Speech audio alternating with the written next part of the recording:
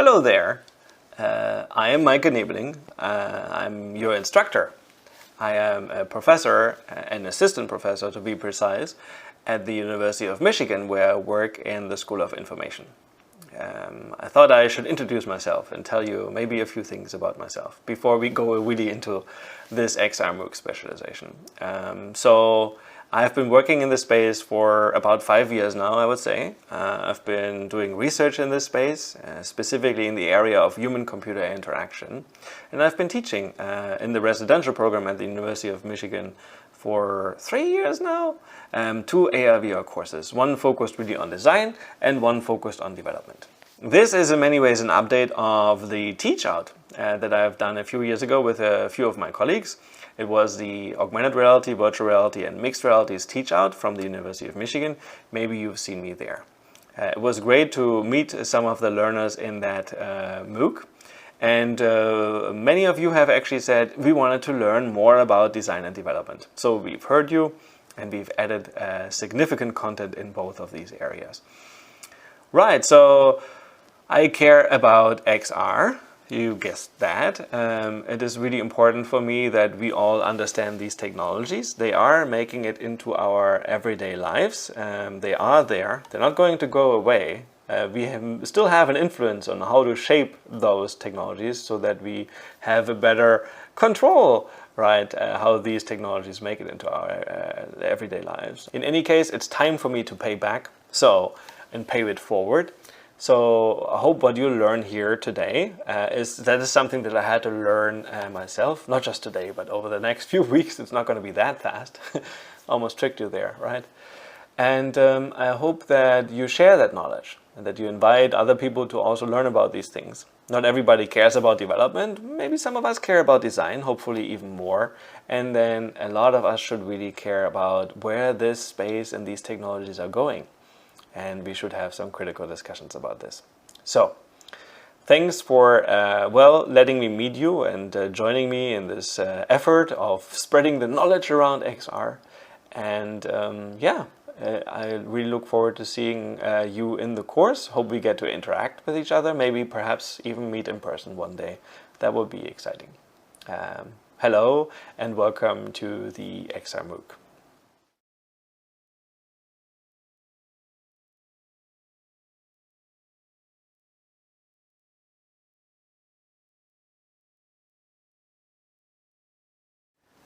Welcome to this first course as part of the XR MOOC. This course is focused on providing an introduction, really covering all the fundamental knowledge that we need to have to understand XR. So this is really what this course is about, understanding this terminology, learning about the technologies, learning about the applications, seeing the potential, maybe being a little bit enthusiastic about it. And then learning about, strategy and trends, and also then really talking about the issues. Let's jump in and try to get a little bit of an overview of what we'd actually learn about in this first course. So here's an overview of the course. In the first module, we're going to look at the terminology and also learn about the applications of XR. And then we're going to go deeper actually in each of these technologies. So we learn more about virtual reality and also augmented reality. So after providing this fundamental understanding of some of the VR and AR concepts and technologies, we're going to do a little bit of an outlook into where things are going with XR. So we're talking about some trends that we can identify. So after we've looked into some of the trends, we're also going to talk about a variety of issues. There are actually quite a bit, so we're going to switch gears and from enthusiastic to critical, and we're going to think about some of these technologies more critically. In the last module, we're going to talk about strategy. We're thinking more about how to learn more about XR, how to grow knowledge in the team, how to actually grow the team. What should we think about when we acquire new equipment? Should we always go for the latest and greatest, or broad or deep? Do you buy 1,000,000 times the same device? No, you don't. So these are essentially the lectures. Some of the main content I will convey through videos and through some panels, bringing in quite a few people even in this first course, but then also in the other courses.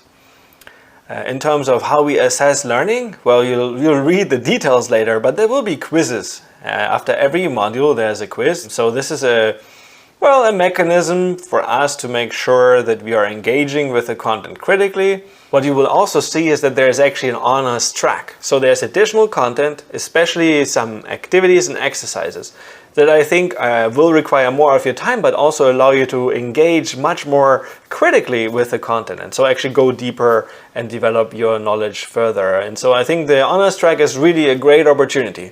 So, and as part of this on-us track, we actually have then a number of activities. Now I'm going to give you a little bit of an overview of what you can expect to learn throughout this course with a little bit more detail. So really, you learn about terminology and applications. You learn about concepts and technologies, and you learn about the trends and issues. I think of these as three fundamental pillars of knowledge. This is really something where I want you to be familiar with each of these areas and know a little bit about, so that you can actually demonstrate knowledge around XR and also shape where XR is going.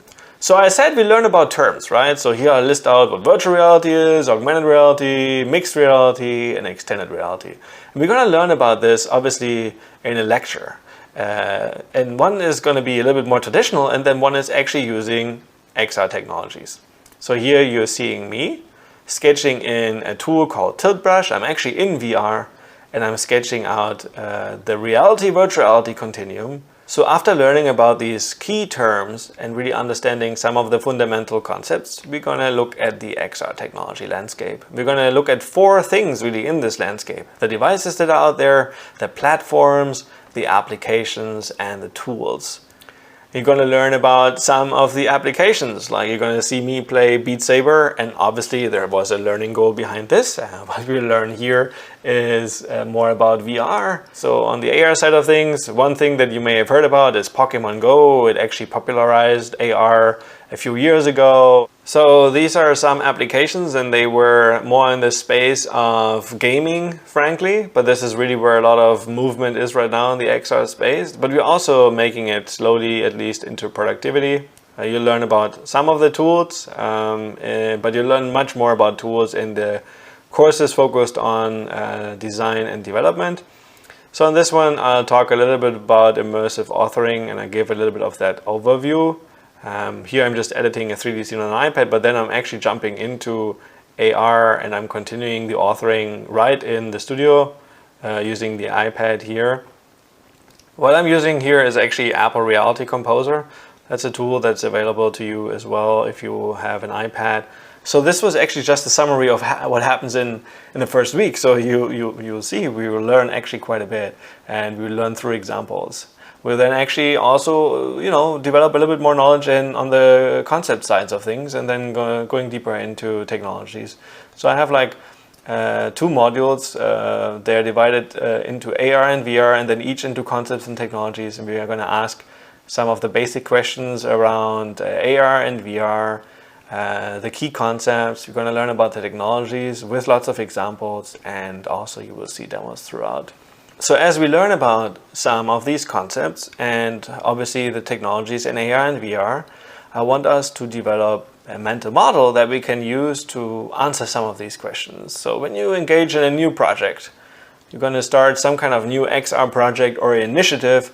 Should it be around AR or VR? Should it be both? Should it be neither of them? What type of AR or VR should you be doing? This is more for projects, so what are the display and tracking technologies? And these are some of the decisions you can make at that stage, because you will have that knowledge.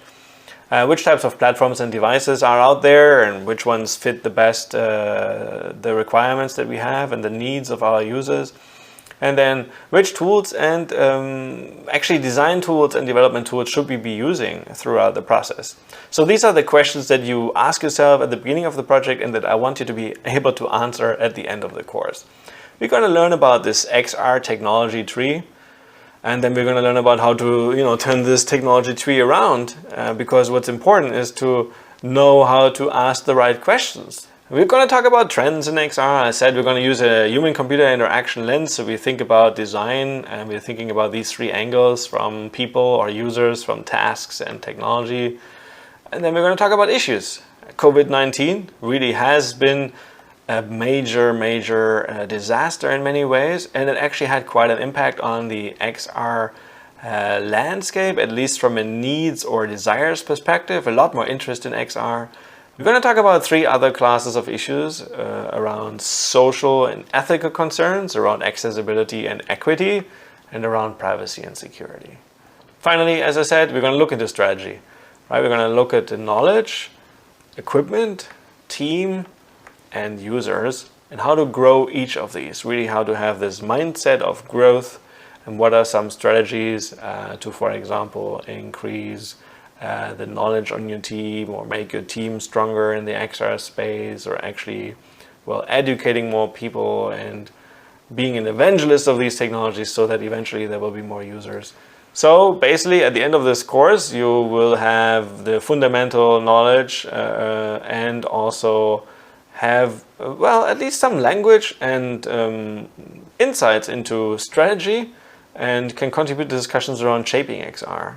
Really knowing about the trends, the issues, and as I say, strategy. So this is an overview of the first course. I really packed quite a bit in it, and I really wanted to look at XR from all these different angles and perspectives.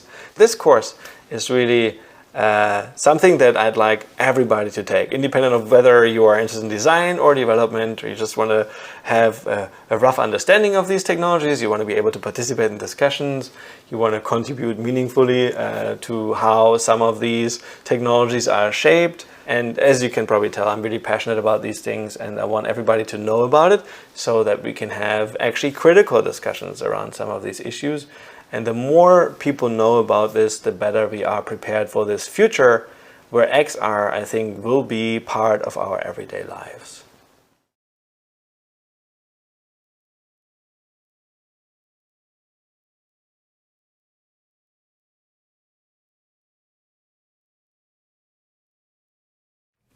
What is XR?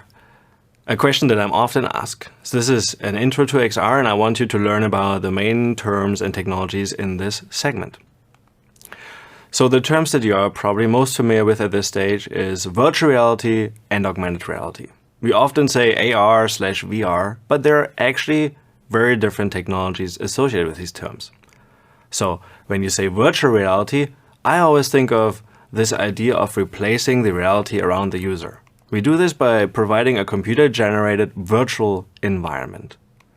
So there is no more real-world view, it is only the virtual view. Augmented reality, on the other hand, enhances reality. So the user actually sees both the real world and the virtual world. They are like merged together.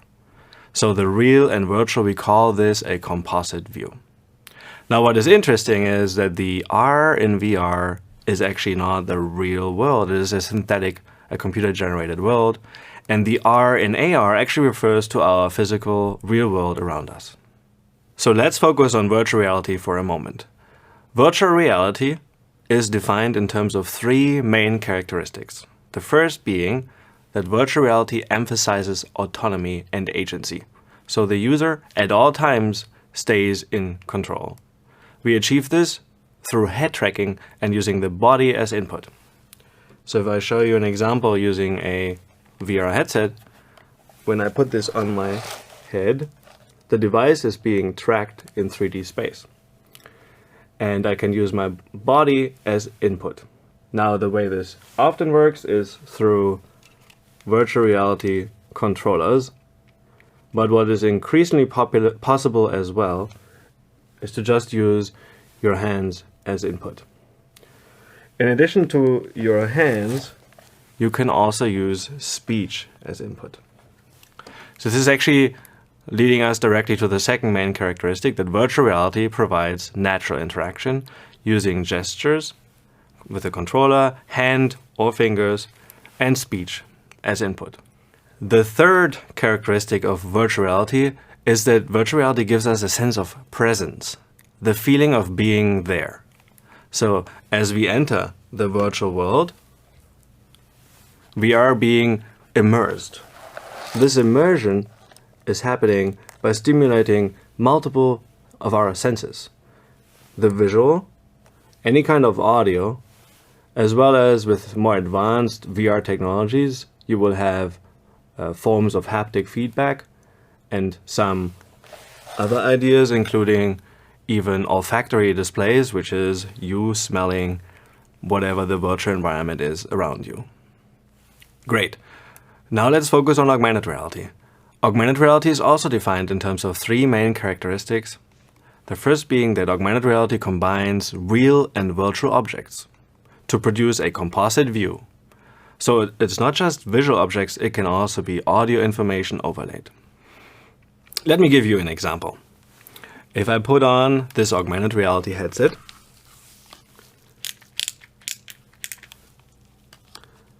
I can still see the real world around me, and any kind of virtual content is overlaid over that real world. So the second main characteristic of augmented reality is that AR is interactive in real time. It supports both explicit and implicit interaction. By explicit interaction, I mean the similar styles of interactions that we have described for virtual reality, using gestures and speech as forms of explicit interaction. Augmented reality also has a lot of implicit camera-based interaction. As I move the device around, the device has to make sure that the content, the virtual content, is displayed in a way so that it looks like it is part of the real world. This brings us to the third characteristic of augmented reality. AR is actually registered in 3D. We need to do this in order to align the real and virtual objects spatially in the physical world. They appear as if they were part of the same world. So these are the three main characteristics of augmented reality. Another term that you have probably come across is mixed reality. Mixed reality is a term that often causes confusion. In fact, talking to experts, researchers, and designers, we have identified at least 6 working definitions. The reality-virtuality continuum, as defined by Milgram, is one of the popular definitions. Mixed reality as a synonym for augmented reality. Mixed reality as a combination of AR and VR. Mixed reality as a stronger version of AR.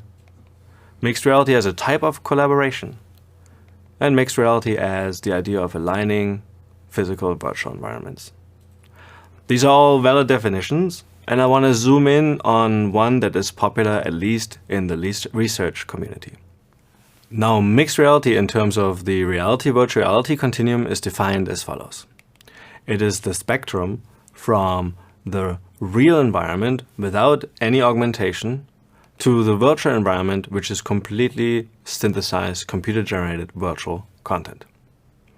Now, augmented reality is something we start talking about as we bring in virtual content, but mostly still see the physical world, the real environment. There is a term augmented virtuality, which is not as popular, but it refers to the idea that we see mostly virtual content and bring in physical content. So in some sense, it is the reverse of augmented reality as we move closer towards the fully virtual environment. Mixed reality is a term that refers to a large part of that spectrum. It actually includes augmented reality as well as augmented virtuality. In the original definition by Milgram, it does, however, not include virtual reality. So mixed reality is really this blending of the physical and the virtual world with varying degrees of augmentation. Now, this is the definition of mixed reality. And what often helps me is to think about mixed reality in terms of displays. So I'll show you a number of examples of displays here as they map to the spectrum. So closer towards the real environment, where we have little augmentation, we find the displays called tangible interactive displays or spatially projective displays. Now, somewhere in this transition between AR to AV, we can find tablets and smartphones that are producing augmented reality content. The way they do this is by mostly showing the camera feed and then so that it creates a see-through display and then actually putting virtual content on top of it. So we are right in the middle of the spectrum. The closer we move towards the virtual environment, we can think of displays that are caves room size, wall size displays around the user, or a head-mounted display like the one I showed earlier. One of the typical examples of a virtual reality headset. So in this segment, I've covered a few of the key terms. VR, or virtual reality, which refers to the computer-generated virtual world. AR, or augmented reality, which refers to the idea of enhancing the physical world with virtual content. I've also talked about MR, or mixed reality, which according to definitions by Milgram include augmented reality and augmented virtual reality, but usually not VR. Now, XR is a term that is often used where X is just a wildcard for augmented, virtual, or mixed reality.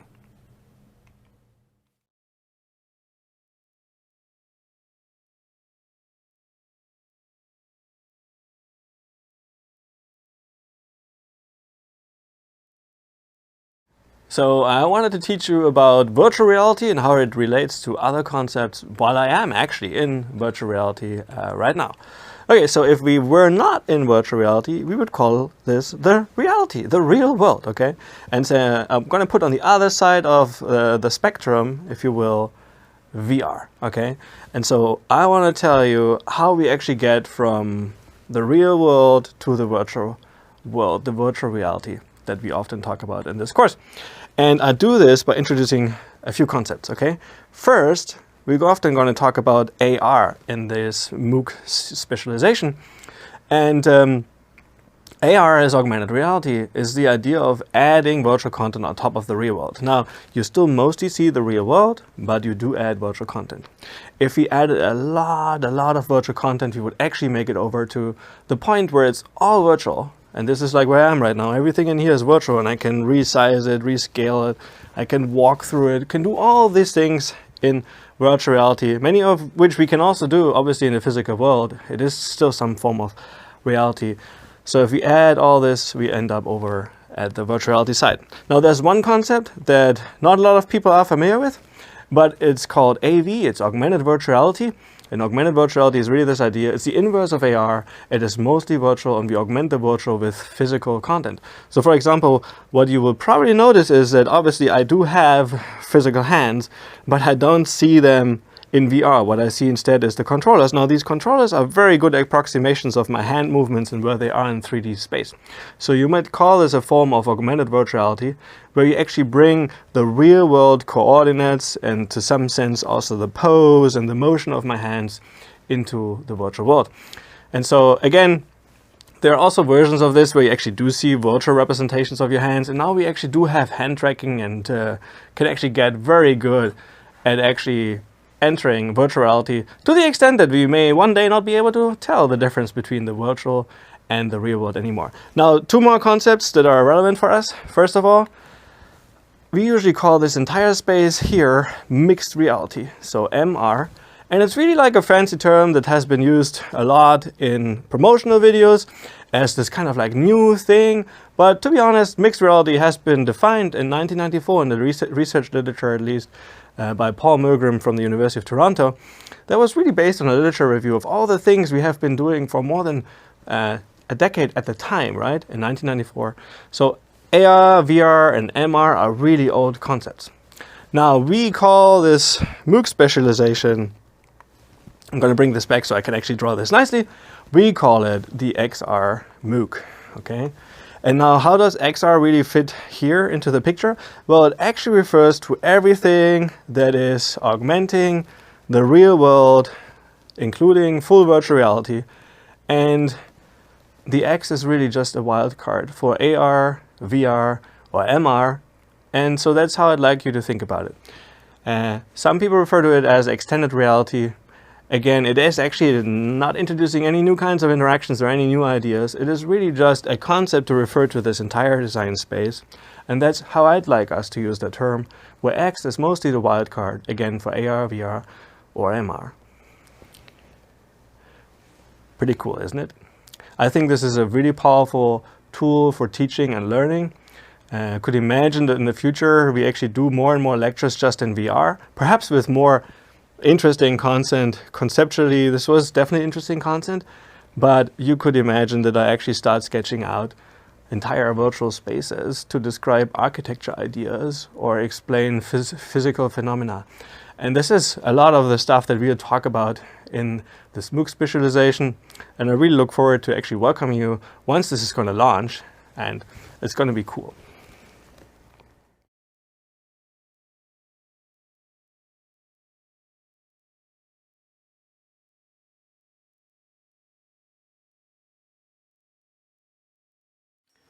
In this video, we're going to talk about the XR technology landscape. So the landscape is actually quite big. I'm just going to reach out here to one of my examples that I'll show you. It is the HoloLens 2. Now the HoloLens 2 is one of the latest AR devices on the market.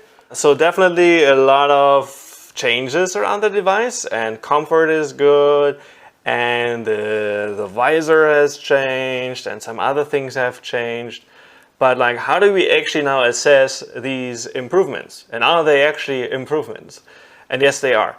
But I want to give you some tools so that you can better classify XR technology. And because the landscape is so big, we really need some of these tools.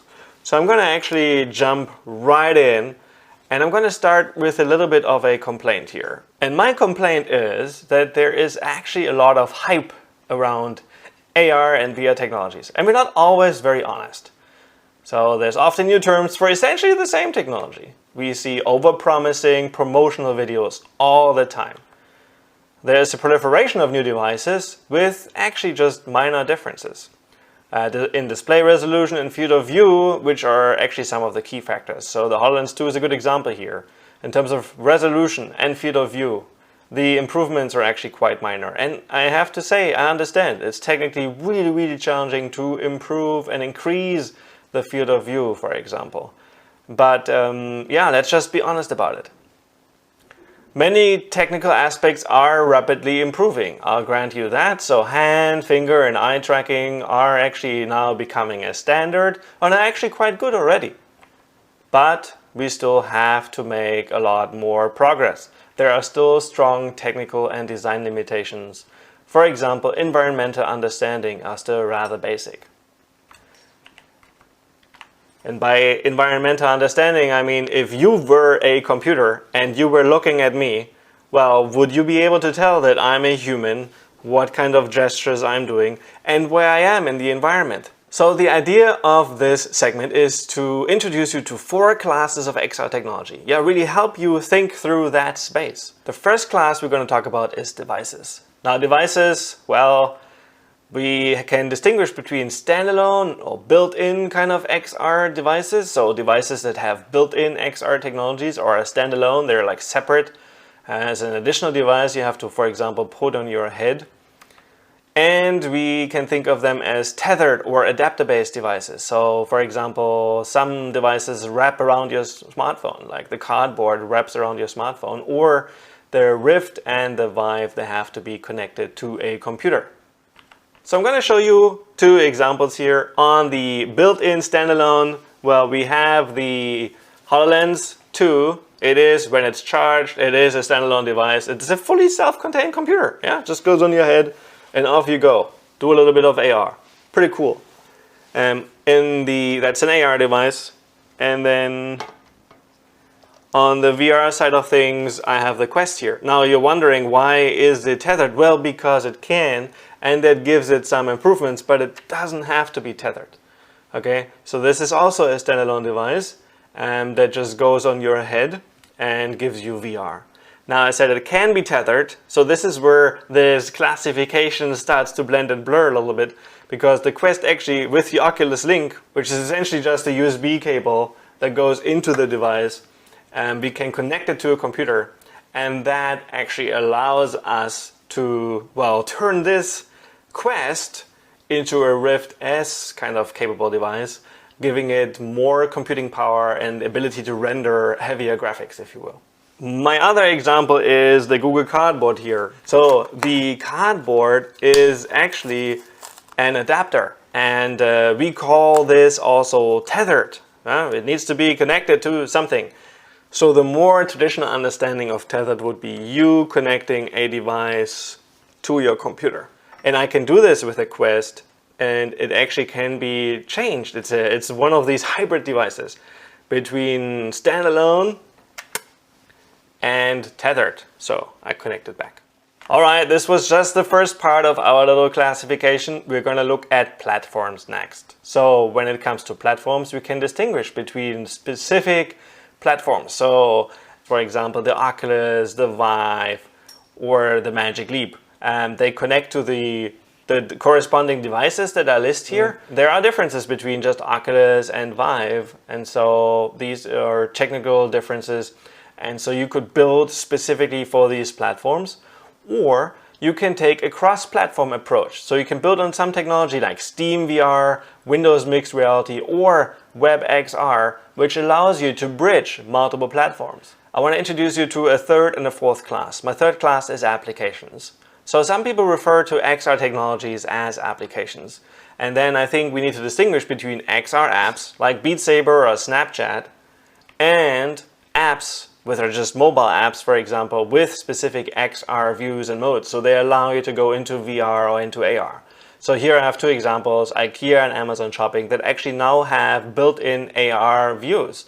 So just at the press of a button, you can actually blend in the environment and explore things in AR. So you can test whether the furniture fits into your home, or you can preview a product you're about to buy from Amazon. My fourth class is tools. And here I actually think a lot in terms of software tools, but it's different from applications. So there are tools for design. I'll introduce you to some of those, including Tilt Brush, Quill, and Arrow. So Tilt Brush and Quill are VR examples, and Arrow, Adobe Arrow, and then Apple Reality Composer. These are all design-oriented AR examples. And when it comes to development, well, we are going to distinguish a few key development tools here. We are going to cover A-Frame, Unity, and Unreal. So this gives you a first important overview of 4 classes of technologies. We started with devices, we looked into platforms, and then we talked about applications, and we talked about tools. So now we have some basic language to look at the XR landscape, and this will allow us to learn a little bit more as I go forward. What you'll see and what you learn and what you notice when you watch more and more content of my courses here, I'm someone who actually brings in all these devices, tools, platforms, and applications, because I think that's the best way for us to learn. So I'm going to show you some of these in the following slides. All right, let's look at VR devices very quickly. So here we just learned adapter, so smartphone, cardboard, I just showed you. We talked about tethered, so the Rift here, the Oculus Rift with various sensors could be plugged into a computer. You can see all kinds of cables. In fact, you need 3 USB ports and 1 HDMI or DisplayPort depending on the configuration. And then the Quest is really a standalone VR device that can, however, be tethered, but all it takes is 1 USB cable. And standalone, really, for that to work, we really had to make a lot of improvements. You can see how the sensors, these little black sticks in the middle picture, how they have disappeared from the right picture. And that means we had to make some technological advances. And so this is the difference between outside in and inside out tracking. In fact, we were able to integrate the sensors into the headset. Looking at AR devices, here you see the adapter smartphone. So this is HoloKit. So let me show you this very quickly. So this is the HoloKit, okay? So it opens like the cardboard. This is the AR version of the cardboard. VR cardboard, opaque. AR see-through. In fact, I can actually now still see you and wave at you, and I know all that because it is an augmented reality display. My example in the middle here is a built-in AR technology device like the iPad that I show here, and it actually has ARKit inside. And I'll show you lots of examples with smartphone-based and tablet or iPad-based AR later. And my last example here is standalone, an example of a standalone AR device, and that is the HoloLens, actually the first version here, but I showed you the HoloLens 2 earlier. So if we were to place these devices on the reality-virtuality continuum, from the real world to the completely computer-generated virtual environment, where would you place those devices? So the Google Cardboard I put towards clearly virtual environment, and I put it almost to the right. However, I still think that there are more immersive VR devices like the Oculus Quest for different reasons. For example, it supports 6 degrees of freedom and has 2 controllers, and I can do a lot more in this device. When it comes to AR, I would put the HoloKit there, somewhere between the real environment and augmented reality. It does provide a relatively simple form of AR, so essentially just overlaying virtual content, but the tracking is relatively limited. So the HoloLens I would put here. I have an example of the HoloLens 1 here. I would put it, clearly it falls into the AR spectrum. So in some sense it produces better augmented reality than the HoloKit. Obviously it sits on your head, it has support for advanced interactions including voice-based interaction, but also the HoloLens 2 now also has eye tracking inbuilt, and hand tracking was already possible to some extent with HoloLens 1. So clearly more immersive, more realistic augmented reality. Now where would you put the smartphone based AR? Well, I'll put it here between AR and AV, because technically what it does is it uses the camera to bring in the camera feed, and then we can augment that view. And so in some sense it really sits at the middle between real and virtual environment, because you're looking at a mostly virtual content, a camera feed that is augmented, and you're seeing a lot of the real world around it as you're holding that device in front of you.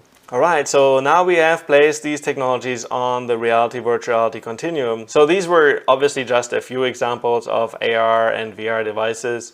There's a lot more to be found on the VR side. So the Rift S, the Vive, and all these would somehow go here. And I wouldn't actually draw too many differences between where they fall. They just fall into this quadrant. Obviously on the AR side, we also have more devices out there. The Magic Leap is still kind of out there, and it would fall into this spectrum.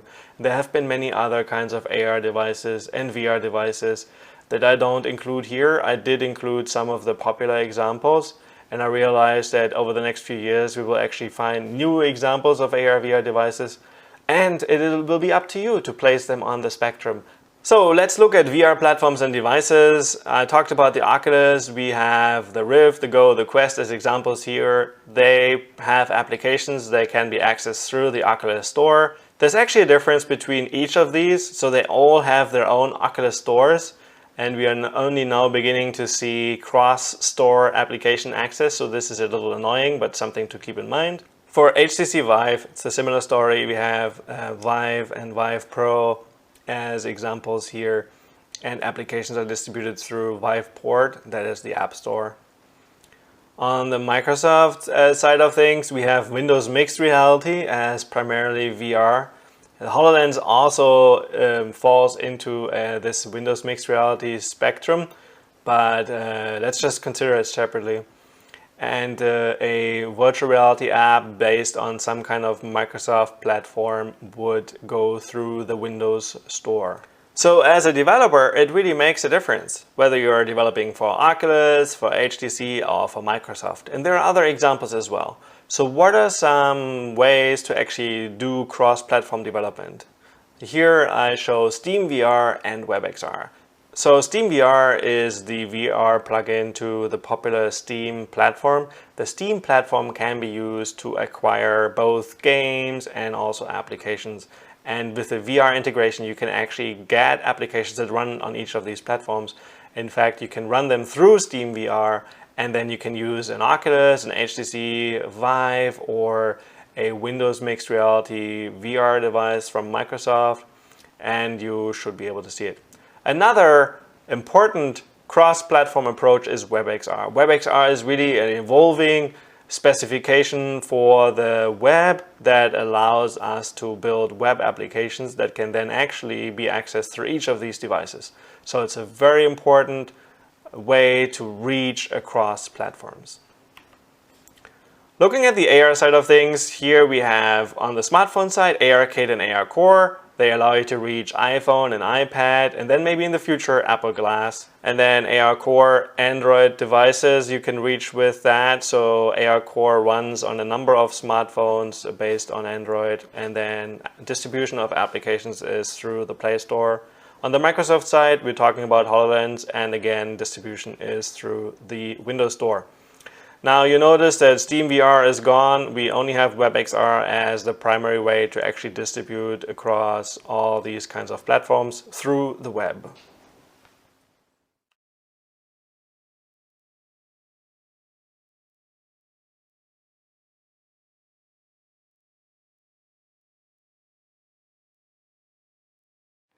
Welcome to the Honest Track. In the Honest Track, we're going to do a much more hands-on exploration of some of the topics. So usually what will happen is I ask you to do some kind of activity, an actual task. I always have a description of what the task is and what I think the expected results are of those tasks. So what are we learning from doing this? Why is it important? Why do I want you to engage in some of these activities?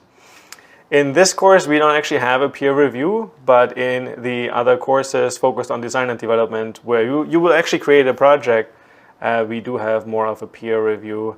We understand and fully realize that the peer review is a major activity.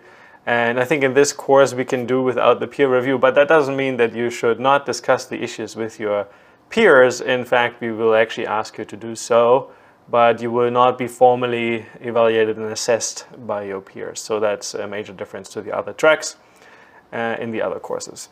So in the first course, you're currently here exploring terminology and applications. And in the next 2 weeks, we are going to go deeper in the concepts and technologies of both VR and AR. And then we're going to talk about the trends and issues. And so this is really where the course then shifts more forward-looking to the future and really to the shaping parts of this course. And so as part of this, we'll ask you to do an app classification. I'll introduce you to that. Learning about all the concepts and technologies, it's important for you to understand and then also make some recommendations based on your current understanding of these technologies. So I'll give you a few scenarios to do this. And then finally, we also uncover a lot of important issues, really key issues to XR. And we want to have a nice and informed discussion about these issues. Finally, at the end of this course, we're going to do a little bit more exploration and talk about strategy and how to approach new XR projects and initiatives. And for that, I wanted to leave it a little bit more open-ended. So in this Honest Track, in this course, app classification, text selection, and key issues. What does it entail? So you're going to try out an XR app, and then you're going to classify that app along the reality-virtual reality continuum. The second activity is really about text selection. I'll give you a number of scenarios, and you are the person telling me which technologies I should be using. And to really work on this, you are asked to perform what is called a QOC analysis, a questions, options, and criteria analysis. And I'll have some reading that guides you through the process. Finally, we're going to talk about 3 big classes of issues. So ethics and social concerns, accessibility and equity. Really, really big issues in the XR space. And then also, obviously, privacy and security. And you can pick which of these issues you want to focus on. And I have 3 key activities for you to try out and then assess from these different kinds of angles. So this is going to be interesting, and I hope we'll learn a lot that way as well. So let's talk about the app classification activity first. So in that one, I'm going to show you the reality-virtual reality continuum. You've already started looking at this. And the devices will obviously help you to, it's a strong indicator. Which device you are using to try out some of the apps is a strong indicator where you may be ending up on the continuum. And again, you're choosing the most specific terms rather than terms like MR or XR. In the second module, so that's next week, we're going to concern ourselves more with the concepts and really the technologies implementing these concepts, so really understanding AR, VR technologies. And for this activity, I've developed a few scenarios. Here is one of them. It's the home decoration scenario. So you could imagine using multiple different mobile devices, and maybe it's collaborative with your family. And what would be the right kinds of technologies in terms of AR. So you're going to have the technology tree that I'll introduce you to. So we're going to understand a little bit more about all the different kinds of options we have on the AR side and on the VR side. And the main goal is to really get you thinking about what kinds of questions should you be thinking about when it comes to making recommendations for technologies. We're going to base this on the QOC paper from McLean et al. In 1991, so questions, options, and criteria, really a method, a systematic method to explore the design space. And I'm going to introduce you to the notation, how do you actually make decisions, how do you perform the assessment. Finally, we're going to talk about issues, and there's three big main classes of issues. So social and ethical concerns, accessibility and equity, really important, as well as privacy and security. And with these obviously come trust and safety and all kinds of concerns. So I'm going to ask you to perform one of three activities. You can perform more activities. Here's an example of a social VR meeting activity. I would like you to actually go into a social platform. I'll show you how I visited a conference virtually, the IEEE Virtual Reality Conference in 2020, where I went to. And so this is like some footage from there. And these are the kinds of impressions and this kind of experience that I'd like you to have so that you can then analyze these kinds of activities, focusing on some of the concerns. Finally, it's important to think about the design impact of some of the solutions that are out there, and I already would like you to think like a designer. So design thinking is something I would like to prepare you for, and obviously the second course in this MOOC specialization really focuses on that. So for any of these activities, it's very important to think about what happens before. So how are you prepared for that kind of activity as a user? And then obviously as a designer, what would you do to set the expectations of your users for this new reality that they enter? So it's interesting to observe with yourself how much you feel like, okay, I think the app that I was using prepared me well for what was to come or not.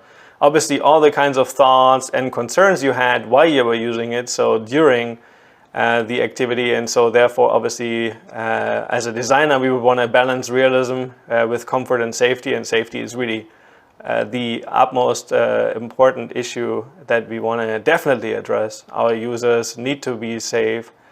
And finally, what happens after? So as a return to reality, help users transition back to the old reality, the actual reality. That is something that you should also consider. So this honors track is going to be hopefully fun. And I think it would be great if you obviously did the entire XMOOC specialization and even all the honors track associated with them.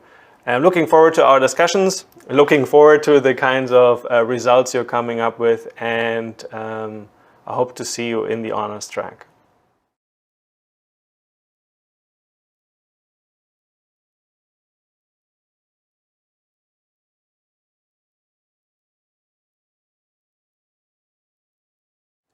Again, welcome to the honors track. This is actually the first exercise as part of the honors track. Every exercise comes with a task description. In this one, we're going to focus on trying out an XR app and actually classifying it along the reality virtual reality continuum or the mixed reality spectrum. We have readings to support you in this task, and I'm going to go over some of the specifics to set the expectations. So the task that I'm talking about is this one. Classify an XR app along the reality virtual reality continuum. So this is something from Milgram and Cucino. It's a relatively old paper, but it's an interesting concept, and I'll show it to you in a second again, but we also obviously talk about it in the lecture. So the first step in this exercise or in this task is actually to find obviously an XR app that you can try out with your equipment. And so if you have questions about this, obviously I write about it, I give some tips of how to find XR apps. I provide an overview in the technology landscape lecture, so we should have a relatively good sense by now of the kinds of XR applications you should be able to try out. So you try out the app on your XR device. It's important that you're using an AR or VR version of that app. It's okay if it's 360, but I'd really like you to see it in virtual reality and analyze the user experience. So in this case, you don't have to think like a designer, you just have to think like an end user. And you should then think about, the only thing that I'm asking at this stage is to just classify the app as either AR or VR. Use mixed reality only if you are totally unsure, so this is actually not a good option. And XR only if both AR and VR are supported. And you tried out both. If you have an app that supports both, but you only have AR or VR available, then you just say which of these modalities you've tried out, and so you can classify the app as either AR or VR in that case. You should consult the What is Mixed Reality paper to confirm your choice, and I have a little bit more information about that paper, and obviously would like to invite you to read it. It was actually written for a broad audience. It's a Kai paper from 2019 from my lab, and I thought this might be a good resource for some of us.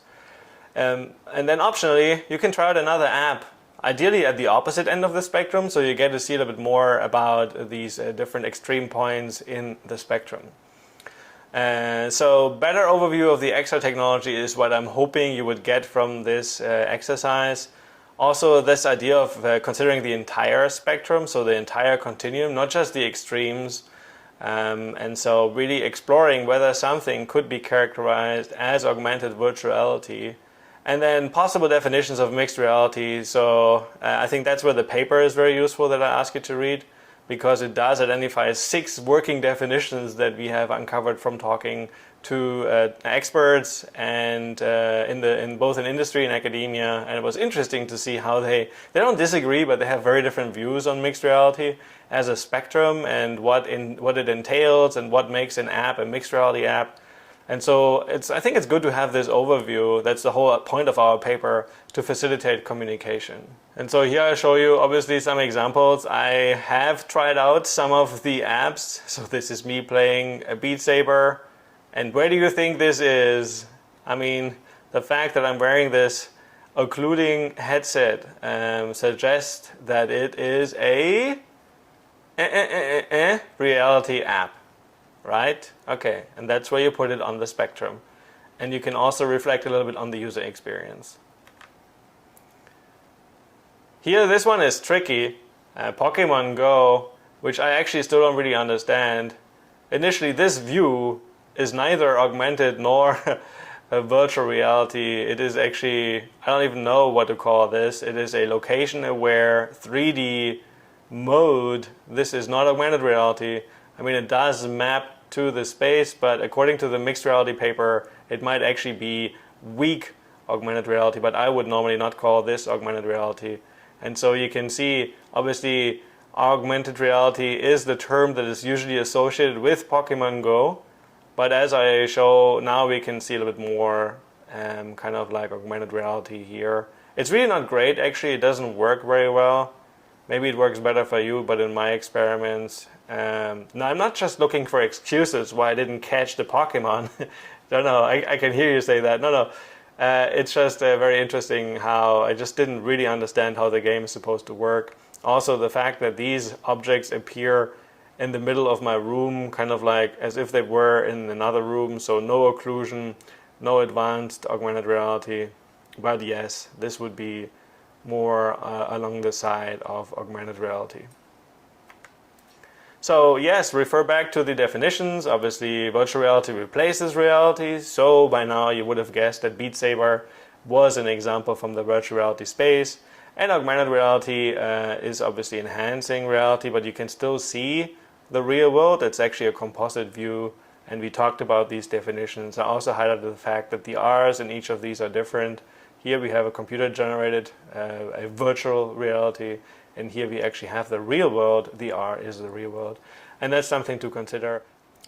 So again, as I said, as a little tip, obviously the device that they're using helps you put things on this continuum more easily. Again, use the most specific term rather than saying it's somewhere on the continuum or this is an XR app. I use XR as a placeholder to say AR, VR, or MR.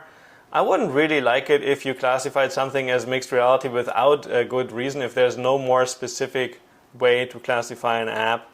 But we do have quite a few options here, so I prefer that.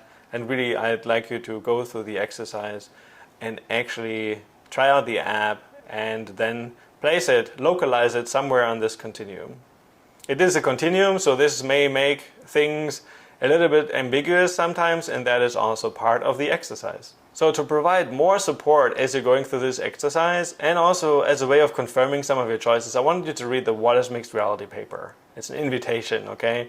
So this is a paper that my former postdoc Max, my former PhD student Brian, and myself have co-authored for CHI, the CHI conference, the ACM CHI conference 2019. We also have more data available. If you're more of a researcher, I think it's a good paper. And if you're starting out as a researcher in the XR space, so in the mixed reality space, this is really the paper for you. But even if you're not a researcher, we wrote it for a broad audience, and I hope you will find it helpful and interesting. So the paper presents a literature review, among other things, quite sophisticated literature review, 68 papers that we have looked at in detail. And so there's quite a bit of stuff that you would learn just from reading the paper. So we also trace back various notions of mixed reality, and that's a little bit of the academic part. So maybe that part is not that important and not that interesting to you, and that's fine, so you can skip ahead. I wanted to really come to the discussion where we establish the dimensions. So the number of environments to consider, the number of users that a mixed reality application supports, the level of immersion, virtuality, the degree of interaction and input and output. And these are things we discuss in there. And so overall, this provides a much more sophisticated framework and perhaps a better way to think about mixed reality experiences.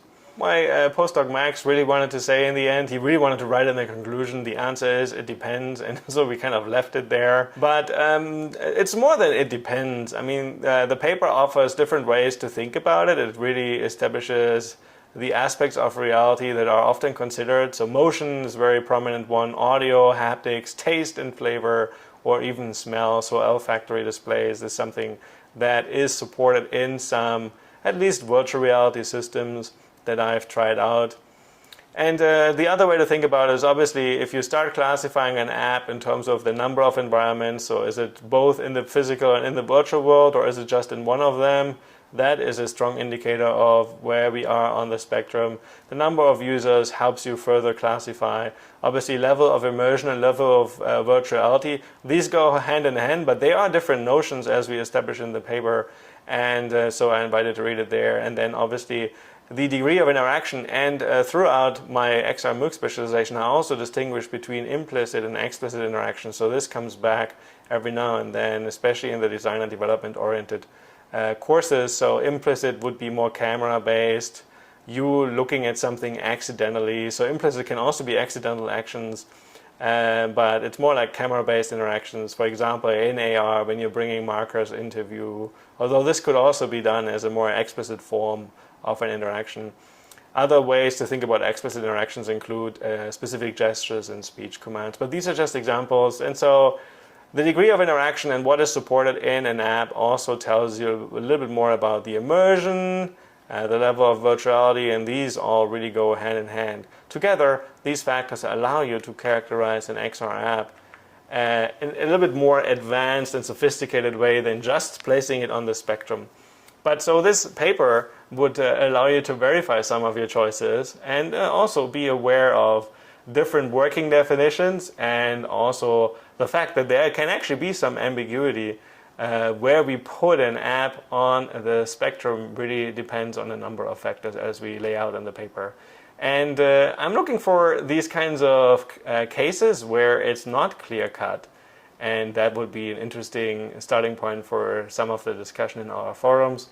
So I'm looking forward to seeing what you're trying out, what kinds of apps you're trying out. Also, if other people are trying out the same apps, so other learners report on the same apps, that's fine. It's especially interesting if you start to disagree on some of the classifications, but maybe you can provide a rationale, a better rationale for how to think about things. And in the end, if you cannot decide, I'll come back and help you decide and weigh in where I can. So I think it's great that you're thinking about doing some of these exercises here in the honors track. The honors track is supposed to be fun, but also going deeper and obviously allowing you to earn a certificate in the end, which I think would be a great result as a way of showing, hey, we've completed this XR MOOC specialization, or at least one of the courses. So I have more, so check back later. There are other exercises in the honors track, and really looking forward to seeing what you're doing.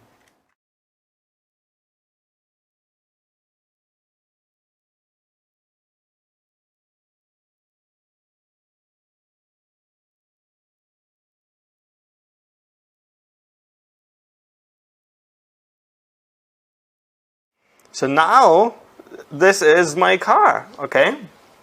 So, sitting inside. Okay, to be honest, I don't actually have my hand at the gear shift at the moment, but that's what it suggests. And we can change gears here. So that's the car. And obviously this is quite cool because now I can also look into the mirror. I don't have a rear mirror, but who needs a rear mirror? This is a rally car.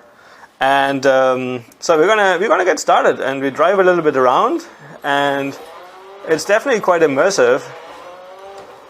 I now have cool sound in my headset, so I'm not sure whether I'm capturing that sound. I'm gonna check that in a second.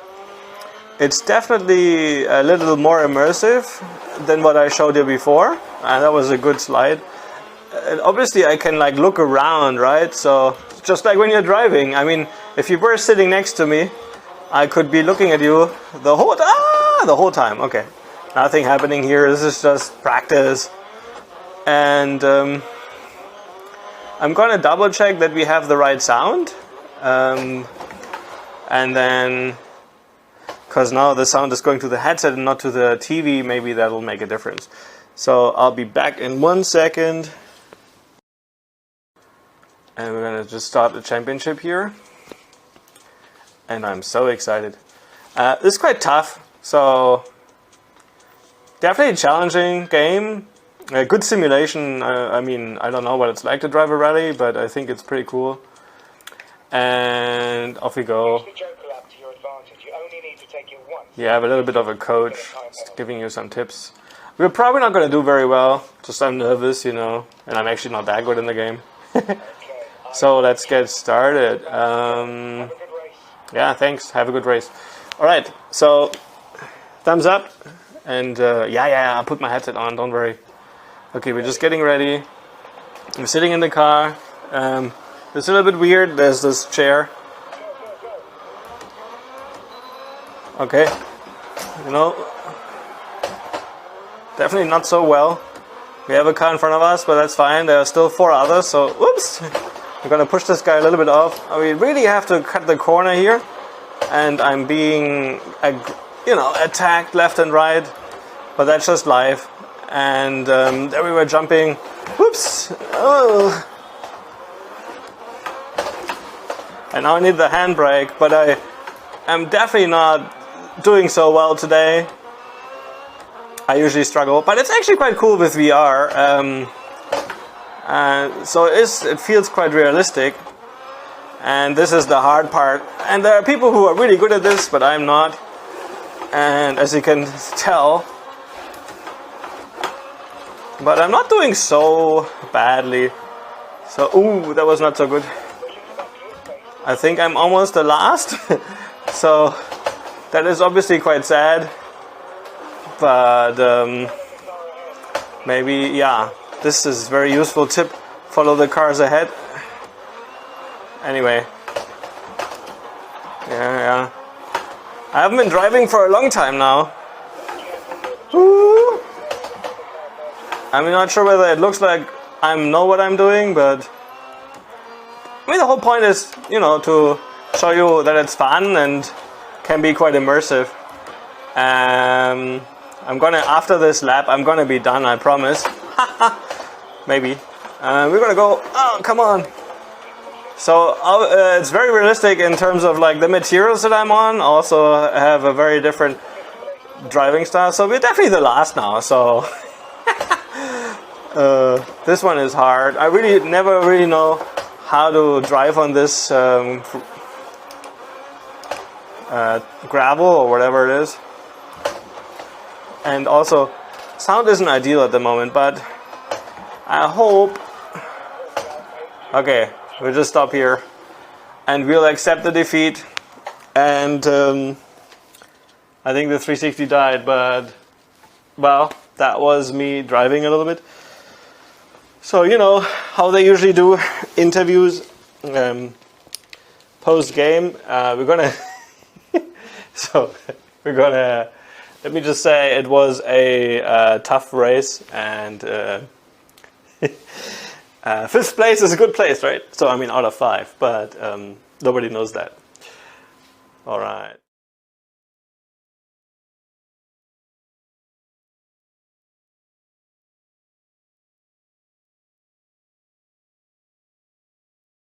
So let's get started at the beginning. When you decide to get a virtual reality headset, there's often some kind of tutorial or some kind of introduction to it. And we're going to look at Oculus' first steps just to get a sense for what virtual reality is, at least the first time you see it. So there you are in your headset, just getting used to this new virtual reality around you, looking around, and then you see your hands. And you actually don't see your hands. You actually see some kind of model of hands, some abstraction, and they're moving. As you are moving, it's actually getting it relatively right, and so you're surprised, wow, how does this actually work? I'm just holding these controllers. And the reason that this kind of works is because of the button placement on the controllers. We can actually estimate where your fingers are and then render it accordingly, and so we can even hide the controllers. Now, in the latest headsets you have hand tracking available, so directly tracking your hands. We don't even need the controllers anymore.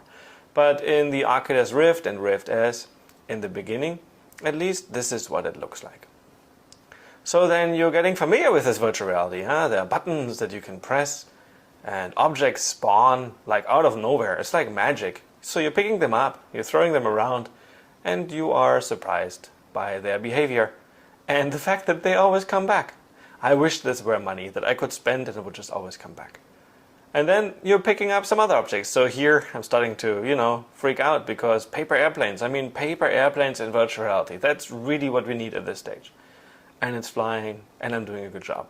So the term virtual reality, that's, however, something that we should explore. So in this video, we're going to talk about some of the key characteristics. We're going to look at it this way. We're going to start with the 5 W's. So basically really establishing what is virtual reality. We're going to ask a lot of WWW questions. Who, what, when, where, why, etc. Then we're going to talk about key concepts. Okay, what makes it actually a virtual reality? So this is the part that I want to focus on. In a separate video, I'm going to talk about the technologies. Really, this is how these key concepts are actually implemented. How does VR work? So when we talk about these technologies, this will then maybe be a little bit technical, but it doesn't hurt to understand some of the stuff in a little bit more detail.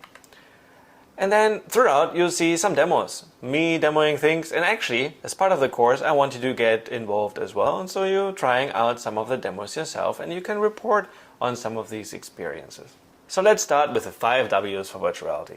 The who, what, when, where, and why. The why is probably like the best one for you. Why virtual reality? Why do you want it? Unless you are, of course, enthusiast, then you would never ask this question. But a lot of people that I work with are like wondering, Michael, why do you have all these toys? And so before we get to the why, let's start with the who. So the who, I would say, some of the key players in the space are Google, Oculus, now Facebook, HTC, and Microsoft. And there are others, so don't be sad if I don't mention you. But I mention you because you have some of these key products that kind of like pave the way for virtual reality. I want to start with Cardboard. Cardboard, really from Google, an open source platform, really cheap. And all you have to do is like put your phone inside, and then you can experience virtual reality.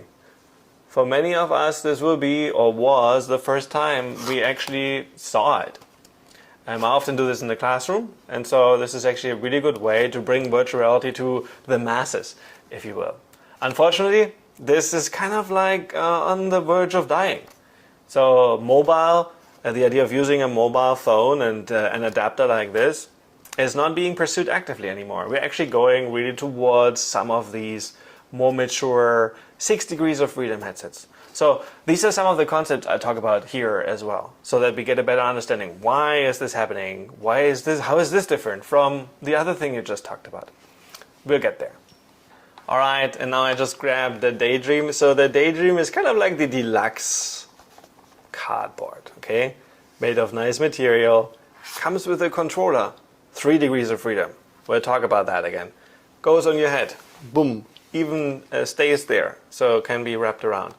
And it's relatively comfortable and actually feels quite good. Depending on the resolution of your phone, because the phone goes inside, you may actually have a pretty solid, a pretty good virtual reality experience. At least on the lower end of the spectrum experience. So Cardboard and Daydream, and then Rift, Go, and Quest, which are really the Oculus products. And then HTC has a number of different Vive models out there. And Microsoft is in the space with Windows Mixed Reality, which is more like a platform and specification, because different kind of vendors are then actually implementing the headsets like Acer or Lenovo. So how did it get to this? There have been many before that, and many efforts have actually died. I would say I can identify at least 3 waves. There was one early on. It was really exciting in the 1960s. The first head-mounted displays, Sensorama, and some other things that you may read about when you read about virtual reality history. I don't go that far back. I don't think it's that productive for our purposes.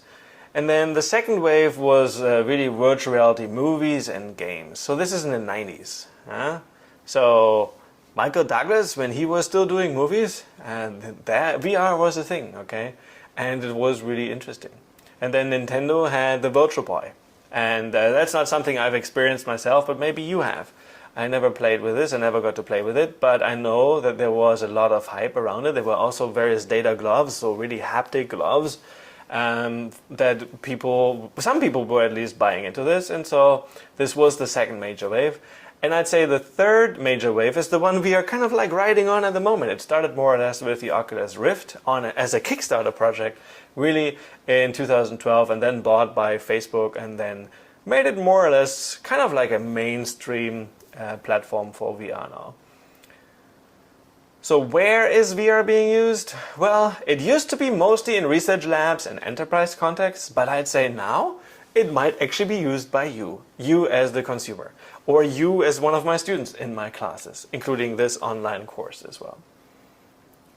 And then why? Well, why is a good question. So I think there is something about virtual reality that I find very fascinating. This idea of being ported into a different place that's maybe for some people.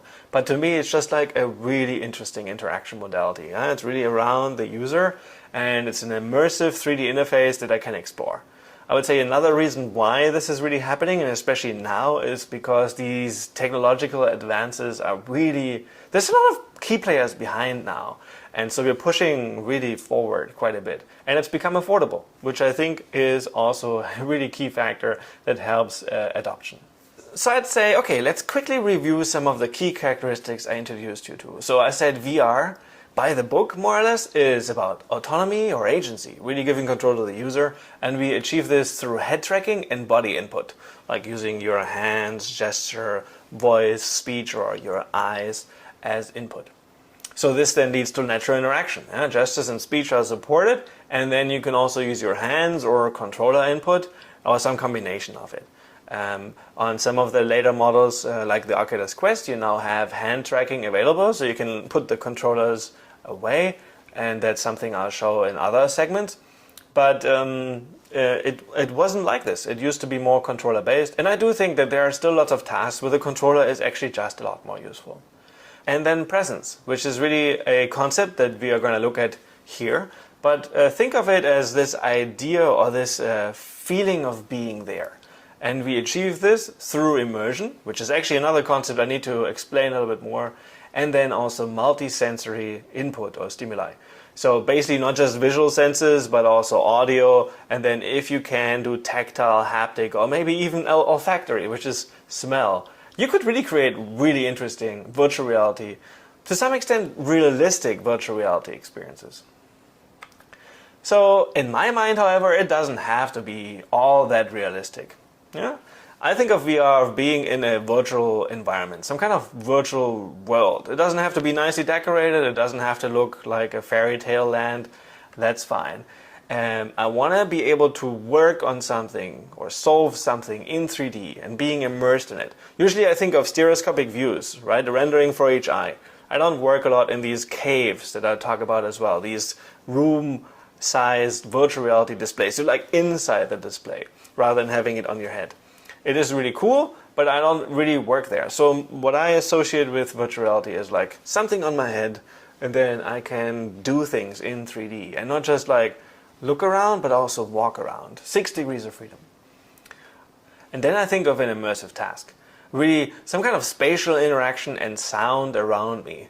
It's immersive in the sense that I'm really like into that task. I'm not distracted by all the other things around me. Virtual reality in many ways, although that can sometimes be a little bit dangerous, allows me to focus on the task at hand. In virtual reality, you don't actually, this is not a conscious thing. This is actually really, it's like because it's wrapped around you, this will happen. So this can be good and bad. But I do think the minimum we should aim for is some kind of believable experience. I want to be good at the task that I'm doing. I want to believe that this is a virtual reality, that I'm like engaged in there. I don't have to be in a complete virtual world. As I said, it doesn't have to be photorealistic. I think of virtual reality really as an interaction modality. From a human-computer interaction perspective, it's just a very interesting design world. The interfaces that we can create in there. And so that's how I think a little bit more about virtual reality. So before we talk about some of the key concepts, let us first quickly introduce the kinds of VR displays we actually have.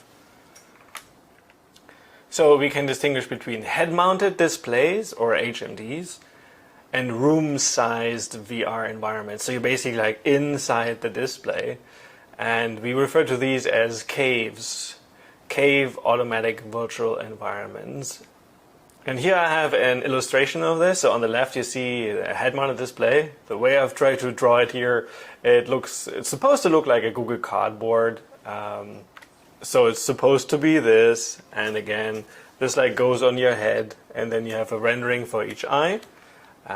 So that's what I'm trying to illustrate here in this concept. So for the room-sized VR or the cave, I mean, you would actually be standing inside of this room. You would have multiple walls and even a floor, and sometimes also a ceiling that is being projected on. Usually caves are projection-based or projector-based. So the main difference between the head-mounted display and the cave is, well, you're putting this on your head, and then you are moving with the display, and in the cave you're actually moving inside, well, the display, if you will. Each of these walls function as a display, projection-based, and you see the kind of like the same content roughly here. There's no stereoscopic view. However, you usually wear something that tracks you, because we do need to render the content from the perspective where you currently are. So as you're moving to this space here, this projection would actually change a lot and would look very differently. So if people are like observing on the outside, it looks cool for people having people inside the cave, but like on the outside, the perspective isn't correct. The perspective is usually for the people inside the cave. Let's look at some of the more common concepts so that we get a better sense of what virtual reality is really about.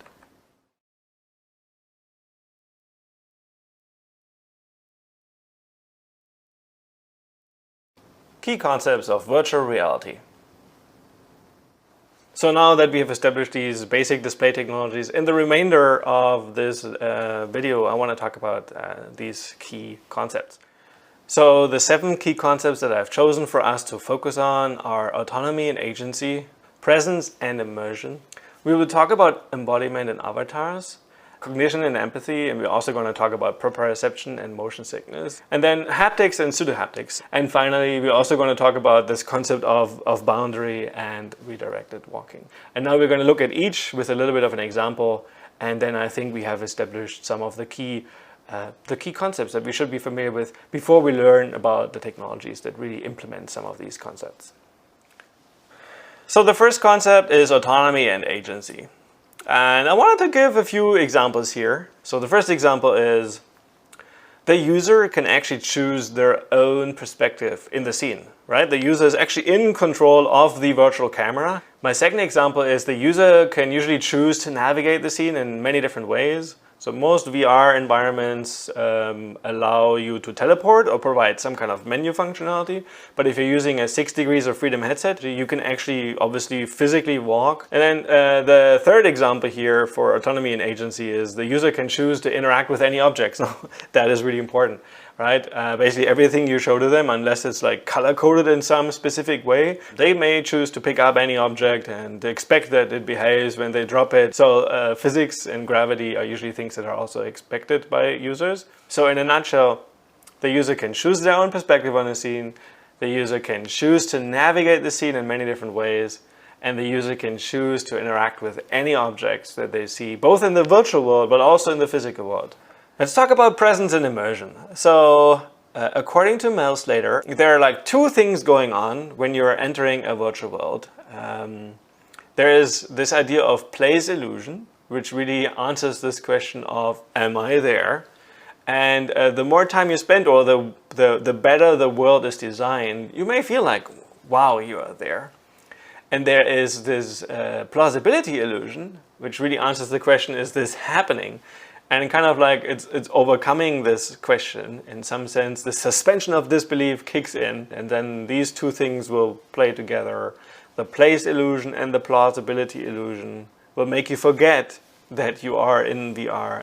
The other main concept often used in virtual reality is immersion. And so immersion, we usually distinguish between something is less immersive and something is more immersive. But what does that mean? So I wanted to give you some examples. So I'll start on the very left here, less immersive. My first example is 2D images and videos, and that you probably would agree it's not that immersive. And you will even more agree when you see the other things I put up there. So 360 images and videos on a phone. So what I mean by that is like you have the 360 content and you're like moving your phone around, and obviously according to the gyroscope and accelerometer in the phone, so the inertial measurement unit, the IMU, it adjusts the perspective. And it is arguably more immersive than looking at a 2D image and video on just a screen.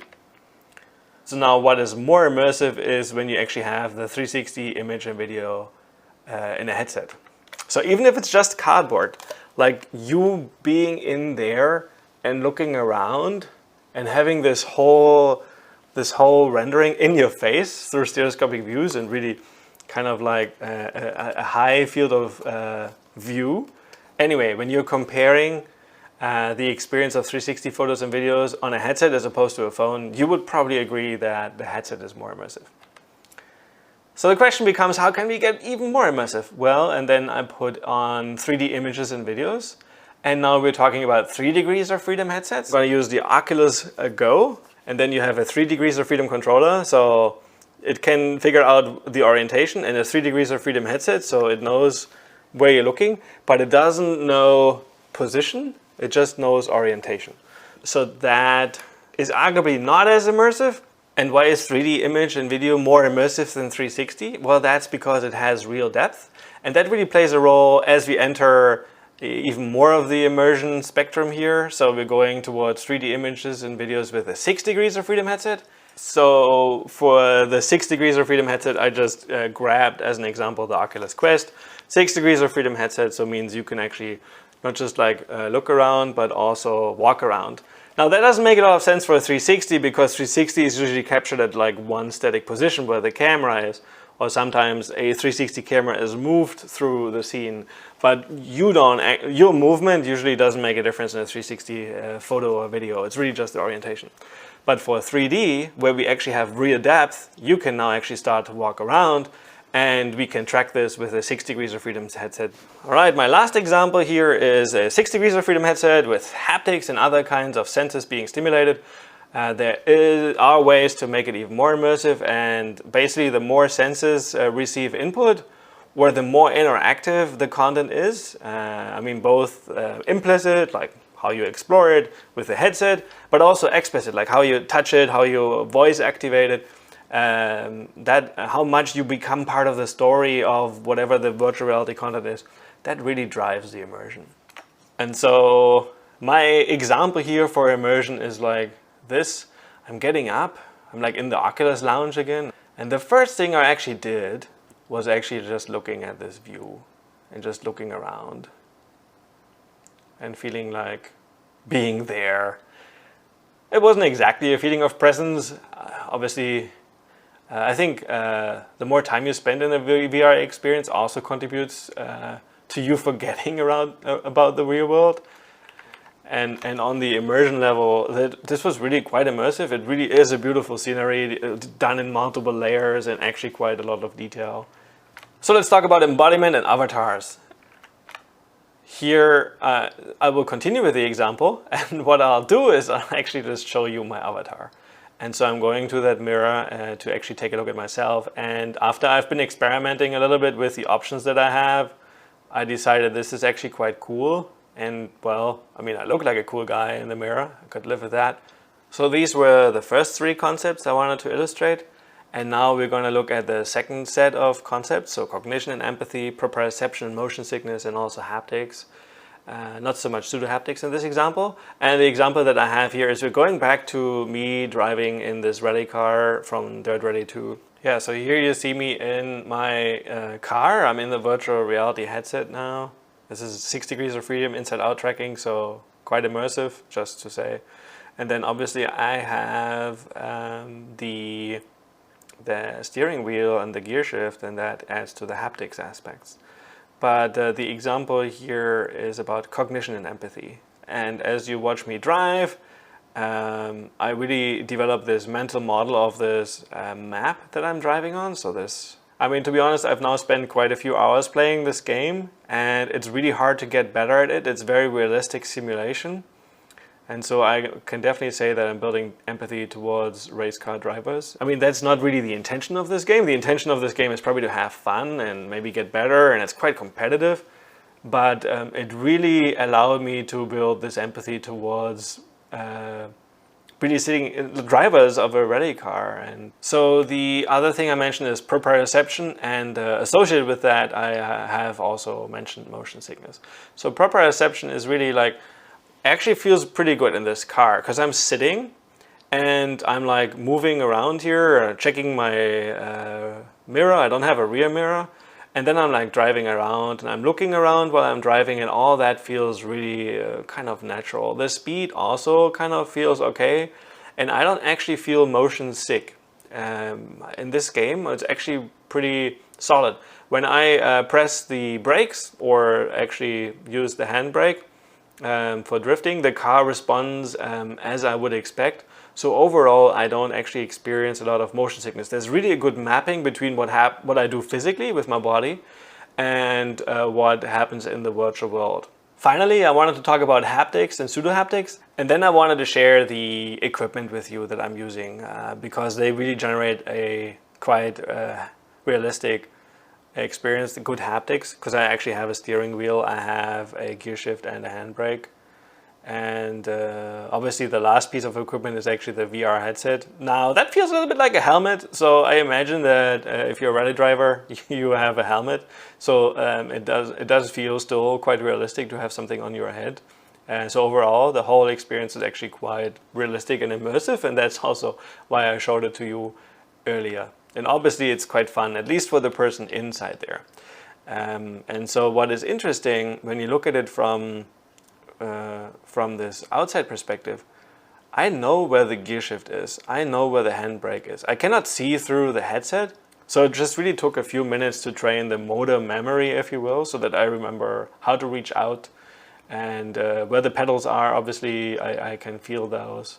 So yeah, this is like how over time, basically through haptics and the whole physical layout, my motor memory is being trained, and I know exactly where the gear shift is and where the handbrake is.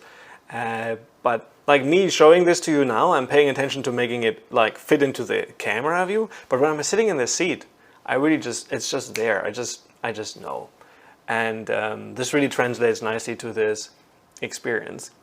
Now I gave some other examples around pseudo-haptics, right? This idea of you lifting an object, but there's actually no force feedback. I mean, we can also do muscle stimulation and all these kinds of a little bit more crazy things that I invite you to read about and maybe talk about in the forums, but I don't actually have these examples. There's no approved product right now that I know at least that, you know, does muscle stimulation.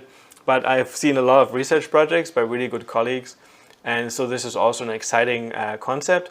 I talked about redirected walking. One thing that I definitely want to talk about is the boundary, the virtual boundary. That's something you usually set up in a VR experience. So I'm going to show you this as the last example.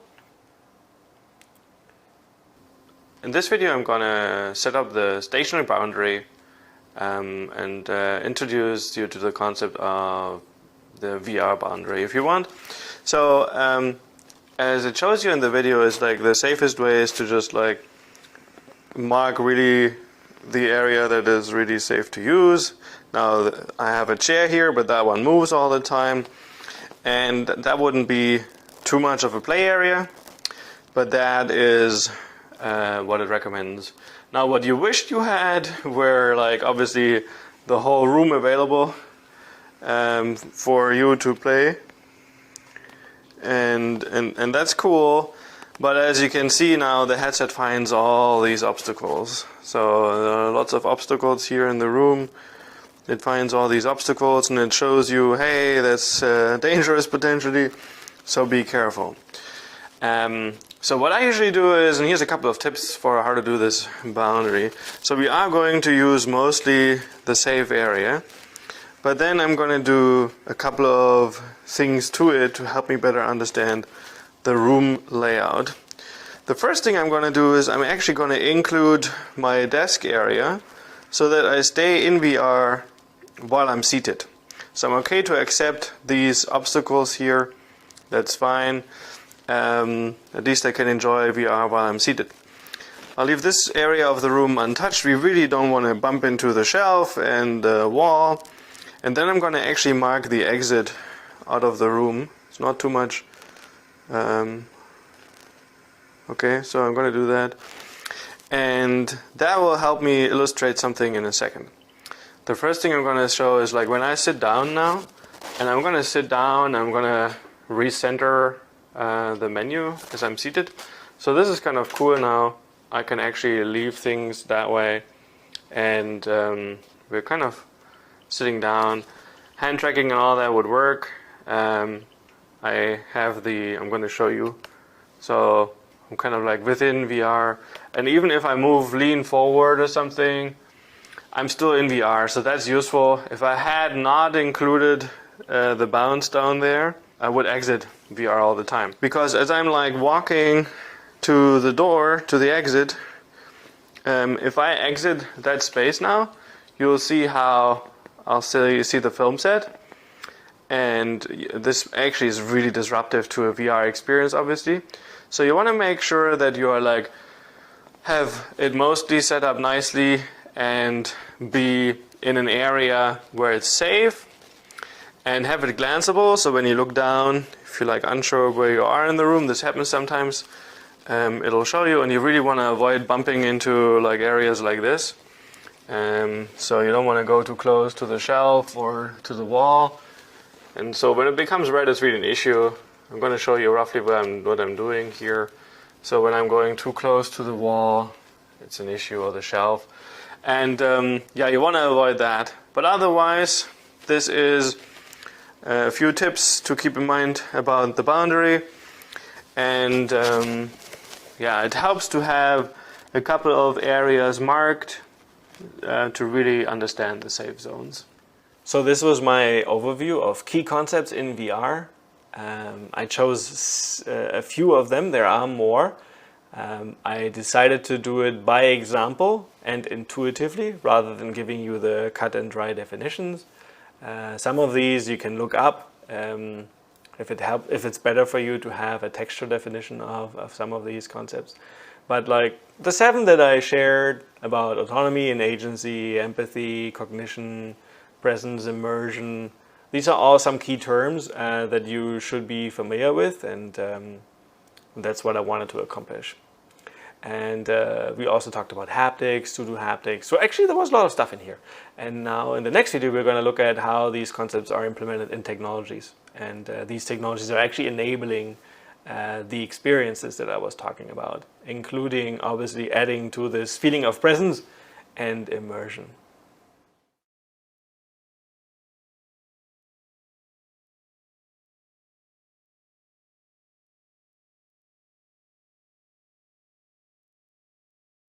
In this segment, we're going to look at virtual reality technologies. Now, there is a lot of technologies out there, and what I want to do in this segment is actually look at some of the key ingredients. So what does it take to create this immersion, this feeling of presence, some of the concepts we talked about earlier. So what does it take in terms of technologies? So we are going to look at virtual reality technologies and a few of the enabling ones, from 360 photos and videos to stereoscopic displays, a rendering for each eye. We are also going to look at caves, or CAVE, which is a recursive acronym for Cave Automatic Virtual Environment. We're going to learn about 3 degrees of freedom versus 6 degrees of tracking, or 3 DOF versus 6 DOF. We're going to learn about outside in and inside out tracking. The idea of putting sensors into the environment and actually embedding these sensors into the devices that we put on our body. We're going to learn about hand tracking, as I think that hand tracking is a technology that is rapidly improving and now becoming standard in a lot of VR devices. And finally, so not to just keep it entirely visual, I thought it is also important to incorporate spatial audio. Alright, so now let's look at these in a little bit more detail. So what you can see here is that in this 360 video I have agency, I have control. Because it was recorded in 360, it was captured all around the camera, and I can choose to look at Michael or not. Next we're going to look at stereoscopic displays. So the concept of rendering a different view, a slightly different view for each eye. There's a little shift between the pupils, and that little shift then creates a depth view for our eyes. So it's actually quite cool. So here we have the cardboard VR display source code. This has really a few demos that I think are cool. So here we see an example of a rotating cube, and that is just 3D, okay? So we're just looking at it in 3D, but now I'm going to start the stereoscopic view here, the stereoscopic display. And now what it does is it creates a rendering for each eye, left eye, right eye. There's a tiny little shift between these eyes, and this has to do with the interpupillar distance, the IPD, and that is something that can be adjusted on some headsets as well. And so basically, we're not seeing 2 cursors and 2 cubes. Actually, when you put this on your face, you actually then perceive depth. You see 1 cursor. If it's done well, it gives you really this illusion of depth. And that is the whole key behind stereoscopic displays. And this is really the main thing behind cardboard. So remember, cardboard, phone goes inside, and then we actually have a rendering for each eye with these barrel distortions. Left eye, right eye. Okay. And yeah, and then we perceive it like this, like you see in the video. Rendering for each eye. Cool. So that was that, and I think that is really a first important thing. Yeah, so we're creating this immersive view, if you will, a rendering for each eye that gives you then a sense of depth, and we are starting to see things, and we are starting to call this a virtual reality. 360 photos and videos by and in themselves are not virtual reality. They're often associated with virtual reality, but they only become a virtual reality when we see them through a stereoscopic viewer like the cardboard with a rendering for each eye. Because then our head movement can be tracked, just the rotation, not normally the position. So we cannot actually walk inside 360 photos and videos, but we are starting to get control. We're gaining some agency over some of the content, at least in terms of rotation. My next example is a little bit different. It's a different display technology. It also creates a virtual reality display, but in this case you're actually stepping inside what is called a cave automatic virtual environment inside a cave. And here I'm showing it based on the example that a colleague of mine at the University of Michigan gave to me, so Ted Hall. He is in our MyDan, and he shows one of the applications he was working on for some of the researchers that allows him to explore a mammoth and look at it in 3D.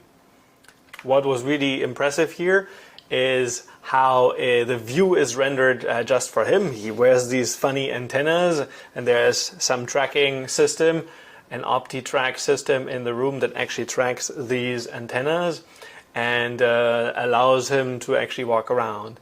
And if you look at the video one more time, you will see how the view seems to be like somehow distorted and overlaid. And that is the effect that is being created to give him a depth sense. So these will shift further away the further the virtual content is away from him, and they will be becoming more overlapping the closer the content is to him.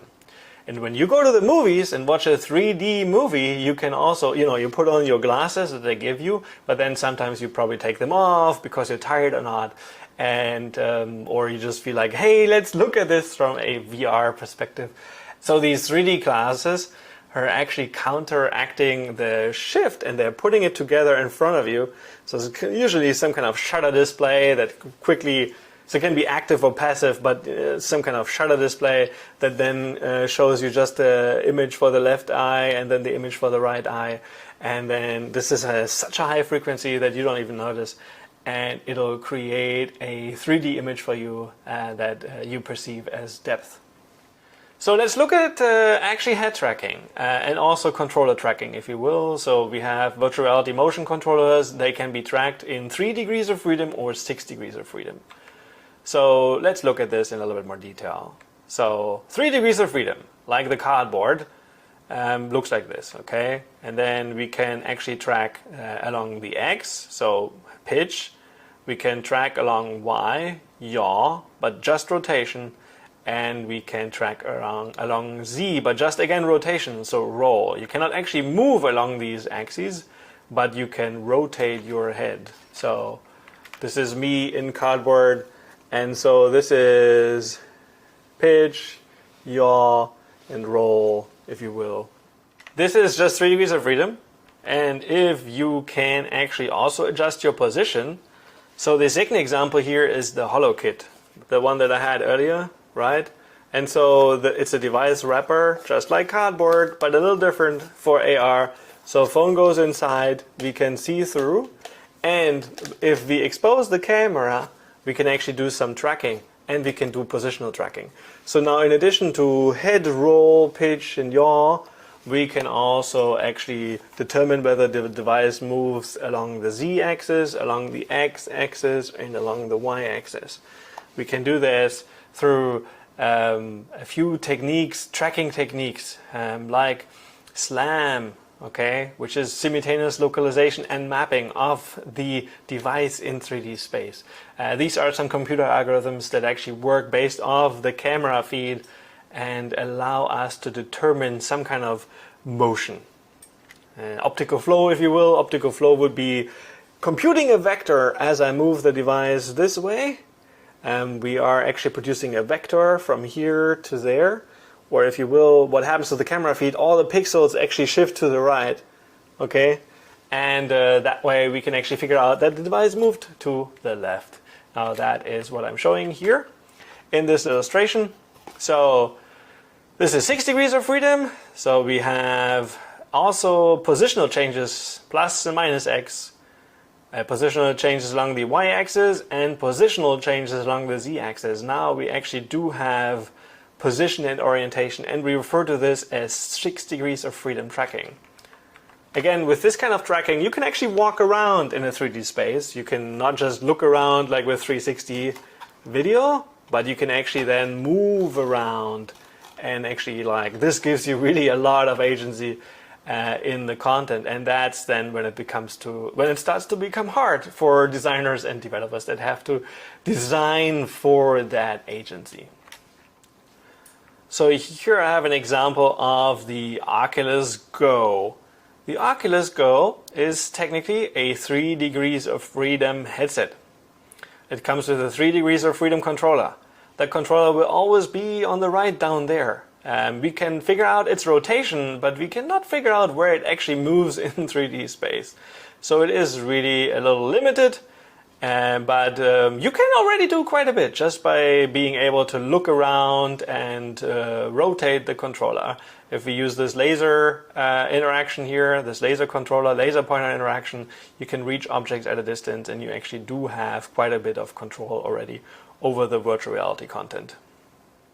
Alright, so here we actually do have the Go. That's the controller I just showed, and that's the Go, the device that goes on your head, okay? And it is 3 degrees of freedom, okay? So no travel, just rotation, and the same for the controller. So just a little bit of a pointing device, but whether I have it here or there doesn't make a difference. Really, the difference is rotation. And so this makes really for quite some differences in terms of how you design and develop, and then also how you can use virtual reality applications. We're going to learn more about this in other segments of the MOOC.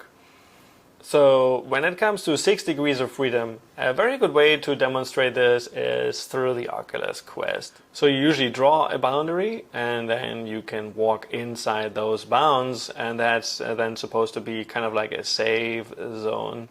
And with 6 degrees of freedom, both for the controller and for the head, I can now actually walk around and move the controller in 3D space, and I'll be tracked all the time.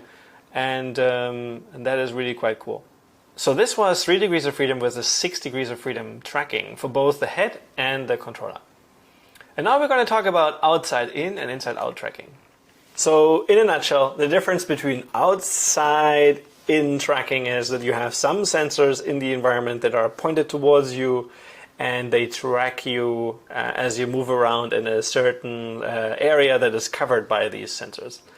Inside-out tracking means you actually have those sensors inbuilt into the device. The cameras are actually inside the device. And I'm going to show you 2 examples here. So my first example here for outside-in tracking is actually the original Oculus. The original Oculus required sensors to be placed on a table, usually in front of you. So these sensors here were actually pointing towards you. And then they are creating a sensor field, and they can see you in this range. And you had to make sure that these sensors are overlapping, so there's some triangulation happening. And what they're actually looking for is light patterns emitted from the controller and also from the headset. So my second example is the Oculus Rift S, which is basically the new version of the Rift. It actually has the cameras inbuilt into the device. Now, this makes it possible to actually do both the head tracking and also tracking the controllers in 6 degrees of freedom without any external sensors. So the cameras are on the device, and basically this is the field of view that these cameras have. I mean, it's an approximation, it's not absolutely correct here. And you can see that the controllers are actually captured this way. In fact, the Oculus Rift S and the Quest even, they also have additional cameras on the side. So even when you have the controllers next to the device or even below the device can still see the controllers. This is actually quite an advancement over outside-in tracking. So when you had these stands on the table, they could only see so and so far, and usually the table would occlude things. So as you were doing things below the table, you couldn't be tracked anymore. Now with inside-out tracking, you actually have these sensors on the device, and so anything that is visible, so in a certain area around them, can be tracked. So when you put your hands behind your back, obviously this will not work, but that's fine. So here I have an example of the HTC Vive with outside-in, a form of outside-in tracking. It's technically not absolutely correct, but this is what it usually looks like. You have a sensor in the environment, and then the controller here is coming towards the sensor, and it's being tracked in 6 degrees of freedom. So here's an example of me demonstrating the Rift S, and I often do this. So I'm pointing out the different cameras on the device, and I am explaining how the Rift S can actually see, has cameras on top, downwards, to the left and right and front, and has a really good field of view for these cameras to actually track. And I'm making some comparisons to the Oculus Rift original sensor stands that you see in the back.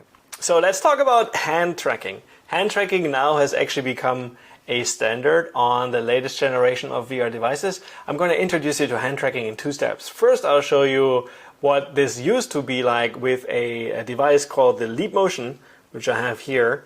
So the Leap Motion is a USB tethered device that would be mounted on top of the headset, and it creates a field of view, a window in which you can actually do hand tracking.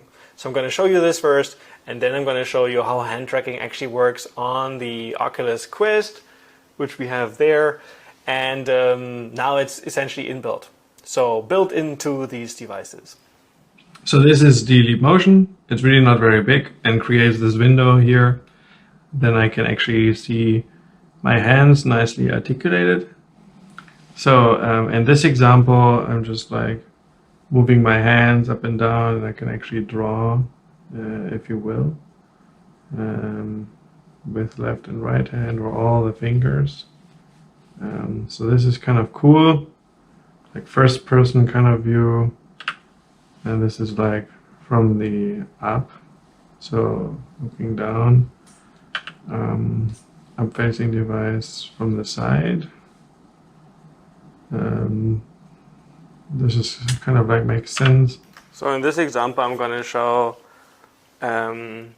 Oculus hand tracking. So here under settings in the device, we do have hands and controllers, and you can see hand tracking and auto-enabling hand tracking is actually toggled to on.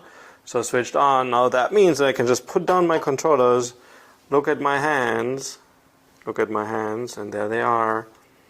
And I'm going to do pass through so you see what I'm looking at. So here are my hands, and I'm going to go back into VR, and it's nicely mapped. It's relatively accurate. It feels pretty good. I am touching the correct fingers, and this would actually be a gesture, so it lights up, becomes active. And what we're going to do is, well, we can like scroll, and we can scroll sideways as well. So I'm going to close this and can scroll sideways, and it feels relatively good. You can see the rendering of my hand. It still seems relatively accurate. And yeah, so scroll up and down with this pinch to drag gesture. And one thing that is a little bit, if an app doesn't support hand tracking, like here, this is the browser. So I can actually browse with hand tracking. Most normal websites would work. But then when you're going to look at whether this now works in A-frame, then at this stage I have to disappoint you. I have to grab the controllers. So we're going to do the pass through. Controllers are over there. Going to grab them. And we're going to go into the VR immersive view. There we go. There it is. So hand tracking and A-frame per default doesn't work yet, but this is probably going to happen very soon, just not at the time of this recording. I'm going to exit out with the Oculus button. And this concludes my little demo of hand tracking and controllers. So you can actually seamlessly go back and forth between hands and controllers. Pick up the controllers and press a button, and there they are again. And give it a little bit of rest, and then look at your hands. Give it a bit of time for the recognition to work. So we do have hand tracking now built into these devices. And I talked about VR gloves earlier and the reasons I don't have them. But the point of VR gloves is not necessarily the tracking of the hands. It is actually the creation of the haptic sensation, so that you actually feel like you're touching something. That can only be accomplished through some tricks by actually mapping the physical to the virtual environment. So that, for example, you are perceiving in VR a surface here, and it just happens to be also your desk that you are touching. And if you can create these kinds of nice overlays between the physical and the virtual, you actually do get a sensation of physical feedback, even without wearing additional things like gloves and whatnot. So most of my examples were actually visual. So what does it take to create a virtual reality? And virtual reality is predominantly visual. So in that sense, it's not wrong. However, a very, very, very important part of creating immersion is actually the audio around the user. So my last example will focus on spatial audio. And here I could have chosen many examples. One that I like is actually tilt brush. And I want to show it to you in two ways. First without sound and then with sound.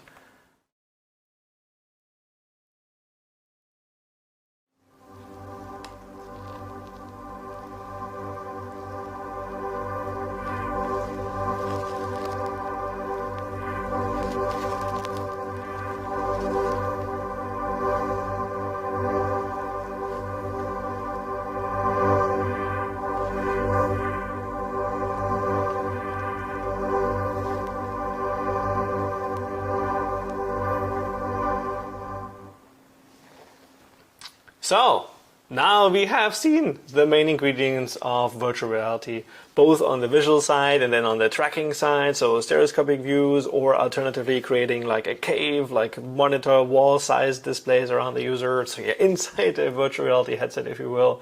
Or for the headset, we talked about stereoscopic views. We've learned a little bit about interactions and also hand tracking. And then spatial or positional audio as well. So these together actually create a rich set of sensations, and this is really what you want to accomplish so that your users feel immersed in virtual reality. To close things, I'm going to revisit Beat Saber, and we're going to look at it from the perspective of all these kinds of technologies that we've just learned about. So in terms of the VR technologies that we've just learned about, Beat Saber really actually chooses those. It creates a stereoscopic display through the headset. It supports 6 degrees of freedom tracking, which is really necessary. You need to be able to move in space, and also it does work actually with both outside in and inside out tracking, but the example that I show you here is using the Oculus Rift S with inside out tracking. And down, down. Yeah, so I have to follow these directions when slicing. Oops, and we should have used the other saber, but that way you see what happens when things go wrong. Avoid those. And then boom, just blue. And now red. And this one you can cut into any direction.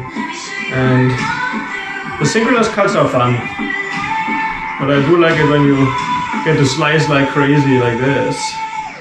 And now comes my favorite part of the song. Up, up, any, down, down, down, right, down, left, right, down, right, down, any. And we made one mistake so far, but it's okay. You're not pro.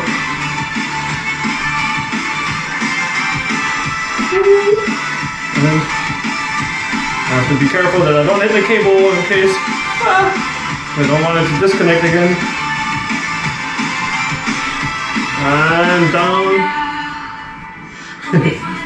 And this one, I always find it funny when they turn around and then you have to do last minute changes. And this one is cool.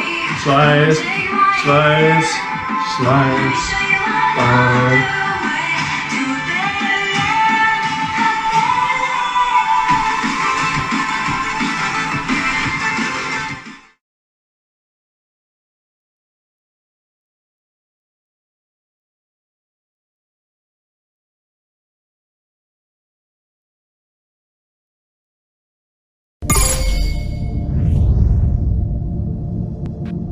Choose to go to the moon in this decade and do the other thing, not because they are easy, but because they are hard. The Saturn V was a 3-stage rocket. Each stage had a part to play to make the journey from the Earth to the moon possible. When you're ready to see how it all worked, touch the glowing base of the Saturn V to initiate the launch sequence.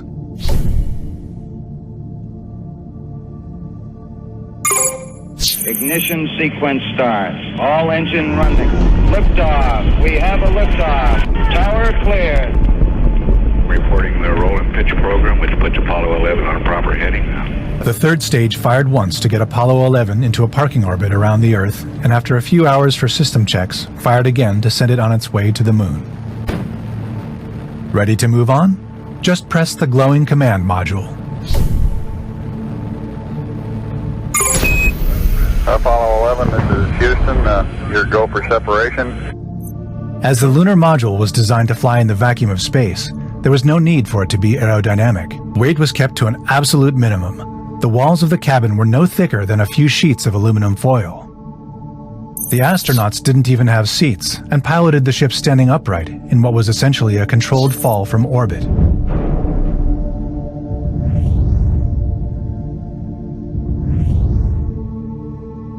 When you're ready to proceed, press the hatch on the Eagle.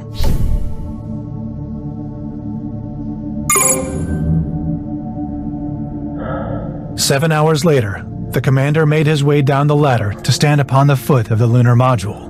Okay, we can see you coming down the ladder now. Okay. The combined 360-pound weight of the commander and his spacesuit was a mere 60 pounds in the 1/6 gravity of the moon, making movement extremely easy.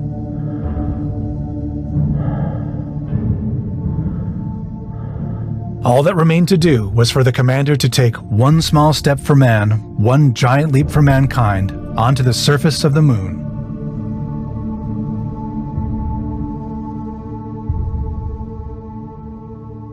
This footprint represents the culmination of a decade's work by almost 400,000 people in what was one of the greatest periods of discovery in human history, and is still probably there to this day.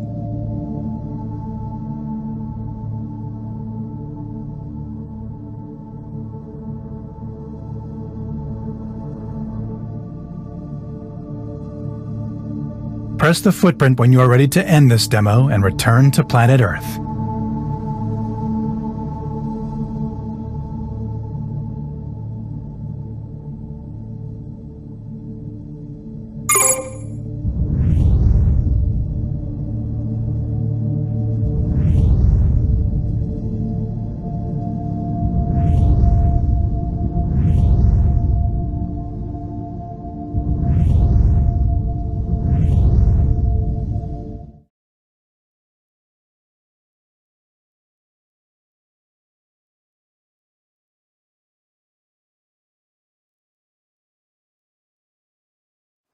In this segment, we're going to talk about the key concepts of augmented reality.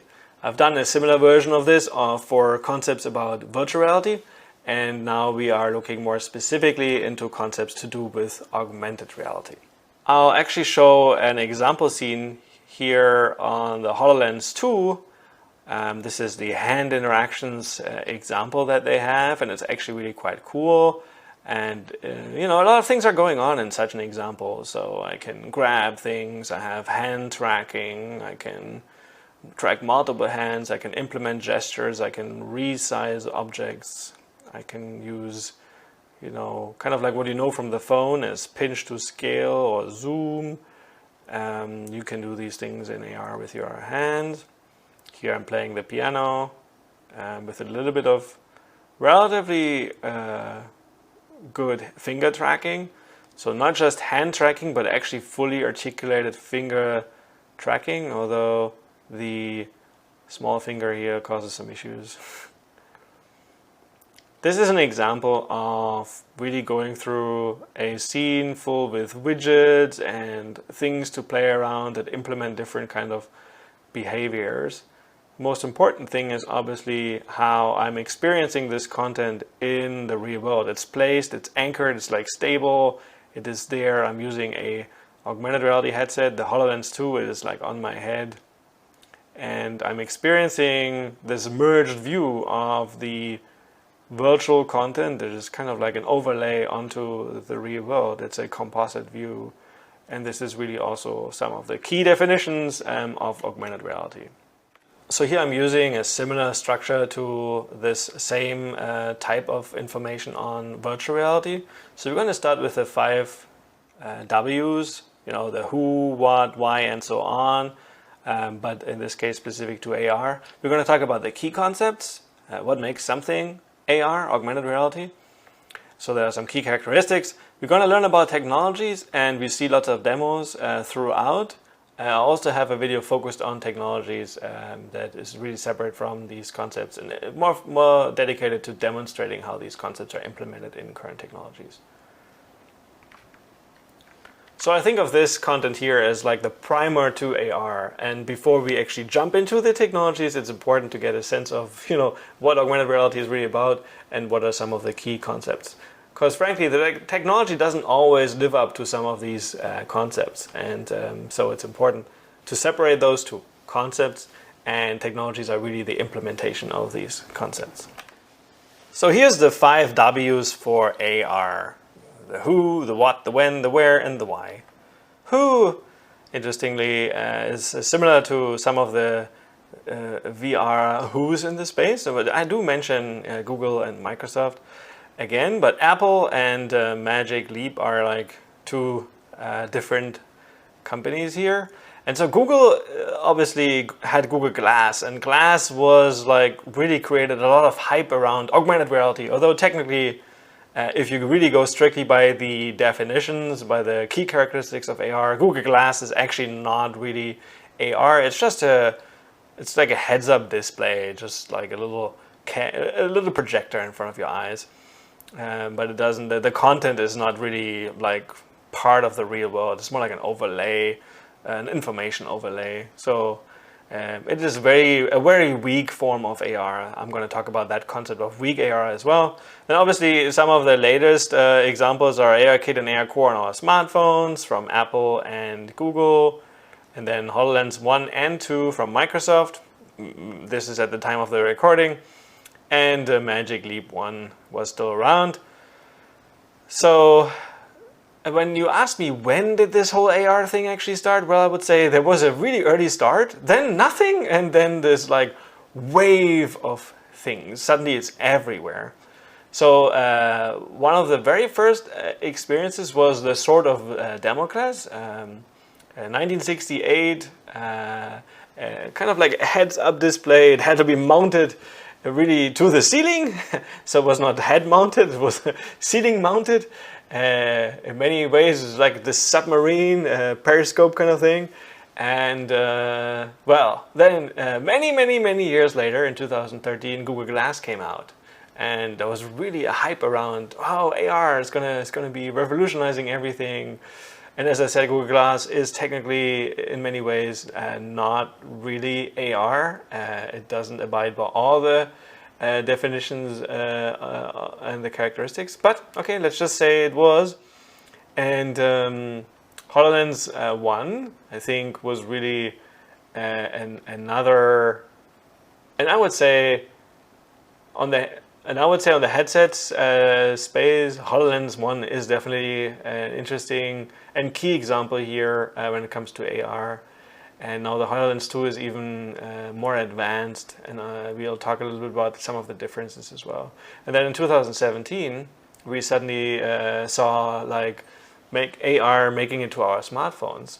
And there was this idea that the vendors are using our smartphones to figure out all the kinds of issues with tracking and display perception. So, for example, that virtual content should be occluded if it is occluded by a real physical object or a human.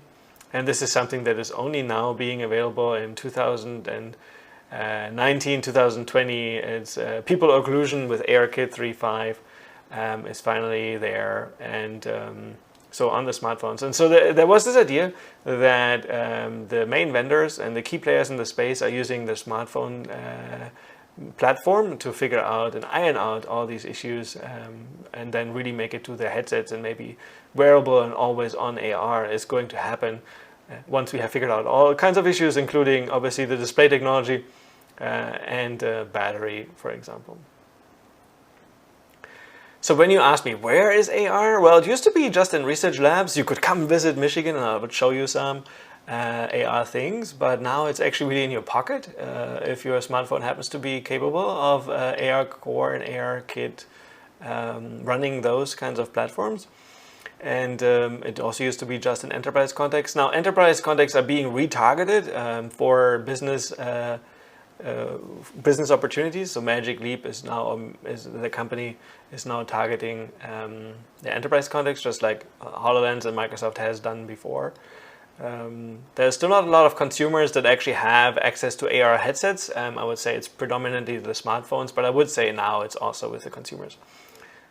Why? I think there are some really cool opportunities that when it comes to different kinds of domains, like for example education, when you blend the real and the virtual content, and you do it in a way so that it like the real content and the virtual content, they feel to be part of the same world. I think that's when it really becomes a very effective experience. So I said Google Glass is not really augmented reality, and I often do this to, have an interesting discussion around it and have my students figure it out. So I give you the definition by the book. Augmented reality, we said it's combining real and virtual content. It's a composite view, not just visual objects. I always say that. Although the paper on which this is based is a literature review from Zuma et al. 1997, so really a long time ago. And they mostly talked about visual content, but I just say not just visual objects here. It's interactive in real time. This interaction, don't think of it as like you can click and talk, not that kind of interaction, but actually the rendering is interactive in real time. You're looking around, so the implicit part of the interaction, that works. And obviously the explicit interaction is also supported, like you clicking things, but originally it's interactive in real time really meant it's like real-time graphics overlaid on the real world. It's according to the right perspective, which means we have to figure out your pose, the pose, so orientation and position of the headset relative to the real world. And it's registered in 3D, and so this means it really is able to determine when a new 3D object comes in, we can place it in the world, and it'll be aligned, and it'll be appear. It's like anchored, fixed. It'll be rendered according to where it is in the physical world, and this is called registration. So these are the 3 key characteristics. Now Google Glass obviously fails to meet which one? Well, the registration in 3D. It is really just a heads-up display. The content that it displays to you is not anchored in the real world. It doesn't actually, it's oftentimes it's not 3D even, the content itself, and so think about it that way. So in my mind, a key characteristic of AR is really blending of environments, both the physical and the virtual world. I can actually see those virtual objects as if they were part of the physical world. That is also my understanding of the registration. So I think of registration as hologram illusion. And for VR, I said, in my mind, VR has to do with an immersive task. For AR, in my mind, it's about an information task. So the key thing is not immersion. The key thing is actually giving me access to virtual information, virtual objects that really are placed in an intuitive and a meaningful way with the real world. So me looking at some kind of virtual content that has no relationship to the real world is not a good use of AR, and I would discourage from those kinds of experiences. There really has to be a connection to the real world. Otherwise, we might as well do it in VR or just as a 3D interface on a screen. So that's something to think about. So next, let's quickly talk about AR displays. So for VR, we had the head-mounted display, and we had this idea of the cave. And for AR, we have a few more options. So we can have a head-worn display like the HoloLens 2.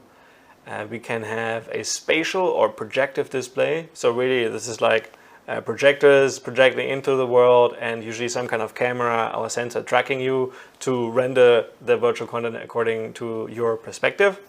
It gives you like this 3D effect, this illusion, this depth illusion, and the parallax and all those things that come with it according to your distance to the content. We can have handheld AR, so that's smartphone based, or we can have monitor based ARs. But this is more than just looking at a desktop screen that is 3D. It actually registers you and your location, your pose relative to the screen, and actually changes the rendering on the screen accordingly. I'll show you some of these. I'll show you examples of each of these. So in the next video, we're going to look at a quick example from our XDAR project, which is really focused on bridging multiple AR display technologies. You will see a user wearing a HoloLens. You will see a user playing with a Kinect-based, projection-based, we call this ProCam setup, projector and camera. So the Kinect here is the camera. So let's look at the first 3 AR displays I just mentioned.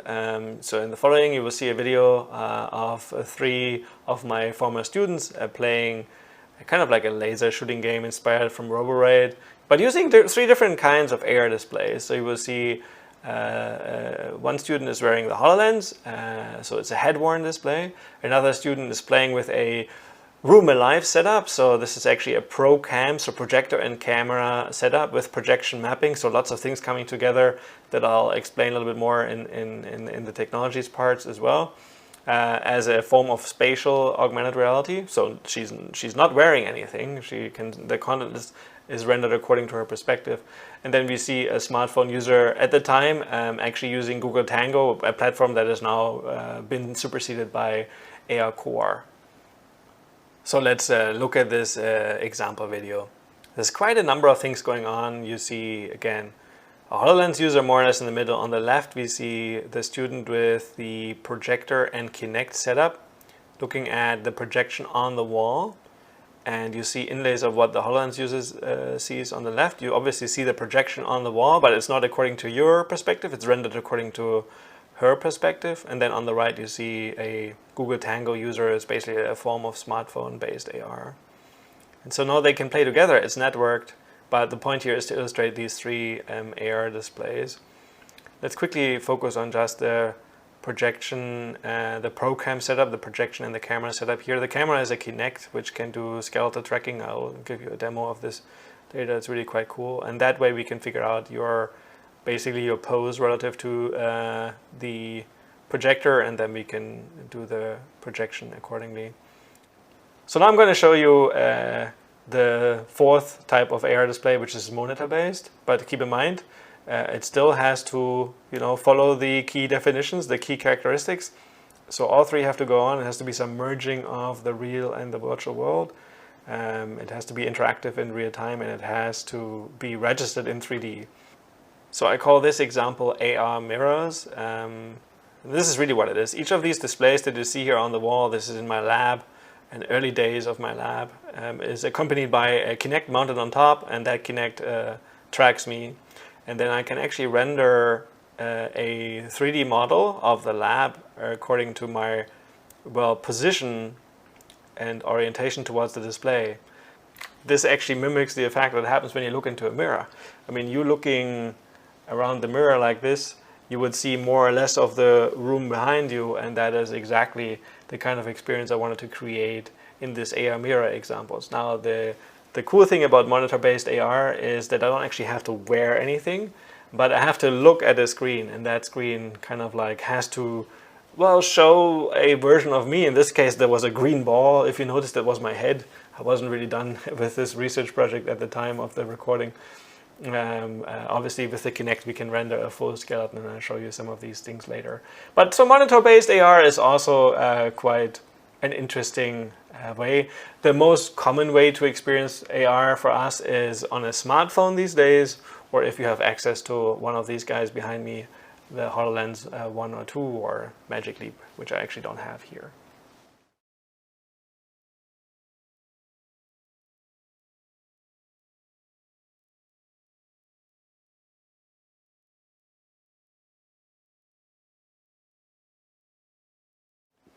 So now let's talk about some of the key concepts. I will feature augmentation and mediation. I will talk about strong AR and weak AR. So I will distinguish those two. 2 terms that maybe you have heard of. They're very popular are marker-based and marker-less AR. And in fact, I do think there's value in each, so don't think of them as one superseding the other. So after marker-based and marker-less AR, we are becoming a little bit more technical, and I'll introduce you to 2 acronyms here, SLAM and VIO. So SLAM, simultaneous localization and mapping. It's really this idea of the device figuring out both building a map of the 3D space and then finding its location within that 3D space, so its 3D position. And VIO, which is really visual inertial odometry, is this idea of using both the camera and the inertial measurement unit of your smartphone, so the gyroscope and accelerometers, and trying to figure out how the phone actually moves through 3D space. So these are some key concepts that I thought I would introduce you to, because they're actually really quite important for markerless AR.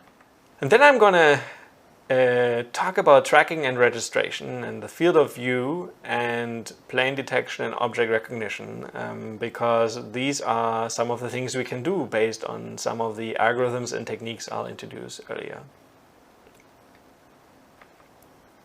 So let's focus on augmentation and mediation first.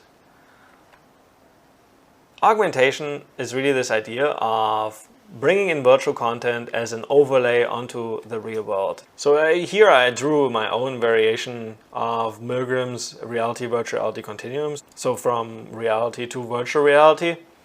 And I drew in augmented reality, I drew in augmented virtual reality, and I also drew in mixed reality. So augmentation is really the amount of virtual content that you overlay over the real world. At some stage, maybe roughly here, is when it's mostly virtual content and not so much real world more. And then virtual reality, we say, is when you actually don't see the real world anymore. It replaces the reality around you. This is a simplification, obviously. Now, mediation is really along this spectrum. So the more virtual content I bring in, the more I could actually mediate how you perceive the world. So it is important to not just think about augmented reality as adding virtual objects into your view. I mean, this is what we most commonly do, but there's also an idea of diminished reality. So I can actually remove objects or have the world around you appear completely differently. So Black Mirror, if you will.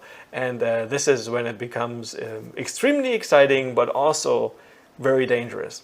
So augmentation always sounds like adding something, and mediation really emphasizes the fact that we can mediate how you perceive your surroundings. And we will see more and more of these things in the future when we're starting to see ads in augmented reality, for example. And you should be aware of that concept. So just to give a few more examples, on the augmentation side, so typical examples are information overlays, any kind of spatially anchored objects, virtual objects that are like spatially anchored and appear like as if they were part of the real world. This idea of hologram illusion that I mentioned earlier. Spatial audio. So even without anything visual, we could also talk about augmented reality if it is an audio that still abides by the rules of these three characteristics from before. So you're just listening to background music on your phone. That doesn't actually, it's not spatial audio, but if that spatial audio reacted if there were like a virtual audio source in the room, then we would actually talk about augmented reality as well. Most commonly, however, augmented reality is kind of like visual, but don't forget about the audio as well.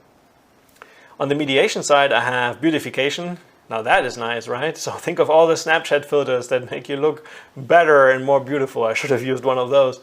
Or those that make you look younger, which I think in my case would be an example of diminished reality.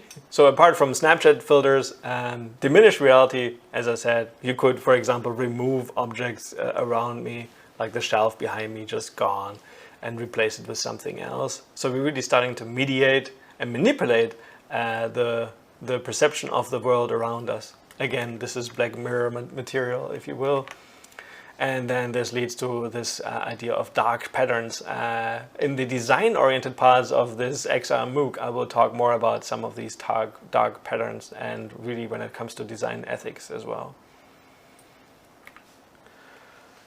The next concept I wanted to talk about is strong AR and also weak AR. So this actually I can illustrate quite nicely here on this graph. So where do you think strong AR is going to be along this graph? It's not here because we would then not talk about AR anymore. So it's roughly here. So weak AR is there and strong AR is there. So weak AR is like really what Google Glass, I would say.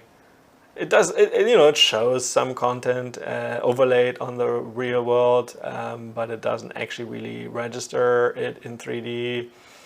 And so strong AR is really like all those things that I talked about earlier. So here, strong AR, highly accurate tracking, full semantic understanding. We really understand the world around us. It supports natural, or as they say with the HoloLens 2, instinctual interaction. which is an interesting concept. And head-mounted AR display is really strong AR. These are examples of strong AR. And when I look at something and it has no or imprecise tracking, like Pokemon Go, for example, is definitely weak AR. It has no knowledge of the environment. That's something that they are improving now, in the process of improving, since Niantic actually acquired 60 AI, which was really all about reconstructing the environment. So this will be better. And then no or mostly implicit interaction. So implicit, really mostly camera-based interaction. That feels kind of like weak AR. You're just looking around. It doesn't actually feel like augmented reality to many people. And a handheld AR display, a smartphone, where realistically, the only AR, it just functions as a lens, as a virtual lens into this virtual world, and everything else around you is the real world. So it's like really not a lot of virtual content that you can see at any one time. So unless it's like really well done in terms of like the size of the content, it really fits that maybe a tabletop AR experience. You would, when you compare it to a headset-based AR, it would consider it as more of a weak AR experience. Next, I'm going to talk about marker-based versus markerless AR. We're going to look at an example of me using the HoloLens 1. I'm going to use this photo as a basis for a few illustrations here. And I'll show you marker-based AR. So I'm drawing in a coordinate system because that's something I'll need for some of the examples I'll talk about. So you're really out of my head, basically the camera of the HoloLens, one of the main cameras. You actually see the Z-axis, so me walking forward would increase Z or backward decrease Z. Now that depends obviously on what kind of coordinate system it is, left-handed or right-handed. But let's just say we're using a left-handed one here, and then X and Y. Now keep in mind that the Y, I mean, we don't know actually from which perspective this is rendered, but one thing that I should say in this illustration, when you move your head like this or like that, that doesn't bend the y-axis accordingly. This is something that I've seen with a lot of my students. It causes some confusion. No, the y is always like upwards, okay? So whether I have my head like this, y is still like this. It doesn't go with the head. That's why we actually have a magnetometer and a gyroscope and those kinds of things in these devices so that they know where up and down is. So keep that in mind. And then I have the marker here. So I use the example of the hero marker. So it's like basically this kind of marker and then me looking with a HoloLens at that marker. So that's what I'm kind of like illustrating here. And so as I look at this marker with a device or with an app that actually uses marker-based tracking, what will happen is, okay, I'll start out at this location of 0, 1.6 usually. I mean, I'm a little higher than 1.6, but the device initially thinks maybe 1.6.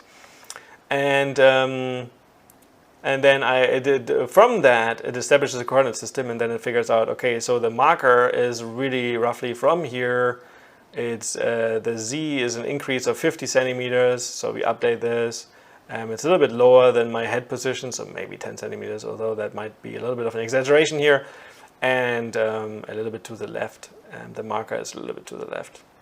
And so because we can establish this coordinate frame here, we can also understand how the marker that we are seeing now, we can actually figure out it's there.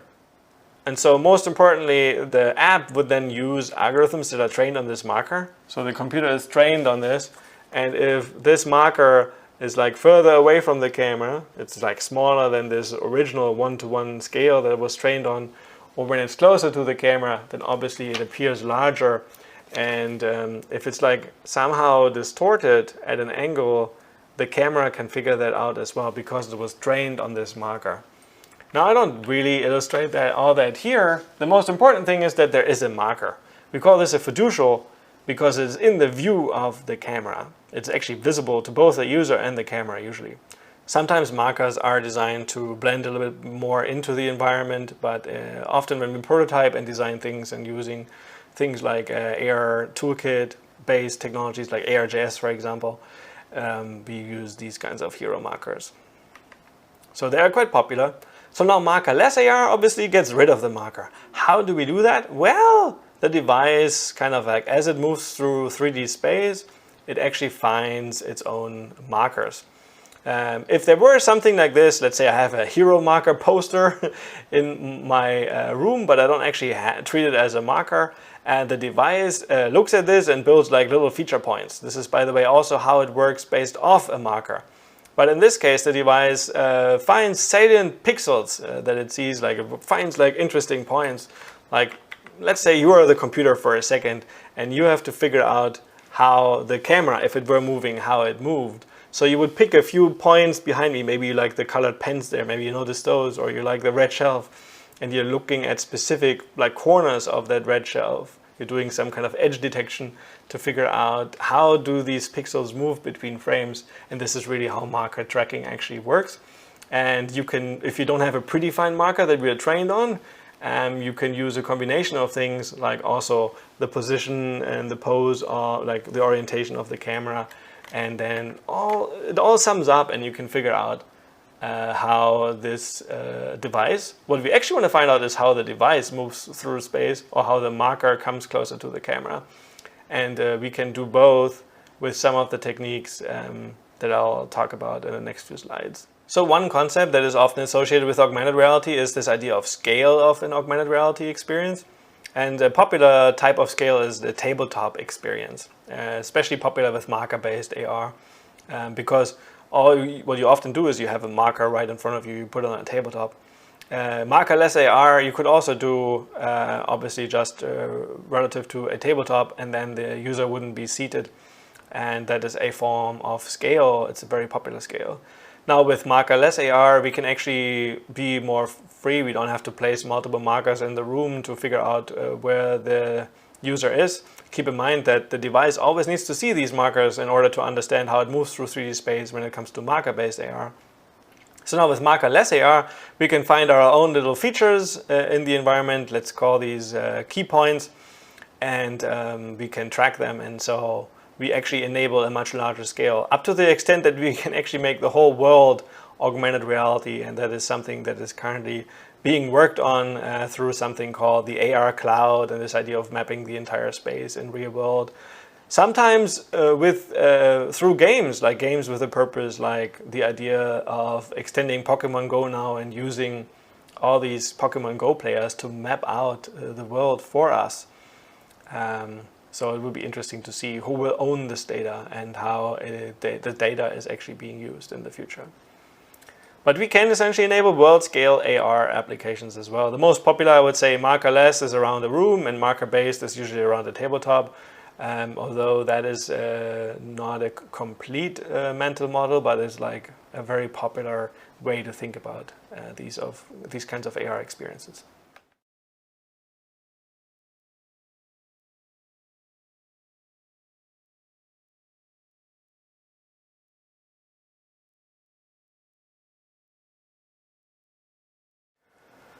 So let's look a little bit more under the hood. I just thought I need to introduce these two concepts, SLAM and VIO.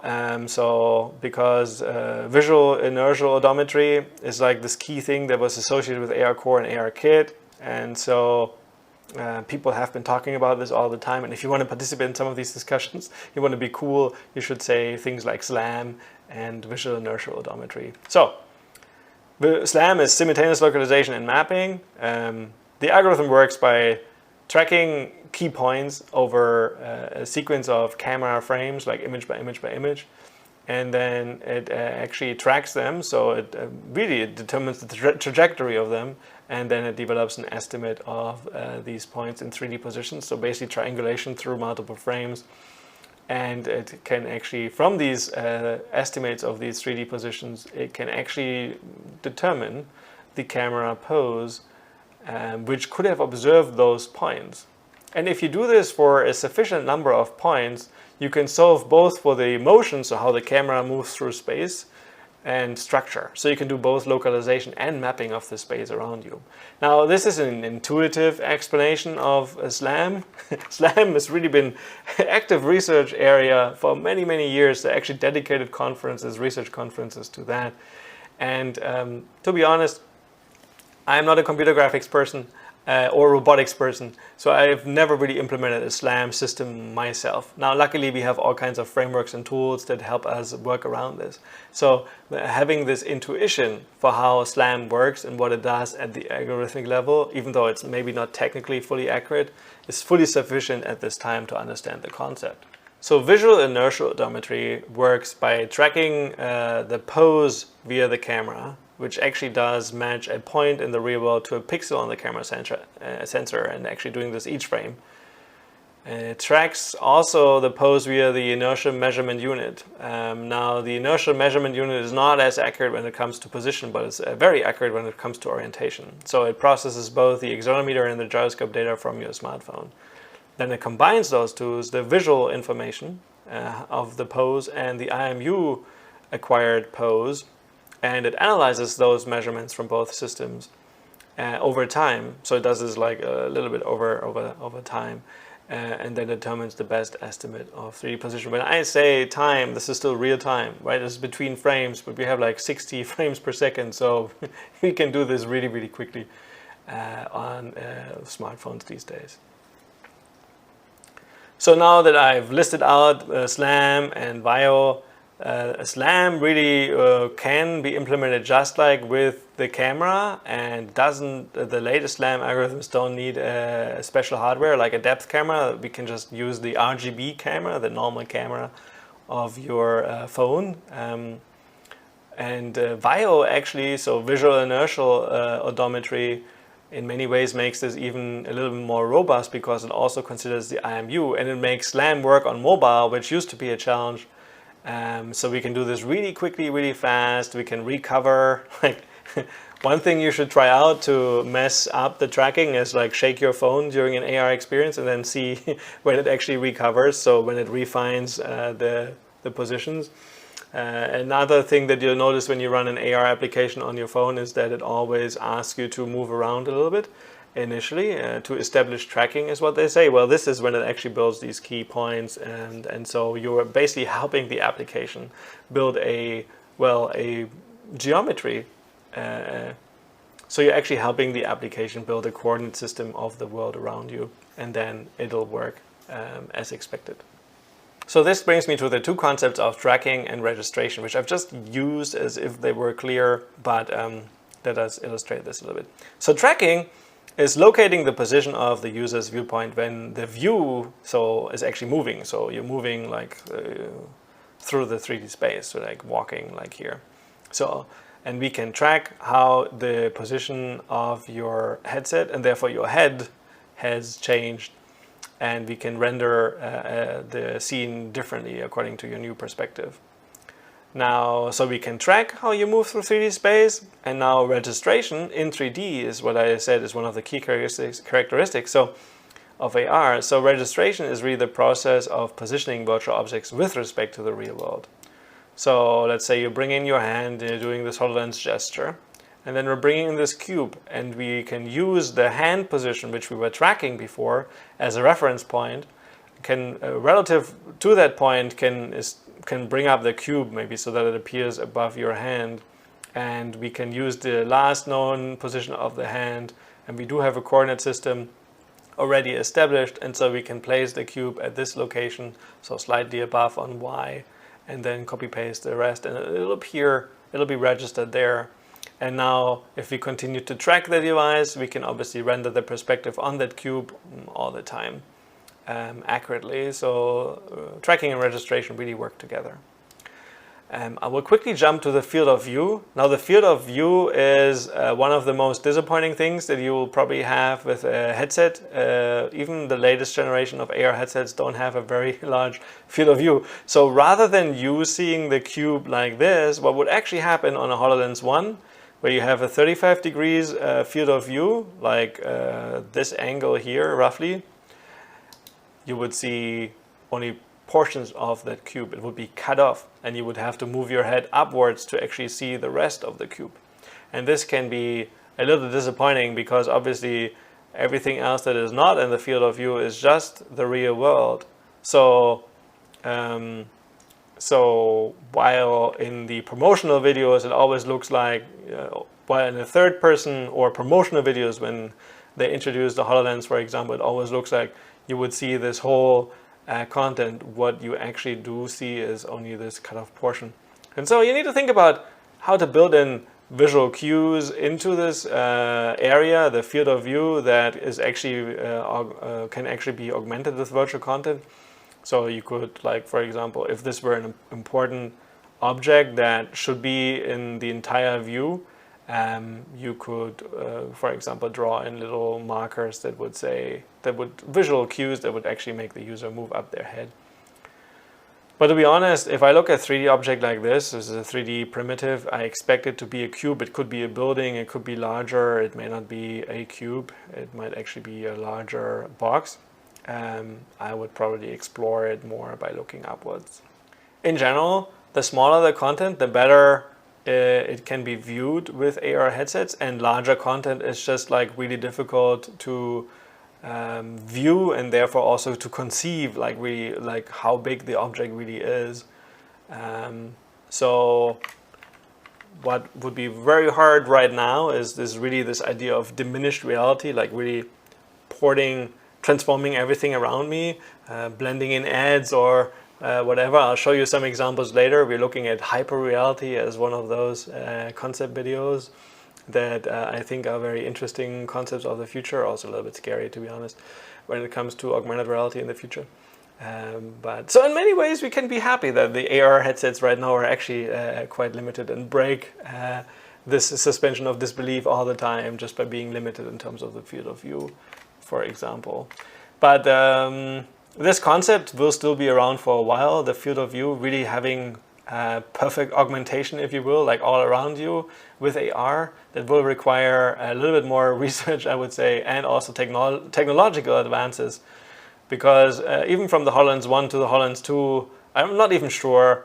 Like, I've seen different ways of calculating the field of view, but and one way is to say it's twice as large, but that is more like in terms of the area that you see, but overall it doesn't actually add a lot to it. So it's not like double or something like that. So that's just something to keep in mind. So for the next few years, you might still be a little disappointed initially, but then when we finally have all these fully augmented AR views, we have to be careful of all the scary scenarios that this enables. Finally, key concepts are also plane detection and object recognition. I think you need to understand some of these concepts to understand how current AR devices actually work. So I'll show you an example here of me using the Google Measure app. And what I'm going to do now is I'm actually going to measure the size of the screen that you see sometimes behind me in some of the angles. So it's supposed to be a 57-inch display. So I'm going to measure. And while the measurement is interesting as an app, it's also an AR application. What I wanted you to focus on is how it visualizes the plane. It actually understands the orientation of this display. So it sees a surface there. It also sees a surface on the floor sometimes. And it understands the normal, so the orientation of that surface. And it actually draws that into the view for me, into the AR view. And this is actually good design. And so we'll talk a little more about this in other parts of this MOOC specialization. My second example here is Google Lens. So when it comes to object recognition, I was playing around a little bit, obviously, here in the studio. Google Lens is often associated with like this way of translating menus or like translating from one language into the other, but you can actually just like make this text on my screen. You can copy paste it, you can read it out. So you can do some of these things with Google Lens, which is really an impressive tool, if you will, some basic AR. Okay, so you can do that, but you can also really detect objects. So you can walk around and use the camera. And in order to make AR really a thing, so that we can start to interact with these objects meaningfully, we need to understand what they are. In this case, it was able to detect the type of wheel that I was using. And if the computer actually knows what kind of equipment, what kind of physical objects are around the user, the augmented reality experience can be a lot more meaningful. And so this kind of semantic understanding of the environment around us is still one of the key barriers right now to technological innovation. It has to do both with really like building this understanding of the world. So machine learning is like the term that you would probably think right now. So that the computers can actually see, we call this computer vision. They actually understand, the computer actually sees like a human understands, builds a perception and semantic labeling, and understands that it is a chair, and even understands what kind of chair it is. So some of these things are still a little bit away. I mean, we see early examples of this, but we are not there yet when it comes to really semantic understanding. I'll show you some examples of where we are on the iPad, for example. Now we can detect people, and we can use those as information to, for example, occlude content. Or we can like walk around. I will walk around in the studio and I'll show you how it detects and understands what some of these objects are. There's a wall behind me, there's a window opposite, there's this seat or a chair that I'm sitting on. So this is the end of the AR concepts lecture, and I'm going to talk about AR technologies really that implement some of these concepts in a separate video. So I chose key concepts that I think are key concepts. We started from the characteristics, and then I went through a couple of key terms, including down to some of the algorithms. I hope that you thought this was interesting and useful. I think understanding these concepts is really important so that we also get a better sense of these technologies and their limitations. Once those limitations are overcome, however, we may enter a very different world and discussion around some of these technologies. So in later portions of this MOOC, we really talk about ethics and also privacy and security concerns, which really have to do a lot with both AR and VR. So I'll see you there.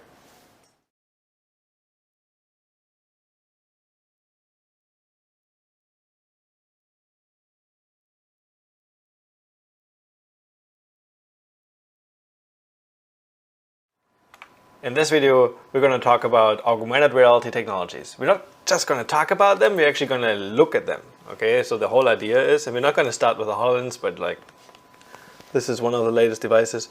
The whole idea is to understand all the technologies that are actually coming together in a device like this in order to get this to work. It's actually been years of research and development before a device like the HoloLens 2, which this is, can appear on the market and actually push us just a little bit further again in this space. So I'm going to leave that here, and we're going to talk about augmented reality technologies. So we're going to learn about a few AR technologies, and these are actually all enabling and building on top of each other. We're going to start out with marker tracking. We're going to look at motion tracking. In this case, like tracking a device through 3D space without markers actually, so markerless if you will. We're going to learn about body tracking, really tracking bodies. We're looking at the Kinect, understanding the skeletal tracking of the Kinect, and also looking into its depth sensing capabilities. We're going to lead over to spatial mapping, because that is something that the HoloLens can do. It actually creates a 3D mesh of the world around you. Basically a copy, a 3D copy if you will, a 3D scan. People often like to say 3D scan. And then it actually does a little bit of scene understanding on top of it, but I'm going to show you also where we are with some of the mobile platforms at the moment. I'm going to show you ARKit and some of the scene understanding there. We're going to talk about projection mapping, because if you have all these things, you can do also projection-based AR. So not just, I always want you to not just think in terms of mobile or head-worn AR, but also let's not forget about anything to do with spatial AR or monitor-based AR. Finally, I think we're going to talk about a key ingredient to actually make AR content appear as part of the environment, and that is actually light estimation. I'm going to show you an example there as well. It's not exactly what I had in mind, but you will really see the difference that way. So let's get started.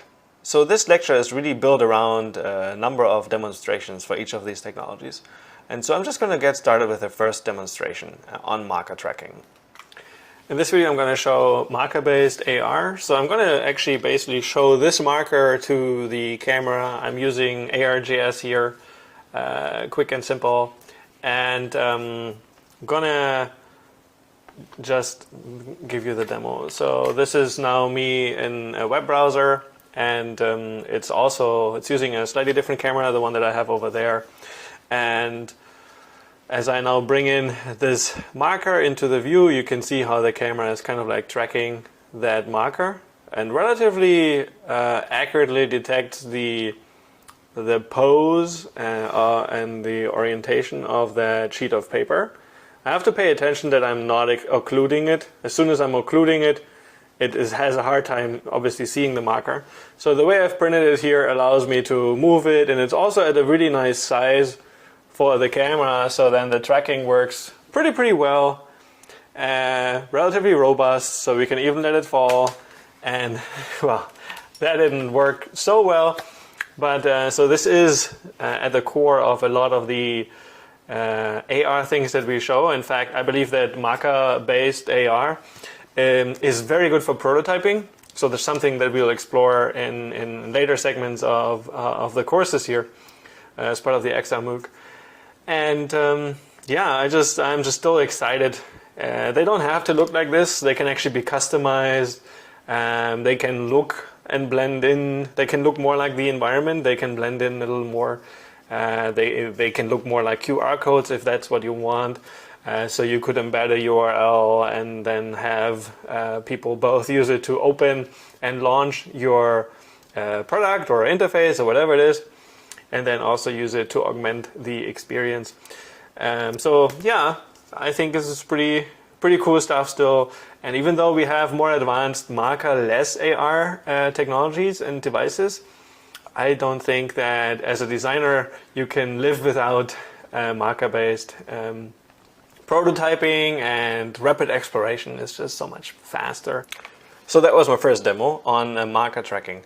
And now we're going to look at motion tracking. What I mean by motion tracking is like understanding how a device like the smartphone or the HoloLens, how they really understand where they are in 3D space without holding markers up in front of them.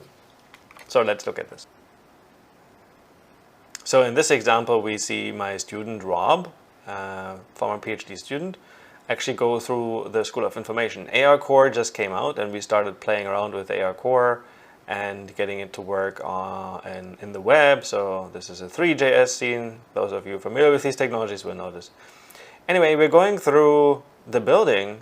We're actually walking up some steps. We're walking around with a smartphone, and we're dropping landmarks, if you will. We call them breadcrumbs, so that you can actually go back and find your way back. What this really demonstrates is how accurate the tracking actually is, and how well AR Core as a smartphone, without any special cameras, it's really just software-based, augmented reality and the tracking, how well it can actually maintain the tracking. Let me show you a second example here. So this is Rob again demonstrating one of his prototypes in the lab. In this case, we're just calibrating this display to the smartphone, and what we can then do is actually write on it. So the way this works is we are actually moving the smartphone just like the way we want to write, and so it becomes kind of like a laser pointer, if you will. So we've played around with this quite a bit. He was quite proud of this little prototype. So that was Rob, and that was one of his projects, AR Menagerie, that we worked on. We were really exploring mobile-based AR and what can we do with it, and now that we have these tools. So that was really interesting. So far I've shown you marker and motion tracking. So far we can understand a little bit of the environment, not too much yet. For good AR, we also need to understand quite a bit more. Actually, we need to understand people, and I'll explain in a little bit more depth later why this is important. So I'm going to show you quite an extensive demo here of the Kinect. I've pre-recorded this, a little bit of, karate. I still got it in me, and a little bit at least. And this is Mawashi Gary. Anyway, so I'm going back to the computer, and I'm now going to replay this recording. This is actually a Kinect recording. So the Kinect is a depth camera, if you will, and it can also do this kind of skeletal tracking. So what you'll see, if you look at the left, that's the original image. On the right, there is actually a skeleton drawn in, and that is the estimated skeleton. Sometimes these lines are a little bit thinner. That's when we're not exactly sure, because we can't see the joints. We can't be sure, but in any case, the Kinect actually can do quite a few things. It also has a depth camera. You see a big shadow behind me. That is because the camera couldn't see behind me. But you do see a kind of 3D reconstruction, frame by frame, in real time, 3D reconstruction of my body. I'm going to play around with a few settings here. And one thing I wanted to show you is this kind of what they call the surface mesh with normals. It'll look very interesting. It'll look like a plastic version of Michael. What you also see me do on the right, I'm actually moving around this 3D scene. This is not like, I'm not actually moving the Kinect. I'm just moving the perspective on that recording. And obviously I cannot see behind me because we didn't actually record it. We didn't have a Kinect behind me, so we couldn't actually see behind me. And so the Kinect can actually do quite a bit of stuff here, and quite a lot of things.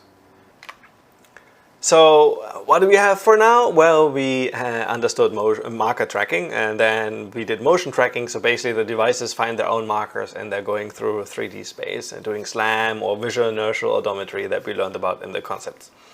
Then we learned a little bit about Kinect. The Kinect is actually quite advanced. The reason I wanted to show you the Kinect is because if you think about it, in this HoloLens, there's actually a Kinect in there. Now, a Kinect with which we are like walking around. The demo that I just gave you, the Kinect was stationary and it was pointing at me and basically did a 3D reconstruction of me and the world behind me. Now, if you have a Kinect in there and you're walking around with it on your head, you're actually scanning the environment all the time. And we are getting what is called a point cloud of this, or the spatial mesh. We call it the spatial mesh. And that is just the 3D information. So the really hard part will actually be making sense of this kind of like spatial mesh. And I'll show you spatial mapping first, and then we're actually also going to talk about scene understanding, so really the sense making part. I have X-rays coming out of my hands, and when I tap, it really reads the environment nicely. I'm going to show you a little bit of a different demo later where this will see much better how that mesh is being built, but it really is quite impressive. And of course the color effects they chose look really nice.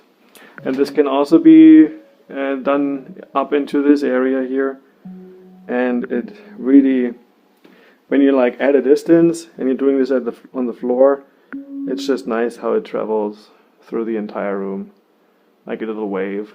We can actually go here into the software and we can save this mesh. It'll download it for me, and then I can open it, and I'm gonna quickly recolor this in a color scheme that I think makes sense.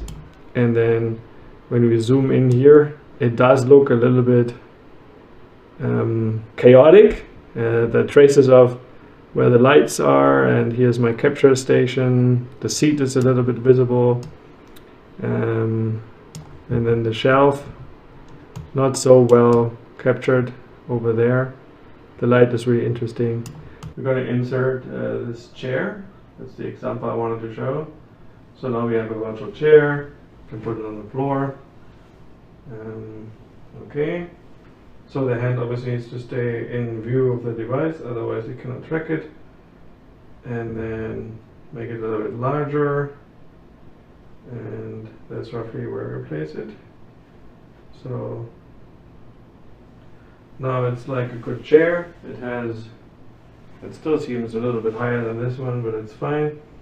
And now what I'm going to do is I'm going to drag it and actually going to place it over there on the floor, a little bit like this. And what I want to demonstrate now is when I sit down and I'm behind this chair, you can see how it renders the occlusions around the black chair. And this is one of the hard things, to keep with the illusion that this is a an object that is part of the real world, we need to be occluded by virtual and physical objects, obviously, like this chair here. So that was a first application of the spatial mesh. We can do occlusion now. And that is really important so that these virtual objects really feel like they are part of the world around us and in front of us as well. And occluded by both virtual and physical objects. So that's pretty fundamental. What I haven't figured out yet at this stage is we have a 3D reconstruction of the environment. We can do quite a bit. But do we really understand what we see? Well, and the answer to this at the moment is that the devices are, well, they're getting better at this, but they don't actually yet, at least at this stage, know exactly what they're looking at. But they are getting better at this every minute. So here I'm going to show you an example of scene understanding. All right, so we're trying to just walk a little bit through the environment here with the iPad, and it can see all these different kinds of surfaces. So this is using the LiDAR and has a relatively good understanding of these different kinds of environments. And it does have basic semantics. So this was characterized as a seat. It's probably a bit hard to read the label. So this should be a table. This is none, it doesn't know. Basically when I look up there, this is a window. It gets that despite the light source, which is unusual since this is a studio. And here we have a seat, so it gets that right. It knows where the floor is, and this is hard because it's a glass table and it just doesn't know exactly what all these things are. Otherwise, pretty good. So it's a wall, that's pretty easy. So it does look nice. And this is the semantic scene understanding and labeling. So in this example, I'm showing the iPad, ARKit, people, segmentation, and then occlusion as a result of this. So there is a virtual vase in front of me that you can see is not real, but we see it on the iPad. And then my hand, actually like trying to go through this. And obviously my hand should actually occlude the virtual object when my hand is in front of it. And then as I reach through the vase, at some stage my hand should appear behind it. So what happens here behind the scenes is actually analyzing what the camera sees, trying to find a person in there, and then segmenting out this person, so basically extracting this person from every image, and figuring out the depth, the distance of that, well, part of the human body to the camera, and then adjusting the rendering accordingly so that the flower or the vase are actually appearing behind or in front of the arm, my arm. So that's cool, right? Quite impressive set of technologies that we have so far. With that, we can actually do a lot. So we have scene understanding, and that will improve in the next few years. So that's exciting. What we're going to do last is actually look at two more things. I wanted to show you a little bit of projection mapping, just so that we also understand spatial AR a little bit better, that I introduced you to in the concepts. And then finally, we're going to look at light estimation. I have a little bit of a demo there as well. So in this example, we're showing two things. We're actually in the lab here. It's a little bit of an older recording on the HoloLens 1. There is a projection setup that is actually using projection mapping to go to render between these two walls. So the image is actually distorted to make it fit. If you think about how geometry works, that's how it works. In any case, we also see a HoloLens rendered cube in front of it. And what we're actually using, we're using the Kinect that is also there to track the position of the user, adjust the projection accordingly. So we can actually have these virtual cubes appear just like you would view them on a HoloLens, but you don't actually have to wear anything. So I'm showing here a projection mapping solution, Microsoft's Room Alive toolkit coming out of Microsoft Research. We set this up in the lab, and it's actually quite cool. So this was a short demo, but it showed a few things coming together. And what you could also see is how With projection mapping and a relatively nice setup, we can make it possible for people to see augmented reality even without wearing a HoloLens. And the experience can be very similar. If you noticed how the HoloLens cubes were basically occluding and working in a very similar fashion as was the projection in the background. In reality, of course, you wouldn't want to have both. Like, there's no need to have a headset and the projection, but as a concept. But I wanted you to be able to see these two technologies and compare them a little bit. All right, finally, we're going to do light estimation. This is really the last part we're going to look at. And here I have an example. All I'm going to do is place my phone on the table, and then I'm going to find a light switch. This is AR Core Elements as an example. So I'm trying to find the light switch, and you know, as I switch it, it actually does change. It detects this, so the phone can actually detect the light, the amount of light in the room, and can adjust the content to make it like a night scene. And this actually makes it now fit better into this environment when it's dark, and the brighter version, as you can see here, blends in more nicely during the day. And that's actually all there is to it. In the future, there will be better examples and more examples of light estimation. Right now, not a lot of applications actually make use of light estimation. This is also something we're still really figuring out. I mean, it's very hard. Like, if you're inserting content over there, but your phone is here, and it has a light sensor, it knows what the light is here. It doesn't know what the light is over there, so it has to estimate it. How do you estimate this? And why do we have to estimate it? So that we can adjust the lighting and the rendering, essentially, of the objects the virtual objects that we want to insert into the scene over there, to make it fit the light conditions over there. And so, with that, we could also talk about spatial audio. I did show that in the VR concepts and technologies section, so that applies here as well. So I've walked you through quite a number of fundamental technologies. If you put them all together, you'll really have a nice AR experience. And that was the point of this whole lecture.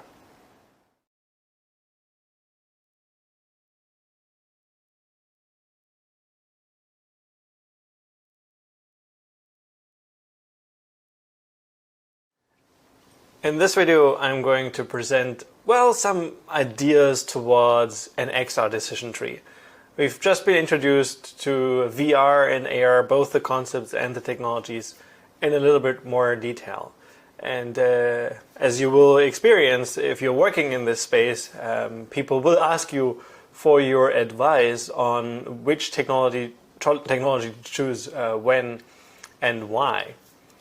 And now I happen to be somebody who has been working on a lot of projects already, and I have kind of like developed some intuition towards when to use AR and when to use VR, and maybe when not to use either of them. And this is something that I'd like you to develop as well.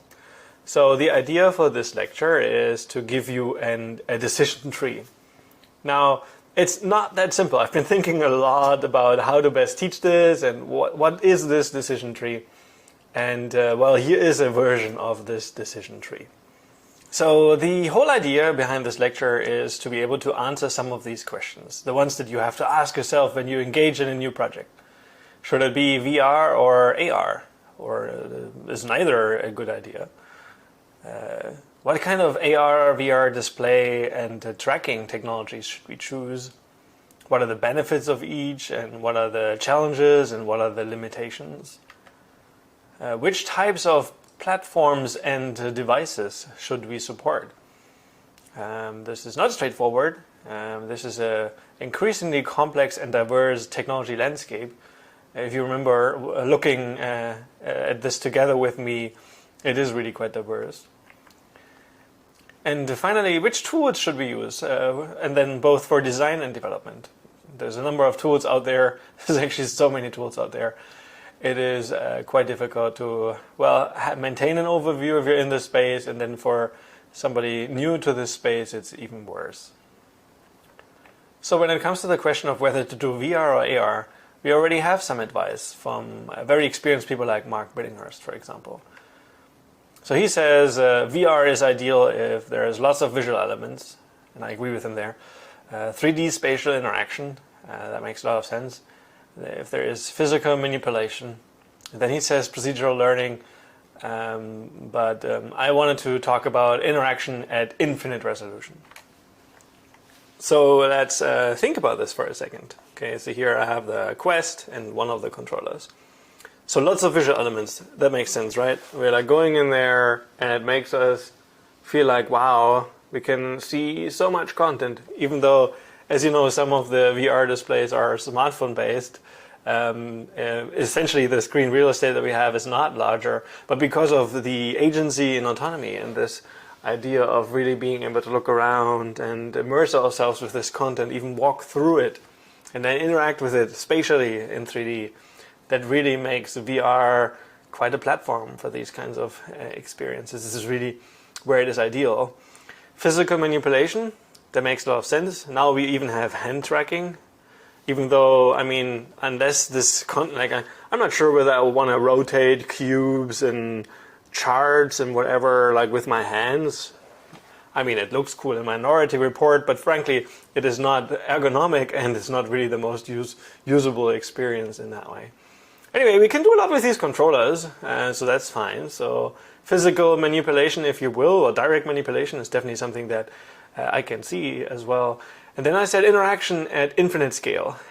Now, when it comes to AR, there's usually some relationship between this virtual content and the real world that we see. Now in VR, we don't actually have that connection to the real world. And so I say interaction at infinite scale because we can make something super large and still kind of comprehend it and see it, despite the limited screen real estate that we actually have, just because of how free we are with moving around in the space and looking at it. And so, yeah, that actually then enables interaction at really, really large scale. We can also make something super tiny and super small and then still interact with it. And so I think that is where virtual reality is really fascinating. On the other hand, AR is ideal if there are some visual elements, not obviously everything visual and virtual, because then it would be VR. 3D spatial interaction and physical manipulation are just as good with AR, if not better. And then interaction is either at one-to-one scale, so between the virtual content and the real world, it really fits in there like life-size content, or less. Larger than one-to-one scale usually doesn't make a lot of sense just because of the limited field of view that we usually have. So it's not as immersive as we can do it with occluded displays like the Oculus Quest.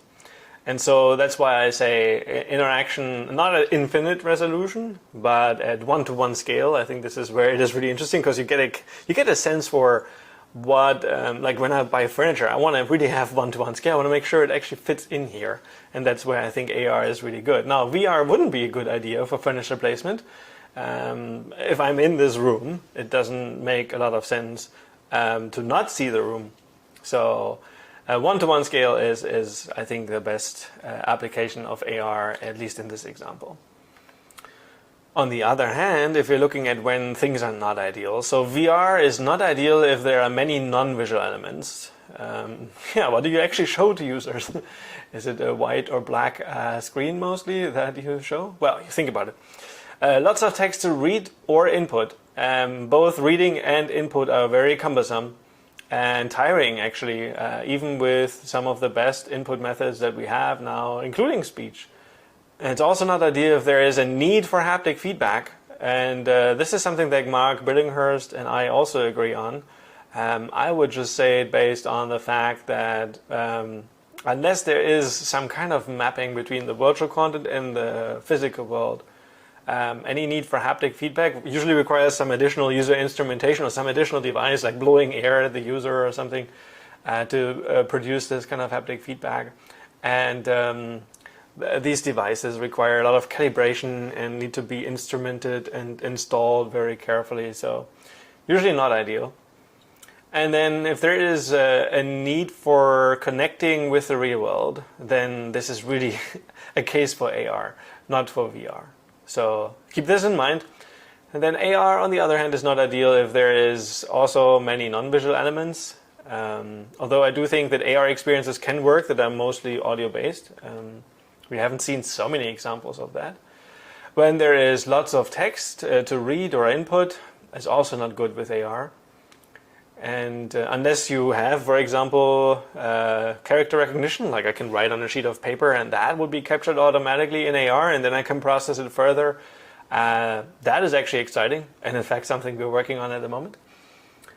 When there is a need for haptic feedback, I would also say AR is not ideal unless there is actually a connection with the real world. So you can map, obviously if you're interacting with the real physical world around you, then I think it's fine. If that AR application is really designed for that space, you will basically have haptic feedback.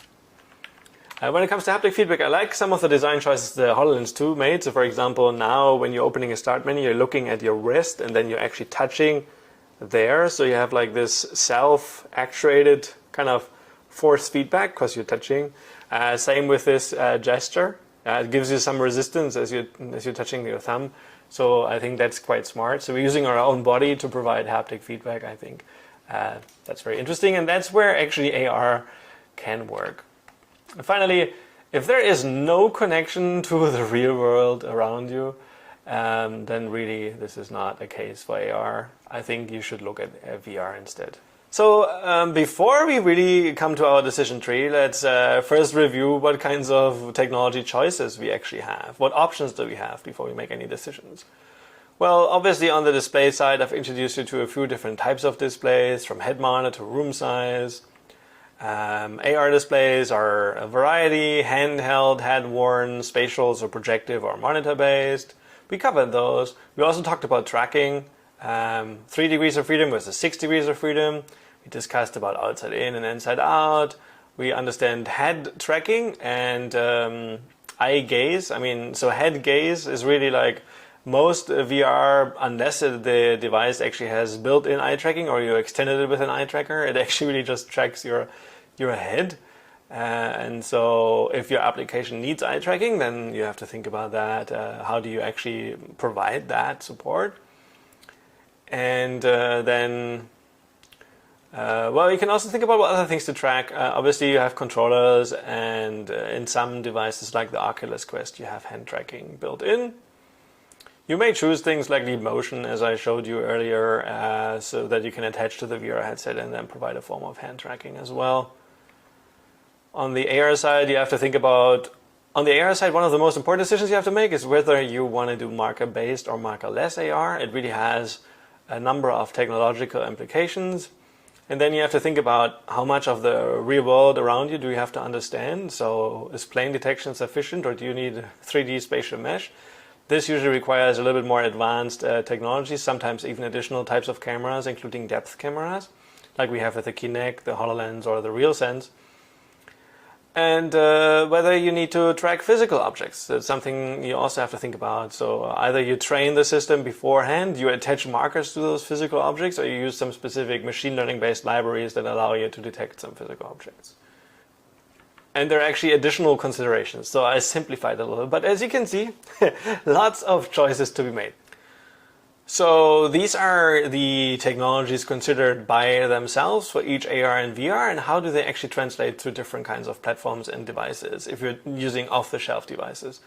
So obviously on the VR side, we can choose between something that is phone-based, like Cardboard, which is really on the low end, up to something like maybe the latest Rift S, Quest, Oculus Quest 2 coming out soon at the time of this recording. So these are some of the most advanced virtual reality head-mounted displays that we have. You could also look into caves, but I just left that out for now. So for AR, we can do the same. We can rank the technologies, rank order the technologies, and from the low-end spectrum to the high-end spectrum. So I would put marker-based, usually on the phone, or some kind of webcam-based applications on the left. Markerless, if I'm thinking on the phone, it's kind of like medium end, and then on the high end I would put wearable AR, so head-mounted displays with 6 degrees of freedom, so the HoloLens and the Magic Leap. This is probably also the understanding that you have at this stage, and this is what I would expect if I ask you how would you rank order the following devices, and then I give you in some random order, like Windows Mixed Reality, Oculus Go, and then HoloLens and smartphone. So The technology landscape is even larger. I said we need to pick tools, so we can pick tools from the more design-oriented, so 360 authoring, then maybe a little bit of 3D, immersive authoring, so working directly in VR, or then using more like development tools that are listed down here. So then on the AR side, we can also look at libraries that are more dedicated to specific types of tracking, like marker-based, body-based tracking libraries and tools here. We can also look into immersive authoring. So these, I would say, this is where I would draw the line. Maybe this is more designer-oriented tools, and then more the developer-oriented tools. So AR Foundation, XR Interaction for the toolkit for Unity, AR Core and AR Kit, or MRTK, and some other some other solutions as well. So these are obviously down here are really the frameworks for development, and up there are the tools that will help us in the earlier stages of design. Many times they actually target designers.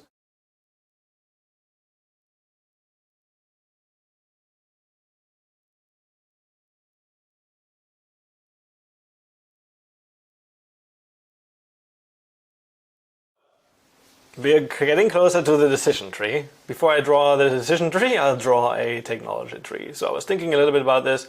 I'm going to divide this. On the left, I'm going to put up AR. On the right, I'm going to put VR oriented things. So first we talked about display, and this is a little bit repetitive, so I just went over those display types. And then I characterized the AR space into marker-based, markerless, and then the VR space in terms of tracking into 3DOF, 6DOF, outside in, inside out. Each of these are, some combinations of these are associated with different kinds of headsets. And then between AR and VR, we have often this in common, that we want to track controller, or at least receive input from controllers. Even the HoloLens has a controller, like a little clicker. I usually don't use it. I usually just rely on the hands. So controller and hands, both VR and AR. Eye tracking becoming more and more pervasive now on these headsets. And then tracking additional objects, for which you often actually need additional libraries and tools. So I don't really cover that in this MOOC too much. And then on the tools side, well, I've just laid out a little bit of a mental model, a version of it more on the development front. So from ARJS and Vuforia, which are really around marker-based application development, to AR Foundation, more like around smartphone-based AR. And then for ARKit and AR Core in this case. And then we have MRTK. So this is really the toolkit from Microsoft, the mixed reality toolkit that's actually spans both AR and VR space, so I put in the middle. And then we have the more VR oriented, both the SDKs for some of the main headsets, and then Steam VR. So these are some of the SDKs, the software development kit, some of the options you have there. So as I was drawing out this diagram, I was actually thinking about two things. So I call this an XR technology tree. I was thinking about strategy games, like for example, I like to play StarCraft, and in order to give my units some certain abilities, I have to research some of them along the way. So let me illustrate this quickly. So one way to look at this tech tree, in order to end up with AR Foundation, you have to research AR, you have to choose handheld, and you have to research markerless, and then you actually have access to AR Foundation. And or let's do AR, handheld, and then marker-based, and then you can end up with ARJS or Vuforia. And then if you have Unity, affinity towards Unity, you would pick Vuforia, and if you have an affinity towards A-Frame, WebXR, and the web-based approach, then you would choose ARJS. There are many other tools here, like AR Toolkit I could have chosen as well. In any case, so this is the first way to look at it. But the second way, and the other thing that I was thinking as I was creating this diagram, was actually Jeopardy. So why do I say Jeopardy? Well, if you know the game is actually one where you actually you see answers, and you actually have to ask the right questions. So if you look at this tree actually has all the answers. But in order to make use of the tree, you have to know how to ask good questions. And so the best people at Jeopardy ask the right question. So I'll give you an example again. So if we're looking at AR 800, it would show us AR Foundation. And so the question that you would ask is, what is a markerless, smartphone-based or handheld AR toolkit? And then you could say AR Foundation for Unity. And so that would be the correct answer. Or if you're opening up VR 800 and it shows you as the answer Steam VR, then the question would be, what is a head-worn, what is a platform for? Then the answer would be, what is a virtual reality platform that allows you to program against HMDs that support both 3DOF or 6DOF and outside-in or inside-out tracking. So basically all the popular headsets out there. And then this would be the answer, Steam VR. So this is opposed to the idea of showing you VR, let's say 600, and it shows you Oculus. And then you would say, and you're thinking maybe Oculus Rift, okay, or Oculus Quest. And then you would say, what is a software development kit that allows me to program against head-mounted displays that support 6 degrees of freedom inside-out tracking? And you could see the difference here. Steam VR really covers like this entire space, just because it's a cross-platform, but still just VR. So, and if the answer were MRTK, so Mixed Reality Toolkit, the question would be, what is a toolkit that allows me to program against both AR or VR, handheld, head-worn, markerless, or 6 degrees of freedom, virtual reality headsets, and then that would actually be MRTK, because it does support, from my experience at least, I have successfully worked with MRTK, programmed against AR Core and ARKit smartphones, programmed against the HoloLens, so head-worn AR, and also head-worn Oculus, actually the Rift S, so that's why I said 6 degrees of freedom and inside out. So it is fun when you know all the answers and therefore can ask the right questions. And that's really what I wanted to illustrate with this tree. This tree contains all the answers, and many of them are actually a little implicit. And I can make these connections relatively easily because I've worked in this space for a while. So in order to navigate this space, I was thinking, what are good questions that we could ask, like in Jeopardy style?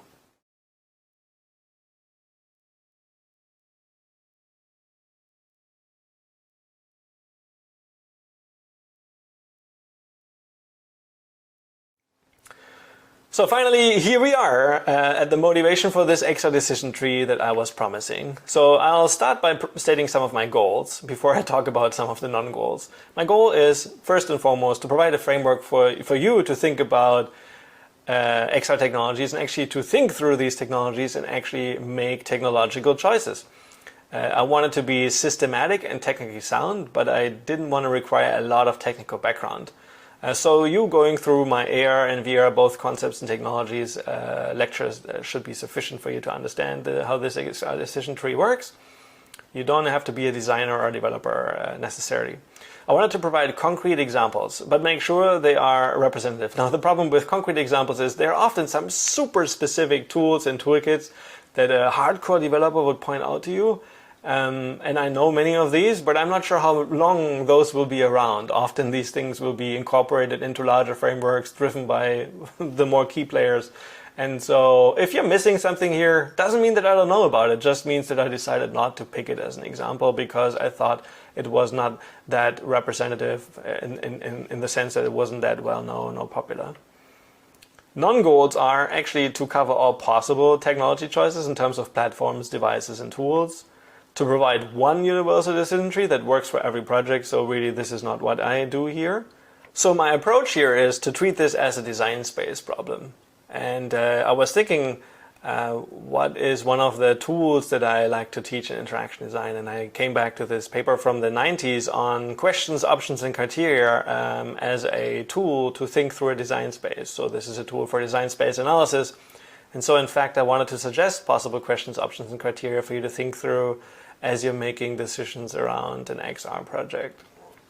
So here we're going to start from a question. So the cue, how to display something. And then obviously we have a number of options. So let's say something could be permanently displayed, or something could be appearing based on some event from the system or some user interaction.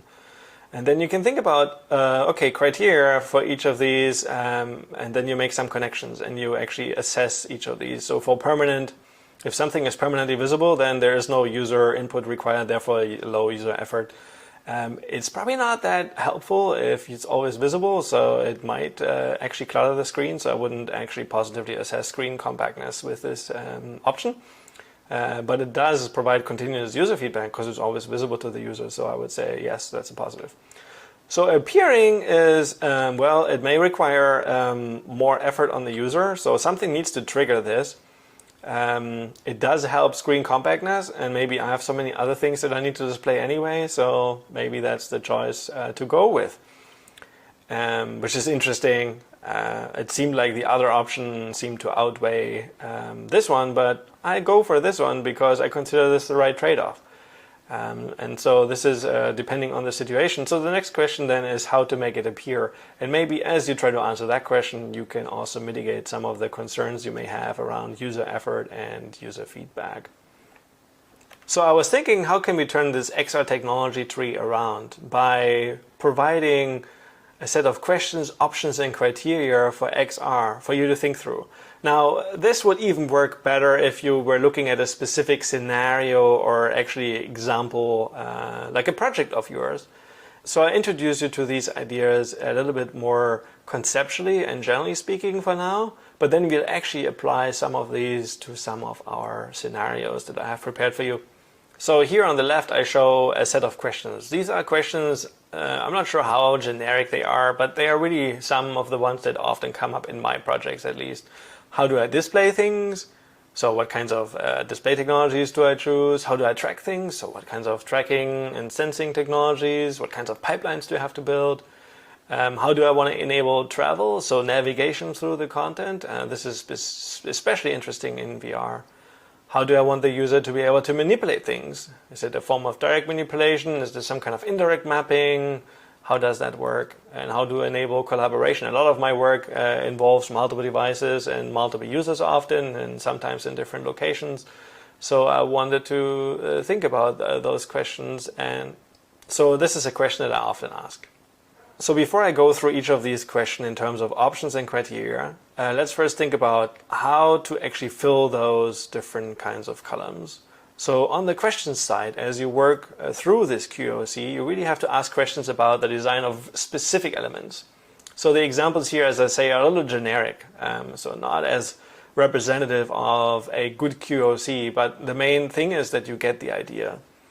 On the options side, you really have to list out design alternatives.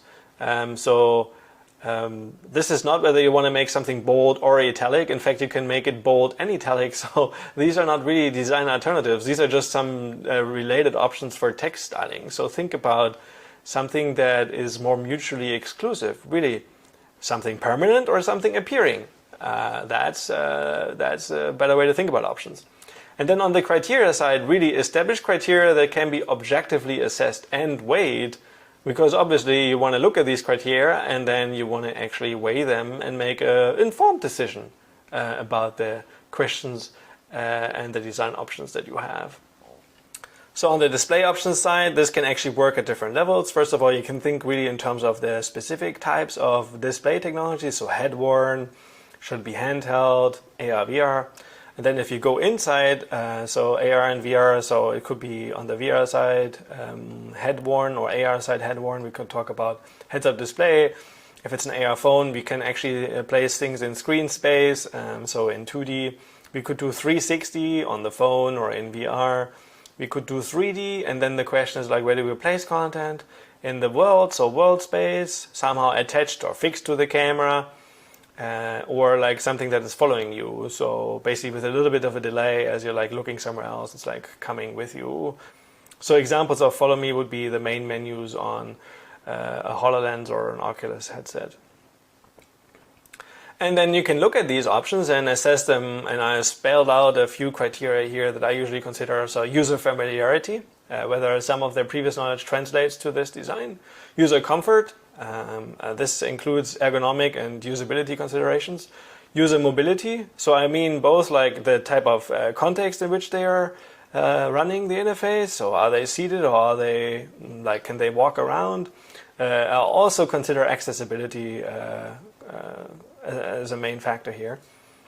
Then instrumentation of the user. So how much do I need to put on the user in order to be able to do some of these things?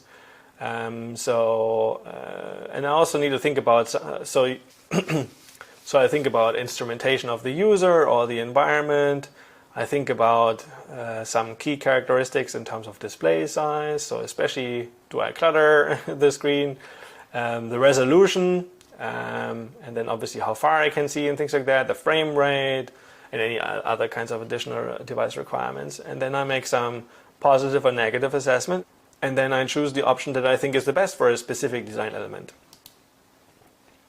Tracking, so here I list out options. Obviously, these are the familiar ones from 3DOF, 6DOF, inside out, outside in, marker-based, markerless, face-based, body-based, and we have other kinds of tracking options as well. I wasn't thinking so much in terms of technically tracking, so magnetic or visual inertial, or what kind of tracking you are thinking. So more like in terms of how I wanted to track users in the headsets or devices that users are holding.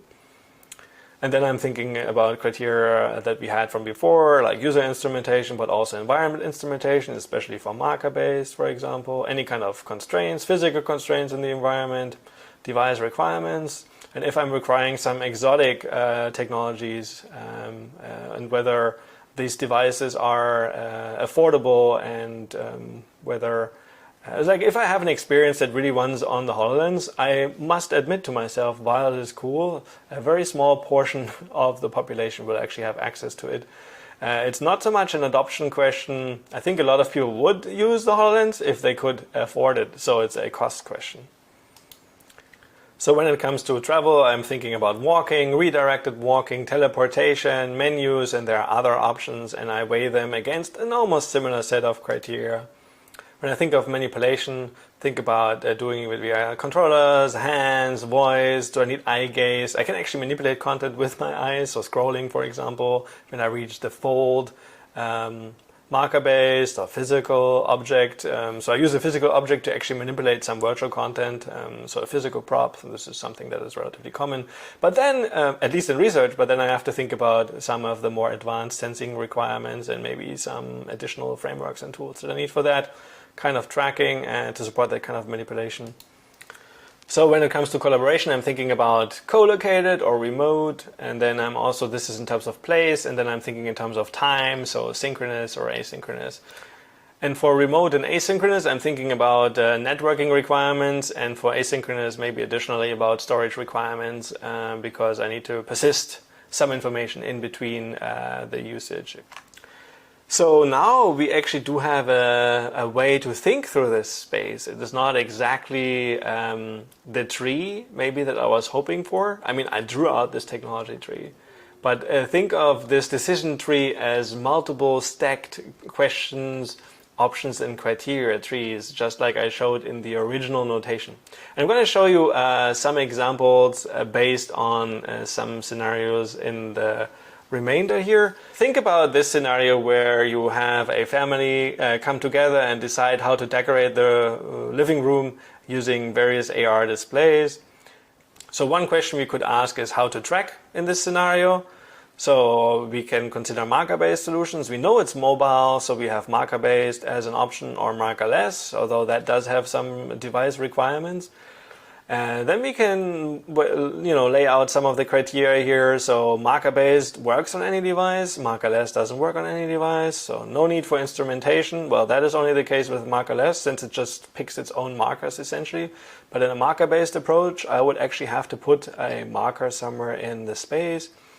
And then can I move around? Well, that is a little bit more constrained with marker-based, because obviously the marker always needs to be in the view of the camera. Otherwise, I cannot actually really understand the pose of the device and the position.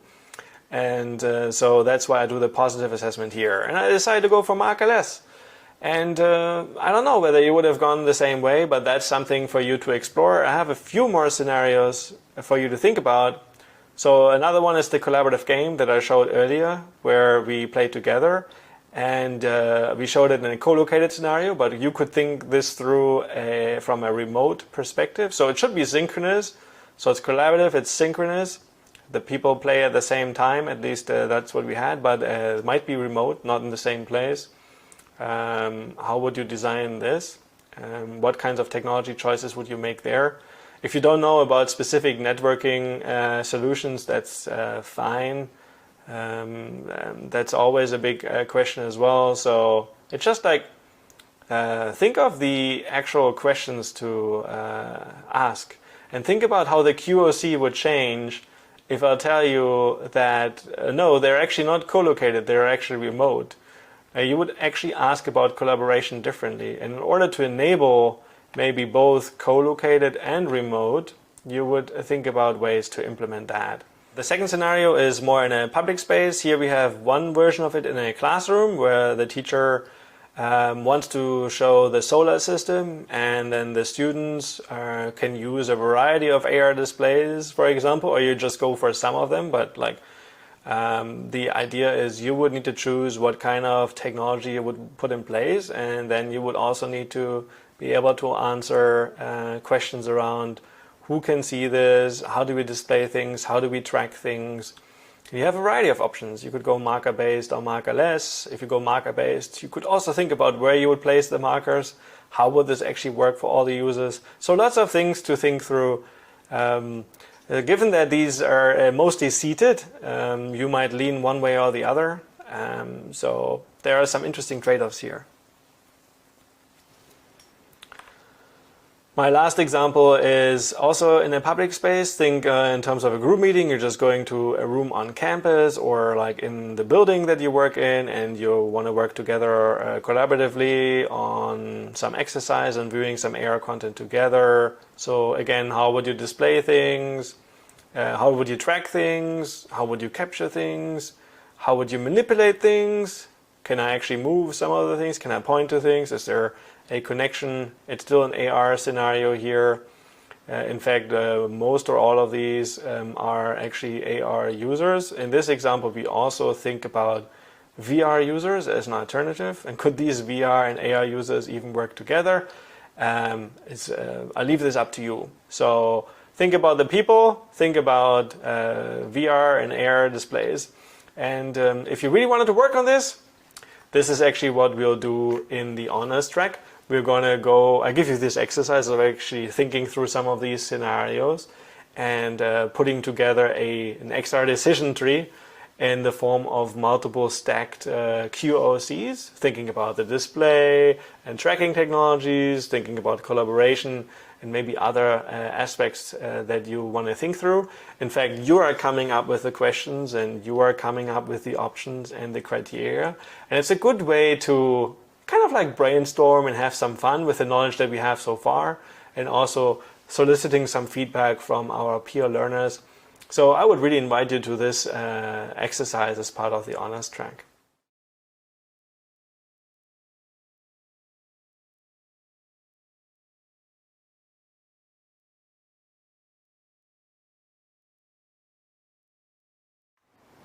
Welcome back to the honors track. In this exercise as part of the honors track, I would like you to consider a few different scenarios and then come up with a recommendation in terms of AR or VR technologies that you would be using or that you would suggest we should be using to support and implement some of these scenarios. So that's a little bit of fun, and also it's actually a very pragmatic way for you to explore the whole design spectrum that we have in terms of XR technologies. And so I introduced you to one specific way. In fact, I've already talked about it in the lecture, but now we are actually going to try it out and see how well this works, how this is a little bit more of a formalism, but it should make the approach more systematic. So I have the task description here for you. So our task is to recommend XR technologies for a given scenario. In fact, there are several scenarios to choose from, and you can work on one of the scenarios. So as a first step, you should consider all 4 scenarios and pick the one that is of immediate interest to you. You can then also later work on some of the other scenarios if you find that's fun. I hope it's fun.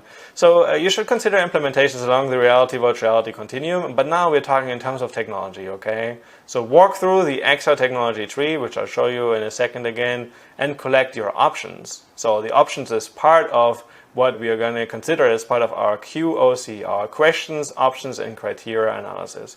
So at this stage, you have obviously the options, and now in step 4, I would like you to really strongly think about question formulation. So what are the right questions to ask, and then what are the criteria? And this is when you actually do the QOC as systematically as possible. Finally, in the 5th step, and that is optional, you can pick another scenario, do the QOC analysis for that scenario, and then compare. And for most of the scenarios, you have a few different ways of doing things. So there's no generally right or wrong. Each of these choices that you can make as you walk through the XR technology tree will have an impact on reach and maybe user experience and scale and scope. And so these are things to consider. And so it would be interesting for you to consider alternative solutions as well. So in terms of what I would expect you get out of this exercise, I feel like, okay, you're going to learn about a scenario-based approach, and that is the human-computer interaction style to this kind of technology selection and decision-making and thinking, but I think it's a good approach. And so you would learn about a scenario-based approach to selecting XR technologies. You would also get a better sense of what questions to ask. So as part of the QOC, I really force you to think about the questions. It's fine if you know all the technologies, but asking your clients the right questions, if you are going to make recommendations to them and working with the client, it's very good if you know what kinds of questions to ask. And so that allows you to really navigate that space. And then obviously you can also consider different options, and these questions will drive you in how you will assess these options. So the criteria. I would say that at the end of this activity, you have a more comprehensive list of criteria to aid decision making. It's not complete, it's not exhaustive, but it's, let's say, more comprehensive, and obviously you can build this out. So here are a few pointers. First of all, this is the first scenario. So home decoration. We are looking at potentially a collaborative solution. We are looking potentially at something in the augmented reality space. You want to preview different kinds of home decorations. You can think about bringing in new kinds of carpets, furniture, or wall decoration. How would you do this? What would be the kind of technology that you would want to use, and what kinds of criteria should you think about? So what are the options, what are the criteria, and what are the right questions to ask about this? Second scenario, it can still happen in the living room, but here the focus is on playing a game. It's a collaborative game and potentially involving different kinds of technologies. Here I'm showing spatial AR actually in the middle. So projection-based AR with the Kinect. This is a HoloLens, so a wearable AR, head-worn AR solution. And this is a handheld AR solution. So what if you wanted to support these? They could play this game. These players could be in the same room. They could be co-located in the same room, or maybe even in different locations, just to mix up things a little bit. Would that change anything about the technologies that you would pick? You would probably need additional technologies to enable, obviously, the remote collaboration, but that's something I'd like you to think about. Let me introduce you to the third scenario. The third scenario is a classroom lecture. So here there is a teacher or an instructor up front. For example, they talk about the solar system, laying out a few planets for you to think about. And obviously they would want their users, so their students, with any kind of AR or VR technology. So we are showing a few different headsets here. And my student Kara Daly prepared this sketch for us to give us a little bit of a sense of what kinds of technologies we might be looking at. This could be in the AR space. You could also think about a version of this scenario where you're just like thinking, you know what, I think we should be going with virtual reality. It would make things easier, or not. And so I'm not saying it would. So something for you to think about. Anyway, the whole goal of this scenario is to have an instructor up there talk about the solar system and have the students in this classroom be able to look at it in a version of AR or VR. The fourth scenario, and this is our final one for now, and maybe we can have more scenarios in the future. This is a team meeting, okay? So it's a little bit smaller in terms of the number of people. It's maybe more collaborative, so think about that. Ask questions about that. And then also using both VR and AR devices. Could be mostly headsets, but you could also explore how this could work with handheld AR devices or even spatial AR. So I leave it up to you. This is just a team meeting. That's the most important thing. You want to have collaboration. There might be physical assets like these posters here from which you want to actually have information projected on a physical object. That could be one way to interpret it. This skeleton here could also be completely virtual. I'll leave it up to you. You can interpret this scenario a little bit, and the idea is really to make a recommendation. What do you think would be the best way to implement this? So again, you should consider the entire spectrum, so the entire reality, virtual reality continuum, all kinds of display technologies, not just what you see explicitly in the figures that we use to illustrate these scenarios. You can go broadly. You can really explore each of these things that you learned about in the AR concepts and technologies, as well as VR concepts and technologies lectures. And so really consider the entire spectrum here and make a good technology recommendation. Go through the tech tree, both on the AR side and on the VR side. Consider these different kinds of tracking technologies on both sides, not just the displays. You don't have to think too much about the tools and how you would implement it. This usually also makes a really, really big factor in when I recommend technologies. But for now, let's focus on some of those up there and not so much on development, since we haven't really learned too much about it yet. And finally, the way I'd like you to approach this is with a systematic QOC analysis approach. So questions, options, and criteria. So you lay out the questions, you lay out the options that you have. This is an example that is really focused on a user interface design, and then here are the different criteria, and then how you would assess, both positive or negatively assess. I talked about this in the lecture, and then finally, obviously, you would make your decision, your recommendation based on some of these criteria. Again, the paper we are talking about here is the McLean et al. From 1991 paper, so questions, options, and criteria, elements of design space analysis, which I think works pretty well, as I illustrated in my lecture. A couple of example questions, options, and criteria.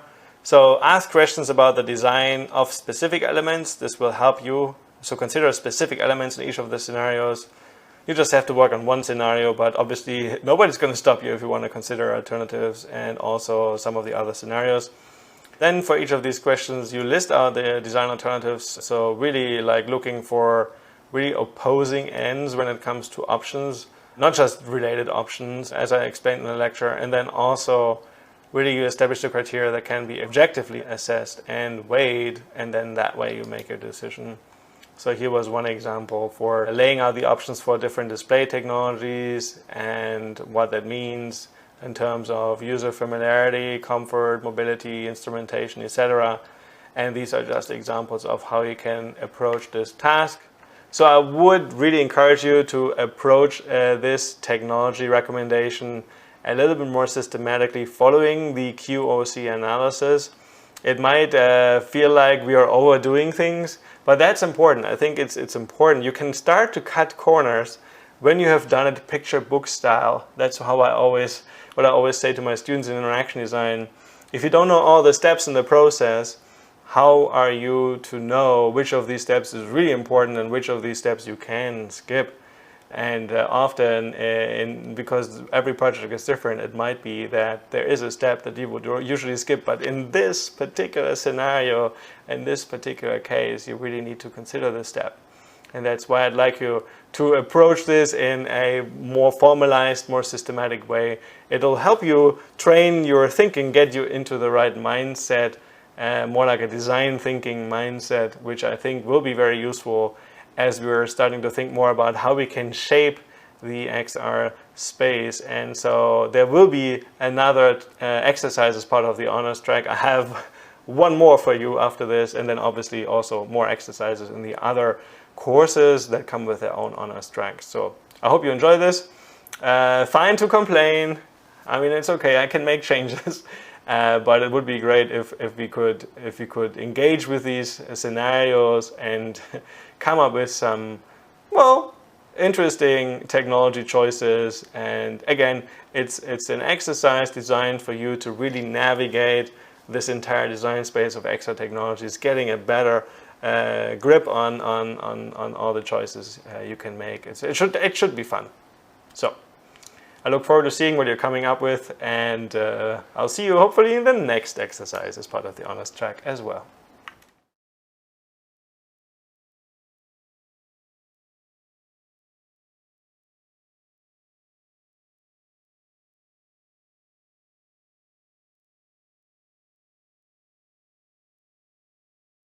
So in this video, we're gonna watch me actually go and attend a virtual conference on virtual reality, actually in virtual reality. So that's interesting. So the IEEE Virtual Reality Conference, IEEE VR in 2020, was supposed to be in Atlanta, and then it actually had to be moved to online and remote due to COVID-19. And so this was one of the first conferences that I have attended in this way, and it was very interesting. It's obviously interesting to go to a virtual reality conference in virtual reality.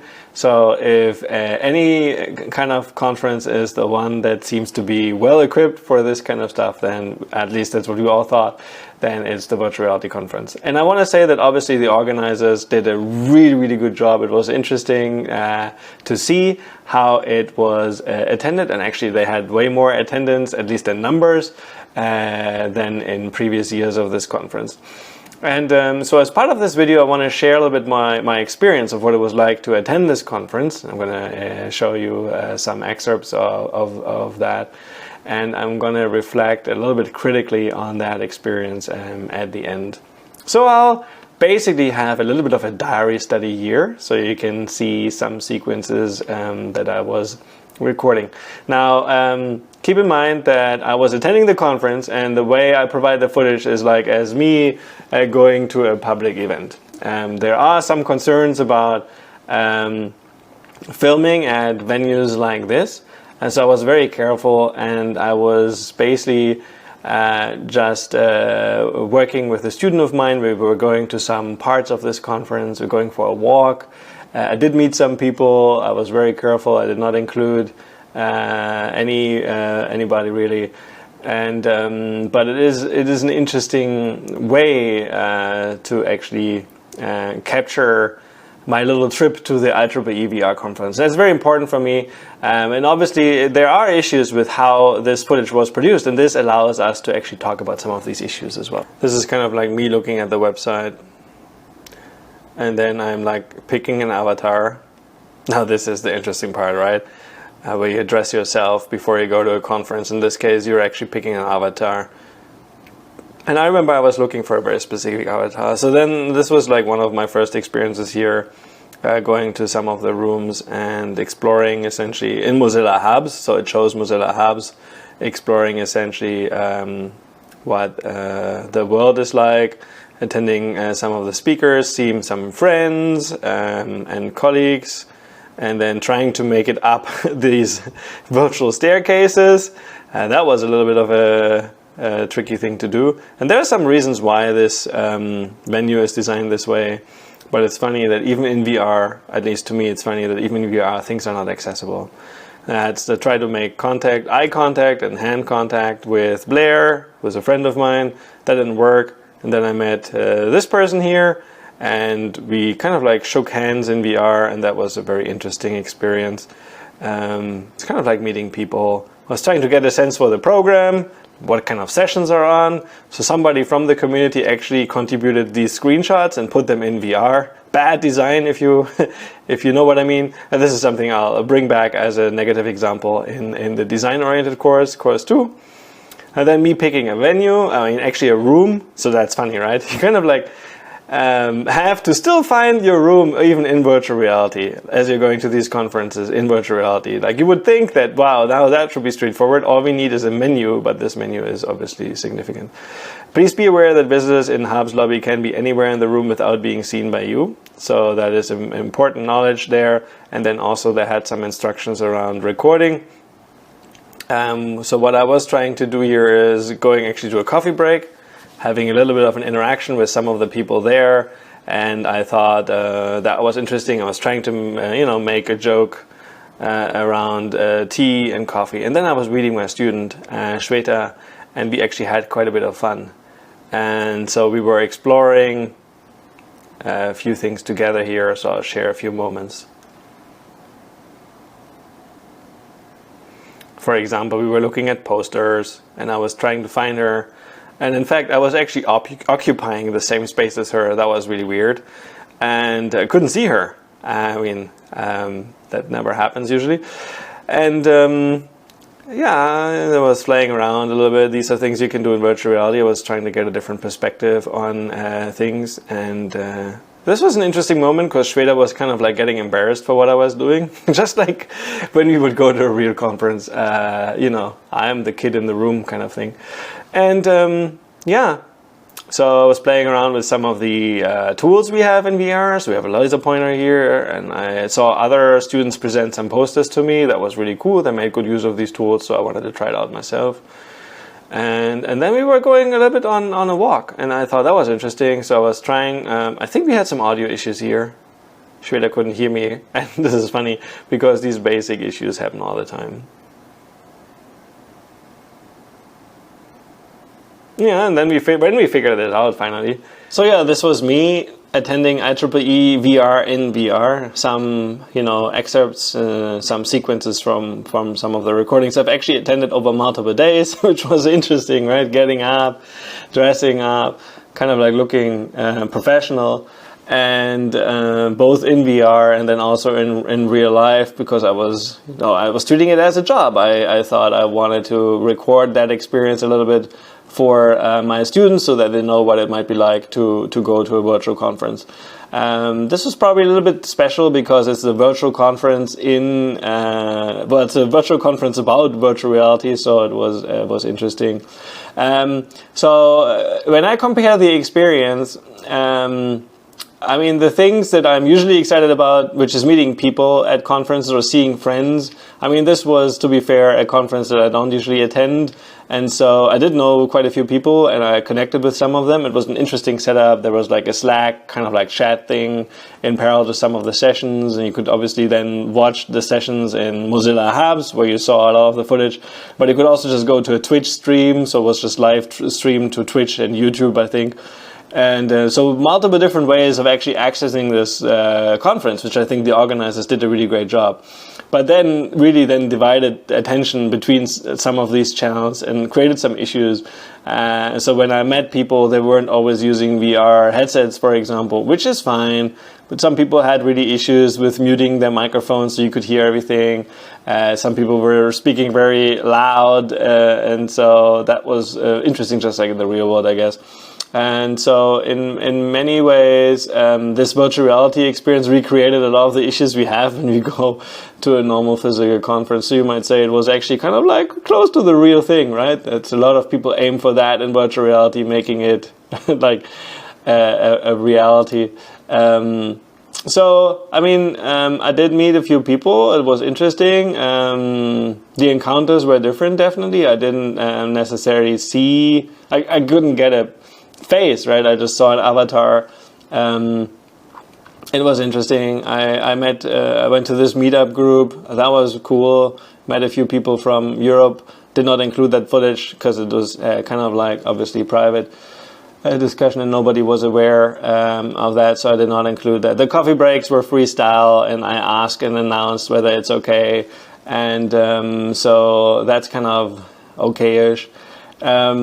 So obviously my whole experience is interesting, both from the impact of COVID-19, the use of XR technologies, and then also like attending a conference remotely, and the fact that there is now footage about this. Like when I go to a conference, I take photos all the time. I take videos. I have some friends and colleagues smile in there, look at interesting sites. And so I was treating a little bit that VR, virtual reality in VR experience the same way. But we don't actually know exactly, like, did I now do something that is okay or not? I was, again, careful with some of the footage. And so this is actually really good for us because we can talk about some of the issues. So I touched a little bit on accessibility. I touched a little bit on equity, like having access to these devices. The software they chose and all the channels they provided allowed a lot of people to participate. Accessibility is and was still an issue, and in many ways wasn't fully solved. But I mean, credits to the organizers, this is still really well done. Privacy and security, I mean, there were a couple of warning signs here and there, but I don't know what other people did, how they recorded, how they participated, and who they were. And then on the social and ethics side, obviously, it was very interesting, very different behaviors in VR. It's not like really meeting people in the real world. I mean, in many ways, that design of that whole conference venue was stupid, right? Why do we go in VR? So the talks were actually the most boring part of the conference because everybody's just staring at this huge screen. And I wonder whether people just took off their headset or never wore one to begin with to attend a talk. However, posters and really, like, posters were some of the most amazing content in this conference. Now, in the real conference, when I go to, I do enjoy talking to students a lot, and I like it when I see other professors also talk to students and go to the posters. But unfortunately, in the real conference experience, posters are usually placed in some very bad location where unfortunately, nobody actually finds them. And actually, posters are often by early PhD students and younger researchers, and so they should kind of like be promoted. They will be the new kind of researchers in our community. So for me, it was very exciting to see how VR actually had an impact in the sense that it made that very cool.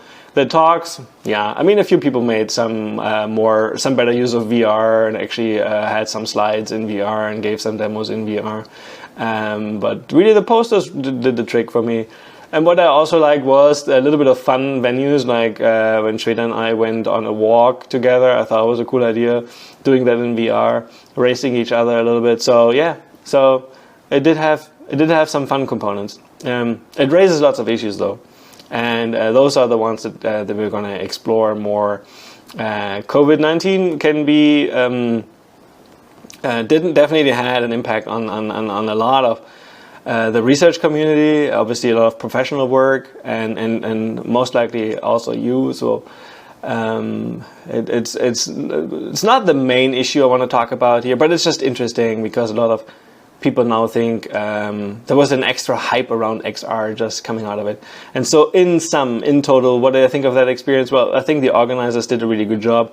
I overall don't think that it was the same experience. It had the same effects on me and the same quality. It was in fact very difficult to integrate it with my real life going on in the real world because it happens in parallel to this virtual conference. So getting up, different time zone a little bit, and actually that was not so much the deal here. But I could imagine for some of the other conferences that I'm going to attend remotely, it's going to be challenging. In any case, I think that gives us lots to talk about, and this is where I want to end.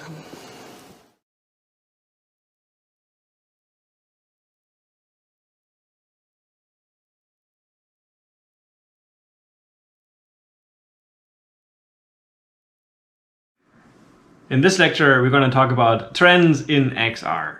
So we're trying to look into the future. We're trying to see where things are going, what are some of the issues. But in this one, we really focus more on an outlook. I have a specific lecture dedicated to issues. There's so many issues we need to talk about. So in this one, we're looking a little bit into the future. And when it comes to these things, it's always important to first establish a frame of reference, or kind of like the coordinate system, if you will. So how does Michael think about things? And given that I'm a human-computer interaction researcher, I really think of it in terms of three main entities: people, tasks, and technology. I use this illustration here, which I have adapted from my colleague Mark Newman, and I really liked it so much. And so it puts people on one side of the triangle, tasks and technology on the respective other edges.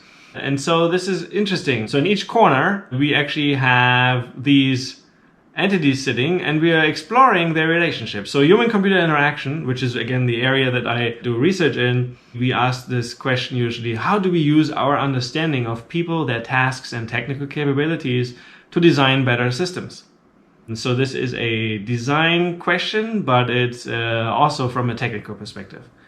And so what is interesting about this triangle is how we can explore different sides of it. So for example, the relationship between people and tasks. What do people do? How can we support them? So in ACI, we often study and observe people before we intervene in any way and think about designing a solution. We really first need to understand the problem. We can also innovate on the people and technology side. So how do people interact? What are the human constraints? And how do we overcome some of them? This area of study is really one that I focus on a lot in my research. And it also directly relates to some other areas of research, for example, human factors engineering. There's really thinking about constraints. So what is motion sickness in VR and how do we overcome this really? It would be a very interesting topic here. Or another one is like text input. So how do we make it possible for users to efficiently enter text on an AR or VR device? Two really big open issues, and I suspect over the next few years we will see more and more research in this space. Finally, there's also the side between tasks and technology. So in this area of research, it's really more like scenario-based and task-oriented, and it really questions the role of technology and user-centered again, but it's looking more at the activities of users and less so on the specific types of users. So in the following, I'm going to explore each of the sides of this triangle a little bit more, and I look at it from each angle, essentially from the people angle, from the task angle, and then also from the technology angle. And we're talking about trends. So obviously in the AR/VR space right now, what we do see a lot is single users. Okay, so you get a VR device, you put it on your head, and then that's it. That's you. Now, of course, increasingly, you have multi-user experiences. So these users could be most likely somehow remote. So it is more likely to see remote users in the multi-user scenario than lots of co-located users doing together a VR application. Now, in classrooms, this happens. I mean, I've seen it here at the University of Michigan, relatively large classes using XR devices at the same time. And so, yeah, we are already kind of like there. But what's the next step from there? Well, it's social, right? The idea that when you go outside, you see lots of people who own and use these extra devices. Now, I'm not sure that we are there yet. I mean, right now, when you go outside with your HoloLens on your head or your VR device on your head, and you shouldn't be walking then, I wonder what would happen. I suspect that society is actually not ready yet. And I also don't think that you will see a lot of other people doing this right now. But it depends on the right technology and the right form factor coming out that affords you to do this, essentially, that enables you to do this. The other observation that I have is that obviously right now a lot of these technologies are very focused on able-bodied users, okay? We're trying to get this right. But in the future, I think it should be any user. People with special needs and impairments, could also be situational impairments, right? Like you're using an AR/VR device in a specific context, like on a bicycle or in a car, really has very different constraints. Well, this is more on the task side, but basically it turns a perfectly able-bodied user into somebody with significant situational impairments. And most AR/VR experiences break. I mean, there's really just no way that you can safely use them in some of these contexts. So this brings me to tasks, okay? So when we design AR/VR experiences right now, we're thinking very... It's quite cute how we think about it. So we can think about it in a seated or tabletop AR experience, for example. We can think about a standing VR or a room scale AR experience. Or we don't have that yet so much, but we can obviously support on-the-go scenarios in VR. So as you're traveling on a train or airplane, I mean, we are beginning to see some of this a little bit. And then obviously world scale AR. Like Pokemon Go is really a thing, and you can walk around and see people play around the world and actually together map out the world. And so gaming and entertainment is something that it's not so exclusive to the living room. We do these things more out in public. And so we can see how these tasks are actually going to be supported on a larger scale. This has a lot of technological challenges as well. All kinds of tracking issues that we need to figure out. Even just like moving from tabletop and seated VR to standing and then tracking users in 6 degrees of freedom in the room and supporting an entire room scale experience, and from an AR perspective to really understand all the objects that are in the room and then augment them, so understand their geometry and maybe also what they are, so classify them. So in order to really enable these tasks meaningfully, I mean, I don't really give examples of tasks, but I mean, the typical scenarios that we often work with are like kitchen scenarios, some kind of furniture assembly, maybe exercising, maybe entertainment in the living room, maybe office work, any kind of productivity scenarios, any kind of virtual or online meetings, remote meetings. Most of these scenarios take place in this configuration. Right now, we don't do too much out there yet. In fact, most display technologies like the HoloLens work relatively poorly outside in daylight. And so that's really something we have to work on. Also, like thinking a little bit more broadly about tasks, context-wise, we are used to designing for a very specific context, a very limited and constrained context. But in the future, you will see applications embed and incorporate more techniques to actually scale experiences. So you could imagine that a user is given a choice, whether they want to run the application here on the tabletop or whether they want to bring it into the room. And then as they maybe go from this room to the next room, or maybe even going to the neighbor's house or whatnot, we will be able to support transitioning these tasks and continuing these tasks. And so we will be able in the long run to support more and more contexts, not just the traditional tabletop seated environment. And again, this will require advances in technology, but also really on the design side. We really need to think this through and give more control to users. Finally, technologies, okay? So here I was thinking a little bit about three main trends that I am observing. And some of them obviously are already quite evident. There are transitions that have already happened. So initially, everything was kind of tethered just because of the computing power. Always everything had to be plugged in or using adapters like with cardboard around the phone. And then we have started to see more standalone dedicated devices. Like the Quest is an example here, the Oculus Quest, or the HoloLens, which is basically a standalone computer. So these are still, though, dedicated AR or VR devices.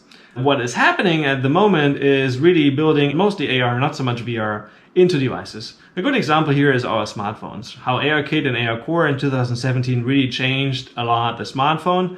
And so we're adding around the smartphone. So we're seeing a lot more built-in technologies. In the next few years, you will see robots coming out with AR. I mean, you will be able to inspect what your Roomba sees and maybe guide them. And so using AR technologies, I mean, the robotics world in general is very close to augmented reality. And so these technologies will benefit. So more and more cameras and sensors. I mean, LiDAR, which used to be a very expensive technology, is now built into the iPad. And so that's an interesting new trend. More and more cameras in the iPhone, for example. I mean, a few years ago when Google came out with Google Tango, it required a depth camera on a smartphone and additional cameras. And that's why it actually died, because most manufacturers couldn't afford to do this. I mean, afford not necessarily financially, but from a design perspective. So that really killed it. And so then the software-based version of Google Tango is in many ways Google ARCore. So now that's happening. And Google has actually been very careful with how many cameras they put on devices since then. And so now Apple is in this space and actually like adds more and more cameras to the iPhone. And in the next few years, we will see actually devices coming out with all kinds of sensors and cameras. And so we will see more of these built-in technology trends. So my second trend is actually closely related to the first, from tethered to standalone to built-in, which is from hardware to software and now also to actually computation happening in the cloud. So the example that I'd like to give here is ARCore and ARKit. Obviously, this is a form of software-based, built-in kind of AR that we now have in smartphones. It used to be that you required additional cameras. So Google started out with Google Tango and they put in a depth camera, essentially like kind of like a Kinect built into the smartphone. And Google Tango was like this relatively interesting and promising, really promising project actually. But then it died because nobody wanted to have all this hardware in the smartphones. And so there were only very few adopters. Lenovo and Asus were like two of them producing Google Tango devices. So then they kind of died. And then ARCore came out, which was really a software-based solution. I mean, to be fair, ARKit came out first, and then 3 months later, ARCore came out. So Apple versus Google in 2017 was an interesting summer for our research team, let's just say that. And now we are at the stage where, I mean, we are really good with the computing power we have on mobile phones and desktops and all that kind of stuff. But there's only so and so much you can do on a single computer, no matter how many cores you have. And so what you're beginning to see now is more and more cloud-based computing. That means that goes obviously is a lot of data transfer and storing things in the cloud, like mapping out the world building an AR cloud.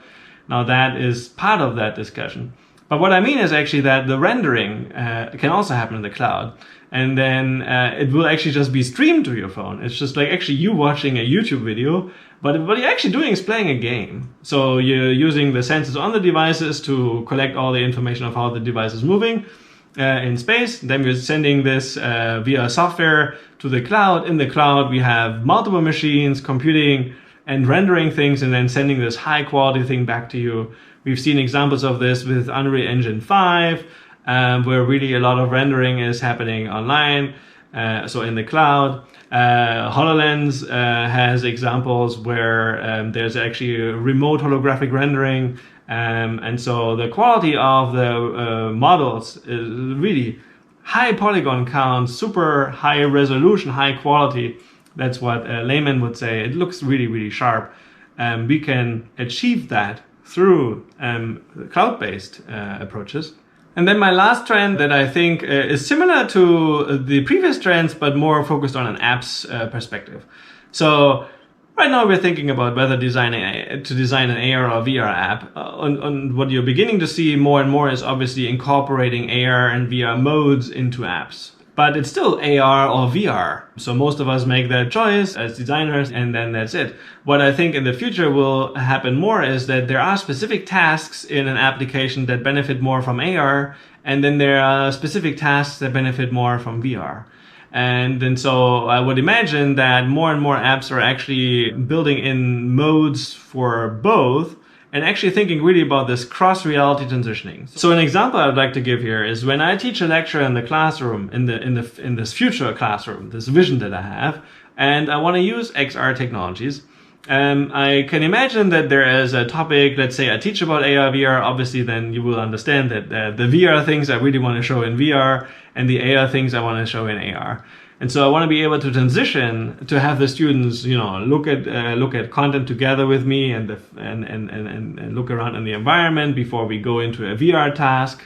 It could be a VR-oriented design task where we really want to have all the degrees of freedom and this high, field of view and really designing like crazy. And then we might actually later in the lecture we might switch to AR. And right now, we need to find specifically different apps. There are painting apps designed for AR and painting apps designed for VR. Nobody really thinks about bridging these realities yet. I do think that in the future, we will identify, it's more like at the app level right now. It's either an AR or VR app. But in the future, again, as I say, there will be within an app, or experience. I don't like the term app actually too much, but anyway, there will be tasks that we support with AR or VR modes. And I think what this will lead to is that users, depending on their current task, but also their preference, will be able to choose, and obviously also their context. So will be able to choose whether they want to use AR or VR. And now that's going to be very powerful. Because then we can actually really enable productivity scenarios, and we can be productive in different kinds of contexts. Now, obviously, this can also be scary because, productive anytime, anywhere. We don't want to go there necessarily, but on the other hand, it would be interesting from a technological perspective.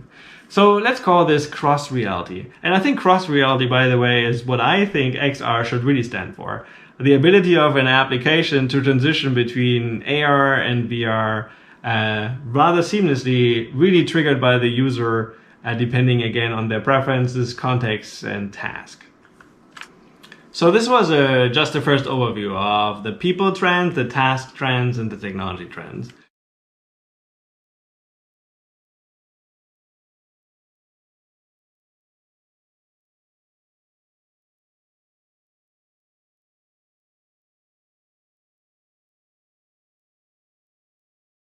So now I thought I'm going to expand on each of these technology trends a little bit more. So from tethered to standalone to built-in, we really started out from tethered VR AR headsets, so Rift and Vive. And then in the AR space, maybe one example is Magic Leap. Chronologically, this may not always be correct, but now, at least for a few years, there was this trend around smartphones, okay? So we brought out Cardboard, there was Gear VR and Daydream, which are actually both dead now. Google and Apple pushed both smartphone-based AR with their AR Core and AR Kit platforms. A new wave then happened, which is standalone VR AR headsets. So the Go and the Quest come out, and they're actually like really mobile. They need to be charged, but they're self-contained computers. The latest and most recent trends are really into integrated VR and AR capabilities. So some early examples of this are spectacles and focals, which are really just like glasses on your head. Spectacles didn't actually have a lot of AR capabilities. It's just basically a camera on your head. And the idea was to really learn how that might work from a user perspective. That's at least what Snapchat said. And Focals, really, which was acquired by Google, and it's going to be interesting where they are going with this, but it was essentially just glasses. In many ways, it was similar to Google Glass. It didn't have a lot of AR capabilities yet, but Google is already with Glass in the space. So I think we will be beginning to see more and more of these built-in glasses and contact lenses in the future. So on the second technological trend, from hardware to software to cloud-based, here I already gave some of the examples. I'm going to expand on this a little bit. So we obviously have seen dedicated XR hardware, so Google Glass and Tango, and then Kinect and motion capture suits. This is really more like, in the larger space of XR, obviously this is also used in other contexts, so like filmmaking, etc. But we have now seen a trend towards software-based XR, so ARKit, AR Core. But there are also lots of frameworks out there that we should really associate with these technologies. For example, human pose gesture recognition frameworks like OpenPose, PoseNet, and BodyPix.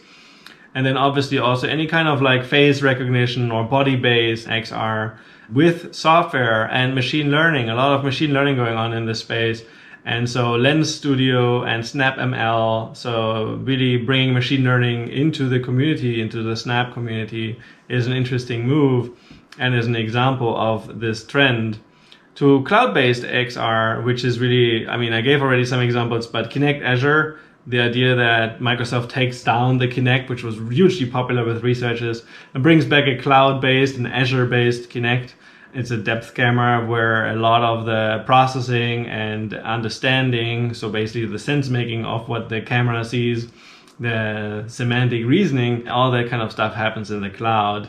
HoloLens has remote rendering support. And so my last example here is 60AI and Niantic. So 60AI was really an interesting startup that was really focused on 3D reconstruction on smartphones and really rebuilding the world as they see it. And it's an interesting move, obviously, from Niantic, which is behind Pokemon Go, to acquire that company and bring in this talent and knowledge into the company. So it will be interesting to see when Pokemon Go players map out the world for us. Not for us, for Niantic and therefore Google, how that will actually play out. And well, this is still an interesting example of this move from hardware to software to cloud-based. And so on the last trend in technology, when I said from AR or VR apps to AR VR modes in apps, but still AR or VR, to actually supporting cross reality, so transitioning depending on task, context, and user preference. So examples here are obviously dedicated VR meeting apps like AltSpace or Second Life, AR furniture placement, IKEA Place, Wayfair, and you have all kinds of other examples there. Google Earth and Google Lens are really VR and AR specific examples. And they're dedicated apps, right? So Earth is really like exploring the world in VR, and Google Lens is really showing you, identifying objects that you're pointing at with your camera.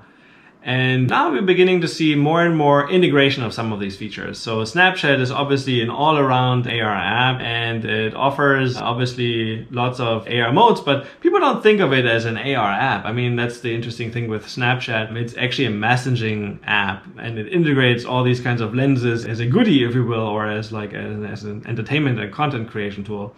And so that's smart. Amazon Shopping has adopted AR furniture previews or any AR product previews in view in your home kind of thing, view in your space kind of thing.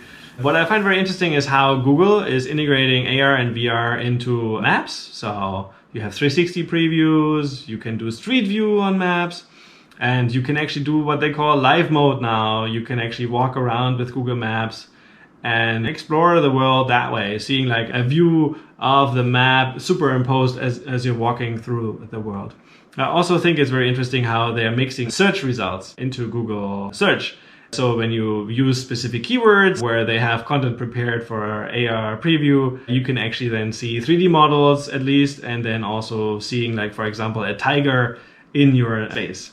And then we also have examples of apps that are supporting both AR and VR. One that I think is promising in this space is actually Spatial. Spatial is a virtual meeting and conference app, if you will, a meeting room that can be in VR or in AR. And in fact, users can use different devices. And so that is interesting. And then a lot of the ongoing research in this space, for example, one project that I'm working on, or I have been working on with Mozilla, is XR browser for a while now, where we're really exploring, when you're browsing, how to transition into VR and AR modes and how existing web apps and websites would need to be adapted. What kind of support would we need to provide in the web browser? So this was an overview of the trends in XR. We looked at it from the people angle, from the task angle, and then from the technology angle. And obviously I expanded quite a bit on the technology angle. This was important because I wanted to think about these issues from all these different angles. But when it comes to some of the understanding the reason behind some of the issues that I bring up, it's important that we get to see more about these trends, and specifically in the technology area. So for the rest of the week, we're going to talk more about these issues, and you can have more of a discussion around some of these trends. But I really want to bring up the issues. And what is interesting is none of the trends at the moment indicate that there will be fewer issues. There will actually be a lot more issues, right? We're moving from on-device to in the cloud computing. We're building everything we're fabricating AR into everyday lives. We will be integrating it into our clothes in the future. I mean, we already have body cams in kind of like in a lot of settings, not just the police wearing them. And so there will be very interesting issues just as a result of some of these new trends as well. And obviously with machine learning, we can do so many things. I only showed a little bit of body pics, which is based on TensorFlow, which is a way to do machine learning. It's a library, if you will. And yeah, so obviously that we can look at a photograph and see that there's a person in there and detect the gender, leaving racial bias aside, which we often have in current computer vision technologies.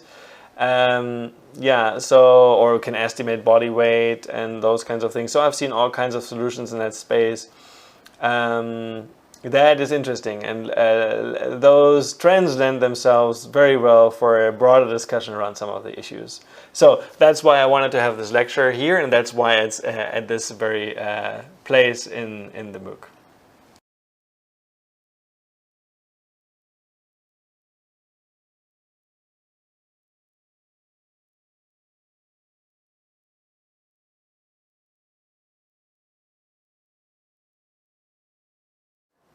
Welcome to this lecture on key issues in XR. I thought we should really bring up and discuss some of the important issues in this space. There's actually a number of issues. We've talked so far a lot about the concepts, the technologies, the trends, some of the opportunities, if you will.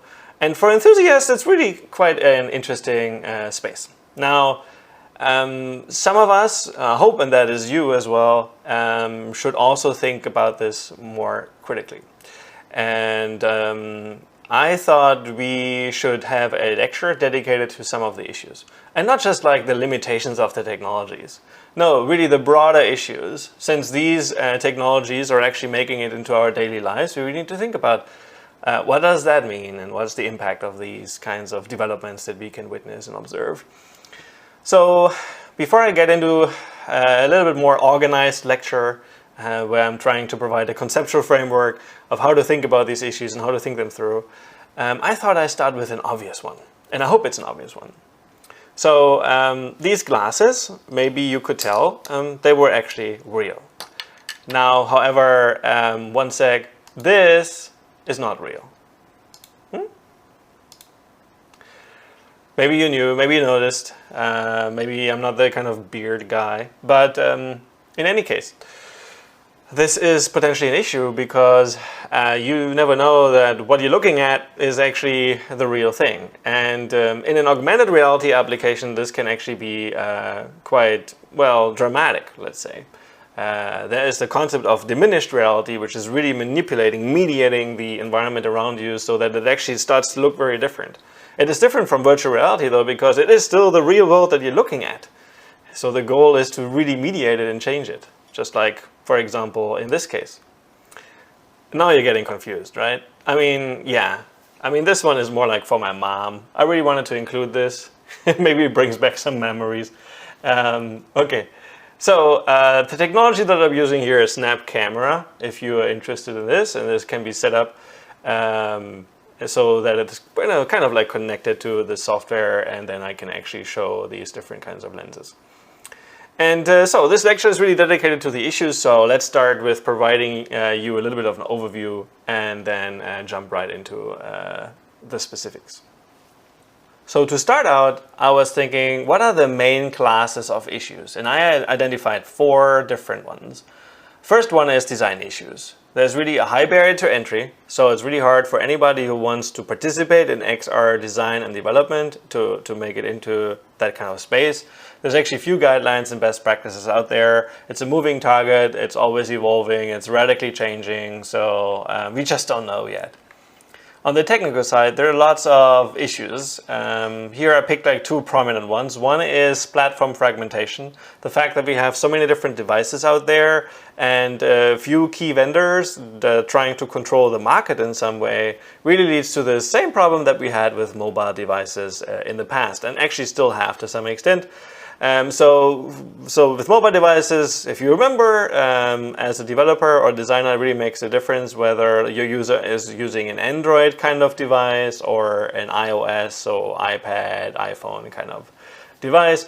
And most of the time you actually have to create specific apps to each of these kinds of platforms. And with XR, it's the same thing. I mean, we have a number of cross-platform solutions now, but there are still these vendor-specific device SDKs that really give you the latest features, access to the latest features, and it really takes some time before these features make it into some of these solutions around Unity or Unreal or even WebXR, which we're going to talk more about in the 3rd course. There's obviously also the issue of device limitations.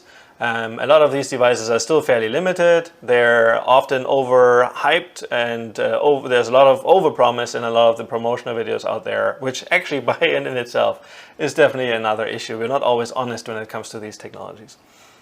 The 3rd class of issues, I would say, is those that have to do with user adoption. XR, AR, VR, still fairly unknown. It feels very unfamiliar. I mean, it's not the standard interface we use on a daily basis, right? It's not like a website, or if I took away your mobile phone, you would probably miss it. If I took away your Quest or your HoloLens, if you have one, it would probably take you a little while before you realize it's gone. You don't actually depend on it yet. And there's obviously the larger issue, which is really important, issues to do with accessibility. What I mean by that is that there are people out there that are that usually benefit from screen readers and other kind of software to make applications and user interfaces more accessible to them. And in the AR VR space, we're really doing a poor job so far, basically excluding this whole important group of users, and that is really, it is very annoying to me because it also directly impacts this whole teaching experience here. It's very hard for me to make sure that we can all make it through the exercises that I have thought of in the honors track. The tools that I wanted to use are actually not, while they are really widespread and actually enjoy high adoption, like Unity and Unreal, they're really difficult to use. And so accessibility is an issue, and equity obviously as well. So most of these technologies are still very, very expensive. There's a high cost associated with them. If it's not the actual device in itself, when you buy it, if you can afford the $400 to $500, that's fine. There's still additional costs, like you learning all these things, setting up the equipment. And so equity is really an issue. Like, for example, if I want to teach a class and let's say, oh, let's all look at this together in AR or VR, like, how do I do this? Most environments are actually not equipped at this stage. And then finally, obviously, social acceptance. I mean, let's say you're an enthusiast, and that's great, and let's say you get some cool device and you walk around outside, and then what? Like, what are the people around you going to think? There are lots of actually ethical issues and social concerns. If somebody walks into a cafe with a virtual reality headset, what do you think? If the pilot says, hey, good morning, this is a flight to Seattle, I'll welcome everybody on board. By the way, this is my first real flight. So far, I've only been trained in virtual reality. I mean, yeah, I mean, we do have flight simulators already, but I mean, would you trust that pilot? I don't know. So these are really some interesting questions that we have to, well, really concern ourselves with and think through. Finally, and this is a big class of issues that's like everywhere, privacy and security. It's a really big issue, and so I'll shed some light on each of these, but I think these are the 4 big classes. I'm sure there are additional issues, but this is what I came up with as I was thinking through some of the issues and preparing this lecture. So I thought we could start by looking at AR and VR from a technology perspective, and there are a number of issues that are shared, and I think many of these issues we're actually really making good progress. So realism is something that, I mean, we're starting to relieve some of these experiences. We were starting to feel present in some of these experiences. Many of them are clearly immersive. We do have relatively good support for natural interaction, so that means gesture and speech, so body-based interaction, if you will, as opposed to mouse and keyboard and indirect. Manipulation, we have a lot of direct manipulation. We do still have the controllers, but even that feels kind of natural. So we're also making good progress on the spatial mapping side. I mean, this is more like a focus in the AR world, like mapping out the environment around the user so that we can really augment the experience. But also on the VR side, we really have to do a better job. Oculus is starting to show some obstacles that it can identify in the room, because in a VR environment, these things that are in the way are actually not only disruptive to the user experience, they're actually very dangerous. So spatial mapping, I think, is something that we shouldn't just associate with one of these technologies. We use it a little bit different. So in AR, we use it for occlusion in some of these things. And in VR, we really, we want to avoid danger. We want to make sure that our users are safe in both AR and VR. But in VR, this can really be an issue, given that your view is occluded by the headset. Object recognition is something that we're also improving. So we have a little bit more semantic understanding now. We know this behind me is a wall. This is maybe a shelf. I mean, this is already getting hard. But if you look at some of the more detailed examples that I showed, like Google Lens, for example, I can bring up a number of objects in front of the camera, and the camera will relatively reliably tell me what kind of object it is. When the object is moving, it is hard. Do we know whether an object is dangerous or not? I mean, we can figure out whether it's moving. We can probably find out the trajectory and velocity, and we can probably warn users, but at this stage, we actually don't really have that kind of stuff built into these technologies just yet. It would be very useful though. On the VR side more specifically, so we're actually making quite a good progress in terms of haptics. There's a number of controllers out there, like kind of gloves. It's like exoskeleton. They really attach around parts of your body and may even support you, provide haptic feedback. So kind of think of it kind of like force feedback, so that when you touch something in virtual reality, it feels like real. Locomotion, yes, I mean, we can walk around in VR. We have 6 degrees of freedom tracking now, inside out, so we don't have to put anything in the environment anymore. So we're definitely making good progress. We're having more and more advanced techniques in terms of redirected walking, so that we can actually create larger virtual experiences in smaller physical spaces just by tricking essentially the senses of the user, but in a way so that it's not evident to the user and it's a little bit surprising, and so it's still kind of okay.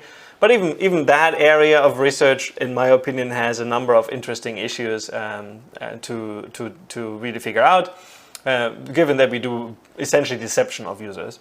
So now we're talking about AR specifically. So perception refers to all these classes of issues that have to do with how we perceive things when we're looking into an AR interface.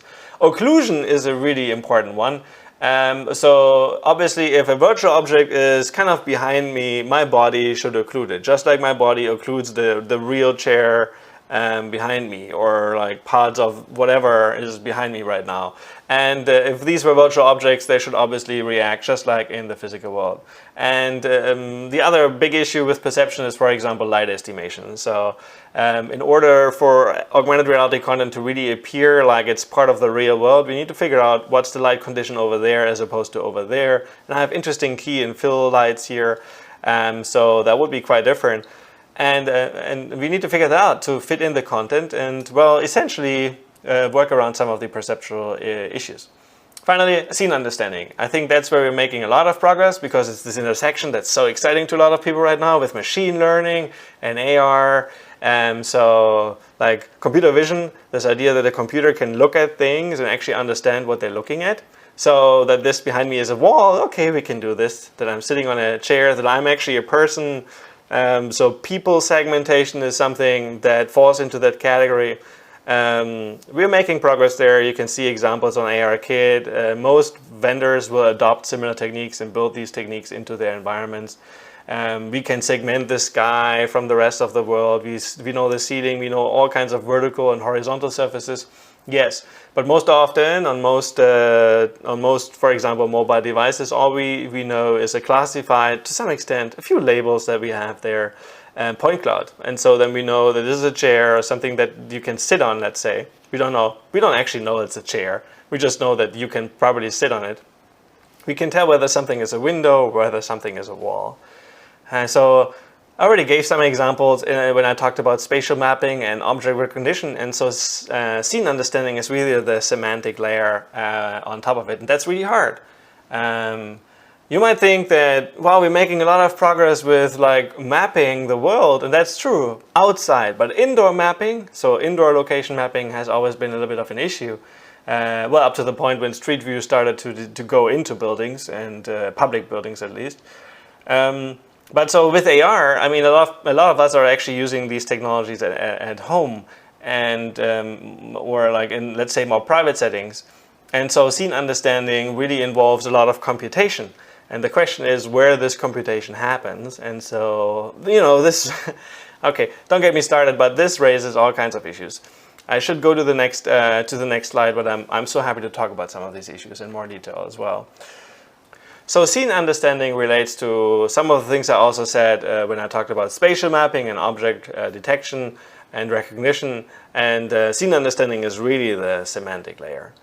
But these are just the technical issues. So I said we should also look at some of the broader concerns that are out there, and those are the ethical and social concerns, ethical concerns that you might have, but then also ethical concerns in the sense of like, what if you use these technologies in a more public setting? So what are the social concerns there? We're going to talk about that a little bit. And then accessibility and equity, a huge class of issues. I already said that, but I want to expand on that a little bit. And then privacy and security. So these are some of the three, kind of like, depends on, I've grouped it into three, but there are more like 6 kind of really big sets of issues. And I want to have a little bit of a discussion around each of these, especially in the honors track. I've prepared a few exercises. We're going to look at a few cool video examples in each of these. When I say cool, I mean cool because they support the learning experience, but some of them are actually quite not cool and quite scary. And that's really to poke a little bit into the ethical and social concerns side of issues. So I mean, if you've seen Black Mirror or some of these, like Upload or some of these movies and series are actually quite interesting, how in film at least we are processing the impact and actually some of the evil or potentially bad directions of these technologies. And it's important that we really think about this.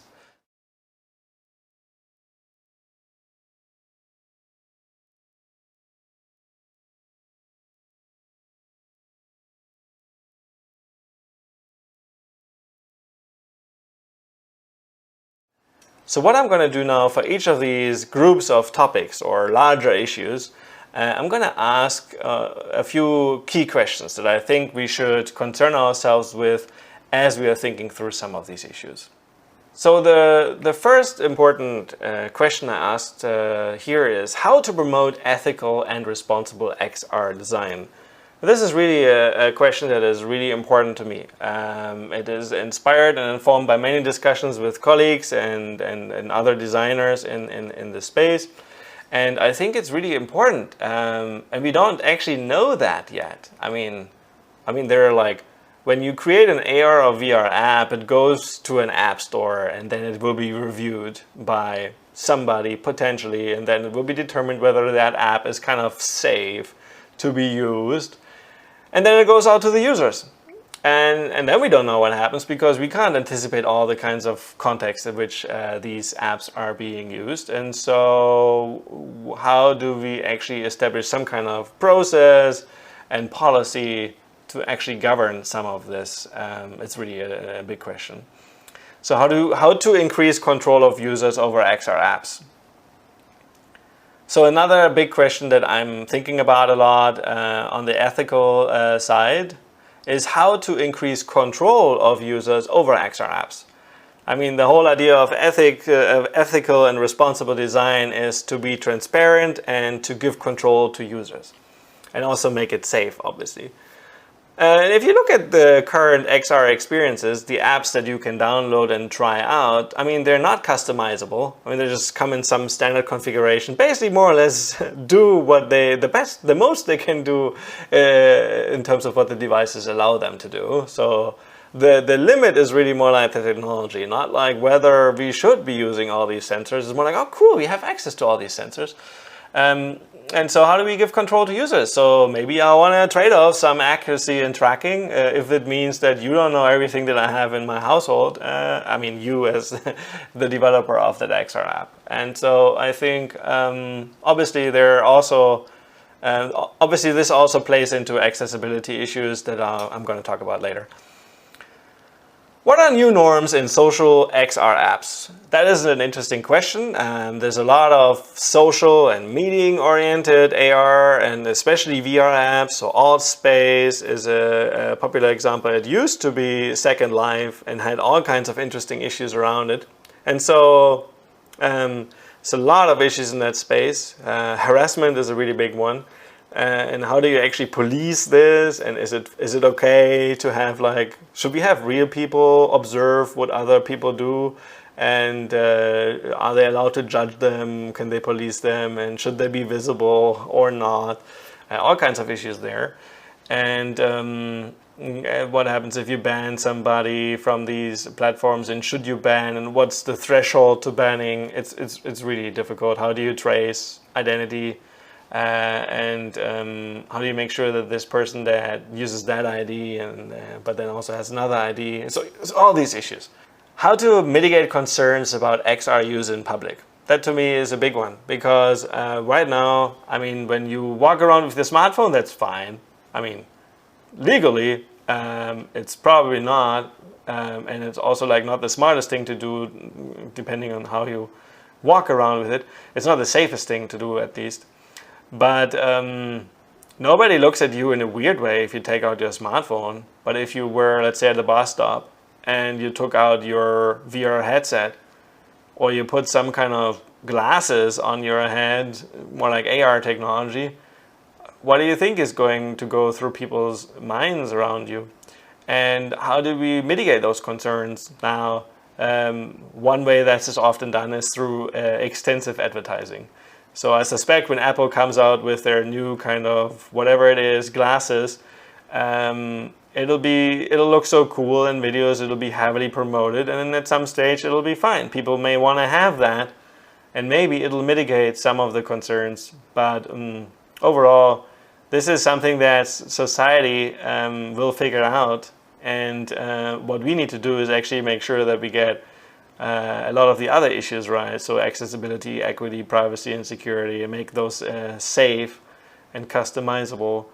And maybe then trust into these technologies will increase. Also, a big issue is, and I'll bring it up in a second, is actually what happens with the data that's being collected and who processes it, who has access to it. And I think that who question is a really big thing. If you're a fan of that who company, then it'll be fine for you, but it may not be fine for others. And so that's something to really think about.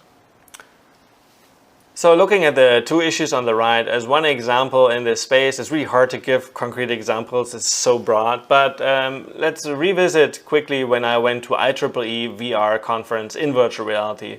So this was an interesting experience because a lot of people knew, okay, this is one of the first now remote conferences due to COVID-19. This is obviously a conference where people are very enthusiastic and interested and supportive to some extent at least of these technologies.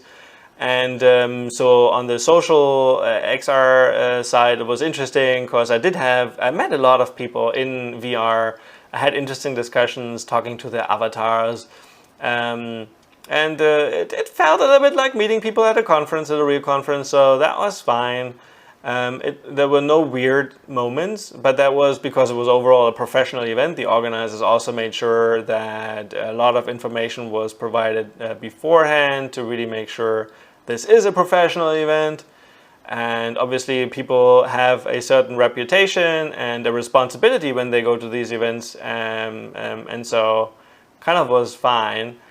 I'm one of the users of these VR devices. I didn't use it all the time, so I saw a lot of people overall, though, that didn't use VR devices. I'm not sure whether it has to do with them having specific concerns about these technologies or just like because it's very tedious and cumbersome right now. The way it was set up was, lots of little virtual reality rooms limited to like 20 people or something.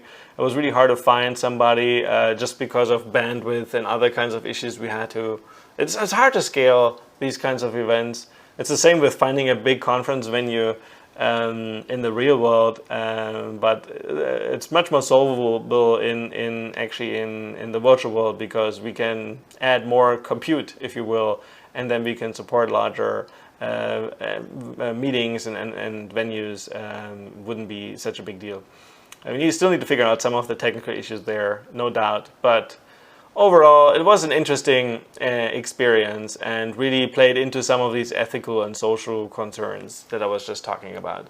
So one thing that was also noticeable with the VR conference was that actually virtual attendance was a lot higher. Normally, this is a venue that is limited to, 400 to 800 people, and this time they had many more. I've never been to VR to this conference before, and so in many ways it actually had some interesting impact on the shape and the scale of the conference, and so maybe because the barrier to going there was relatively low, it was for free as well, and so it kind of attracted more people than usual. That doesn't mean that these XR technologies are now enjoying more acceptance automatically. Shouldn't be interpreted this way. It's just interesting moving these venues into this kind of like online format and supporting it with relatively state-of-the-art virtual reality technologies actually did have quite an interesting impact on how this whole conference played out.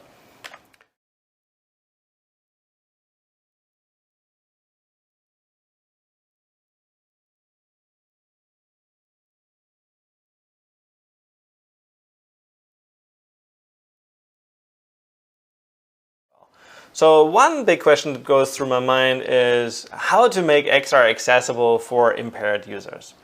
This is really a big one, and maybe the one that people think about initially when I say XR and accessibility. Oh yeah, how do we support people that are not using their visual sense primarily? Like virtual reality is essentially all about the visual and the AR experiences that we're designing these days are also predominantly visual. We have relatively poor support for users with visual impairments. We, in fact, don't actually really design for them at this stage. And how do we make it accessible? So that's a big question. One of the projects I liked in this space is Seeing VR. It's a research project by Microsoft Research, by actually some colleagues and I would say friends in this space. It's human-computer interaction research, and it's really quite impactful. It's a toolkit targeted at developers to check their applications, whether, like basically you can try out different kinds of seeing modalities, so different kinds of impairments can be simulated to some extent. And you can check against those and make sure that you're kind of like adapting your interfaces in the right way. I think that is a great example of a tool and an effort. It's really a research effort where we need to see more of. The other big question in this space, so I'd say accessibility, is really two things. Like, how do we make XR accessible? And then how do we use XR to increase users' abilities? That's a little bit different, right? Now I'm thinking about giving vision to people who may not have good vision right now.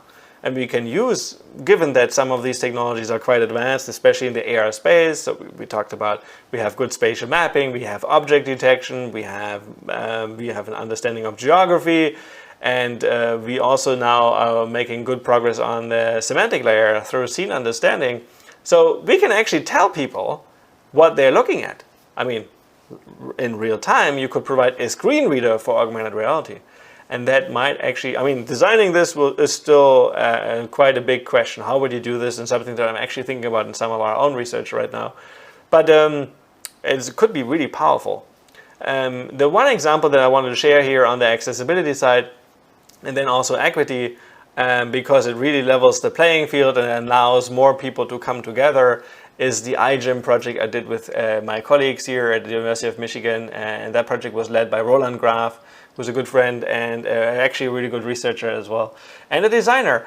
And so this was a great collaboration. So I'm going to share a few insights from iGym here. So iGym was really this application that Roland and Hansuk, a professor in computer science, have been working on. So it was designing an augmented reality floor projection system. iGym with the idea inclusive gym, so adaptive sports, so allowing children in wheelchairs to play against other children in wheelchairs, both manual or powered wheelchairs, we designed for both, and then also play against able-bodied children. And so we had the most interesting user studies, and that was really my role, like how to help design, evaluate, assess the experience, how to make it fair, the whole study design, and then we actually had other people helping with recruitment. So we brought in a few families, and so basically they came with their children and they were in wheelchairs, and they brought a friend or brother or a sister along, so some siblings, and played around. And we did it in a traditional kind of like user study style, where we really thought this through, how to play against each other. There's some kind of training involved. There was actually a whole algorithm that would help adapt the system a little bit. So balancing was really an important issue, and we actually didn't get it right completely. It was a little overbalanced.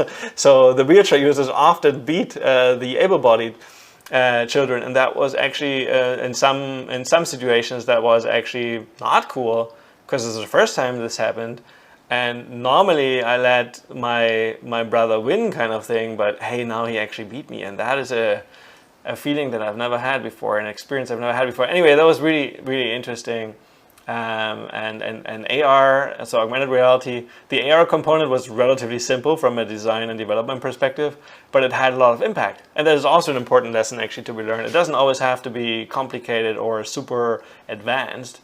A little can do a lot sometimes. And so I do think iGym is a cool example where we used augmented reality and some additional means. We had like a kick button so that you would basically expand this circle around you, this peripersonal space around you, to be able to kick the ball virtually, even if you can't use your feet that way, or your arms.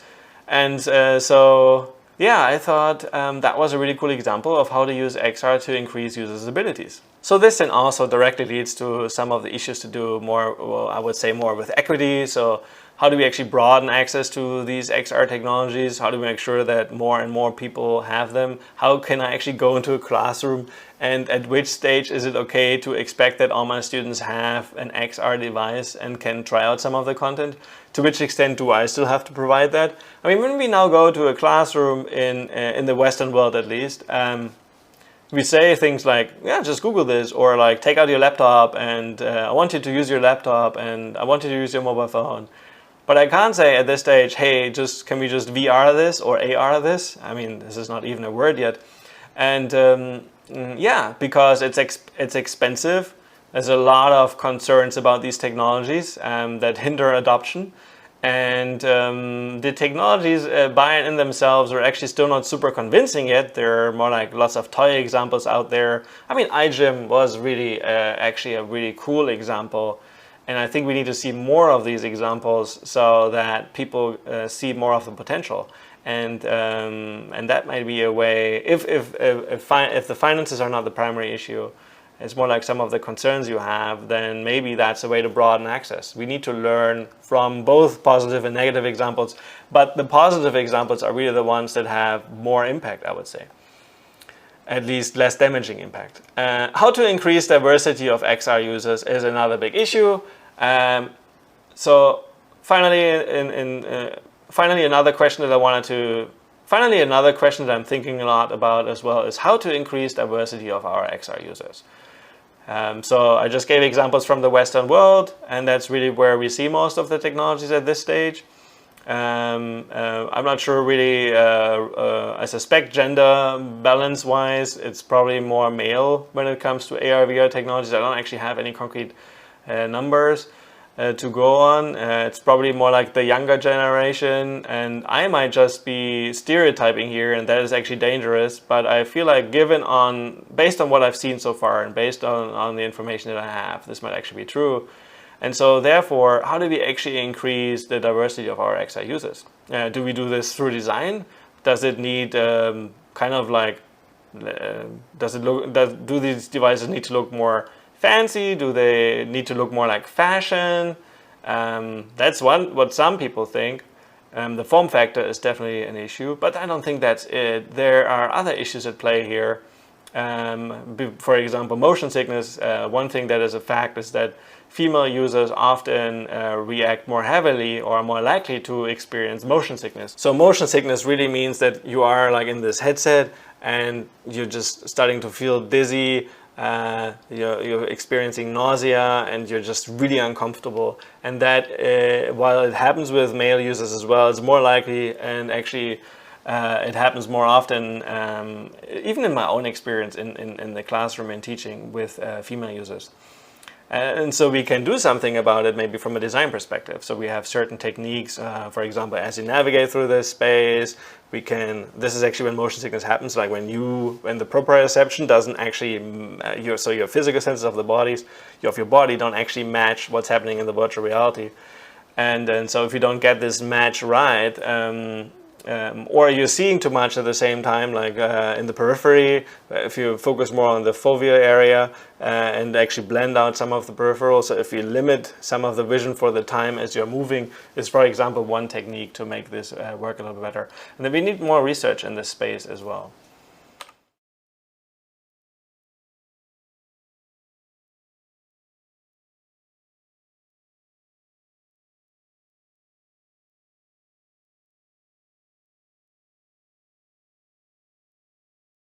So the last big topic area is around privacy and security. So when I say privacy and security, I'm thinking about some of these questions. So how to communicate what data is actually being collected? That's really a big question. I mean, I can show you kind of like a consent form, like terms of service, and you scroll forever before you're like opting into that experience. But do I really inform you? Is that the best way to communicate? How often should I ask for your permission? Lots of issues there. Is there kind of like a standard interface, or should every application should figure that out for themselves? One thing that I can see with Mozilla and some of the efforts they're doing there in the XR space when it comes to making Firefox or versions of web browsers more XR capable is really thinking through, how do we communicate to users? How do we ask for permission for access to the camera? How often should this access be granted? And what's a good way to ask it? But it's still relatively technical, because most people don't really know what that means. What do you mean you need access to my camera? Okay, so what do you actually then see? Just the photos? Oh, you can actually do live 3D reconstruction of my space, identify every brand I have in here, and estimate the worth of all the objects around me? Yeah, you could do that. Is that the data that you're collecting? So that's a big question. How to prevent the XR app from seeing sensitive data, right? So when you walk around with the HoloLens on your head, it sees everything you see, and actually more, because it actually has cameras going, it has wider vision than you. Even though the field of view, what it actually can augment, is really small. Don't get tricked by this, because the cameras actually see a lot more. They need to scan the environment around you. That's not the same as the field of view. And if you didn't know that, then that relates back to the first issue, which is how to communicate what data is being collected. Anyway, how to prevent the XR app from seeing sensitive data? Yeah, could you just like occlude it? Could we have some brushing techniques? So I was thinking a little about this from a design perspective. Could you blur out things? I mean, people always say, oh, we just do obfuscation at the source.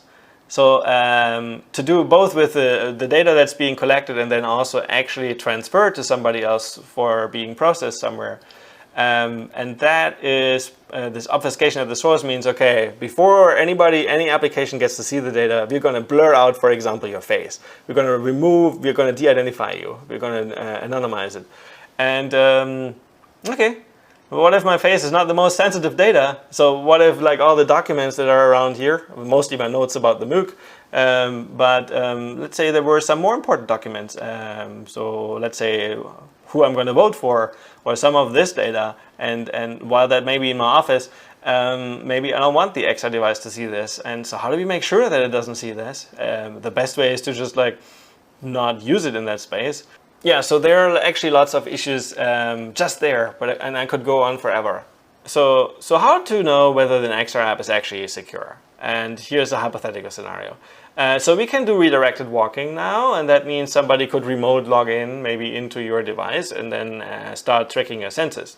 In the future, the FBI or CIA may actually do this, and some kind of secret service somewhere else in the world may actually use this to kill somebody, right? We could just navigate them into obstacles. And scary thought again, but it is something that could happen, and that is the worst case scenario in many ways. But we really need to do a good job of building in safeguards, some kind of control, and maybe some kind of ethics board in general. Something on, when I do a new research study, I mean, it has to go through a review process, and that is really experts, and that is conflict of interest free, which is also very important, because they're just making sure that I'm doing a good job, and that I'm, that the users I work with are not at high risk, and that it's safe to participate in my research. And we should really think about XR the same way. In fact, in course 2, when I talk about the design ethics there, and I bring up some of these issues again, that is one of the approaches that I suggest, that we think it through from a kind of like an ethics review process perspective. Finally, how to develop safe and secure XR apps. This is also really like, we need more knowledge there so that we can guide designers and developers better.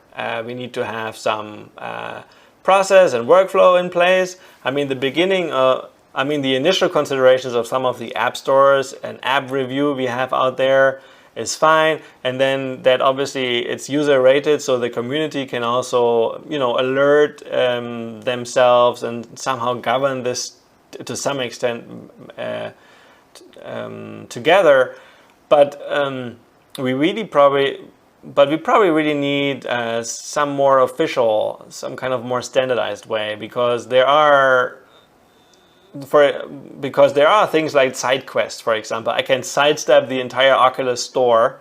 I can download any app I want that may not be secure, so I can just download the package directly on my Quest if I want, just using a tool called SideQuest, for example. So even if we have lots of things in place around the App Store and maybe controlled by Oculus to some extent, there will always be, it's kind of like in Jurassic Park, right? Nature will always find its way. And so this is also how it is in this space.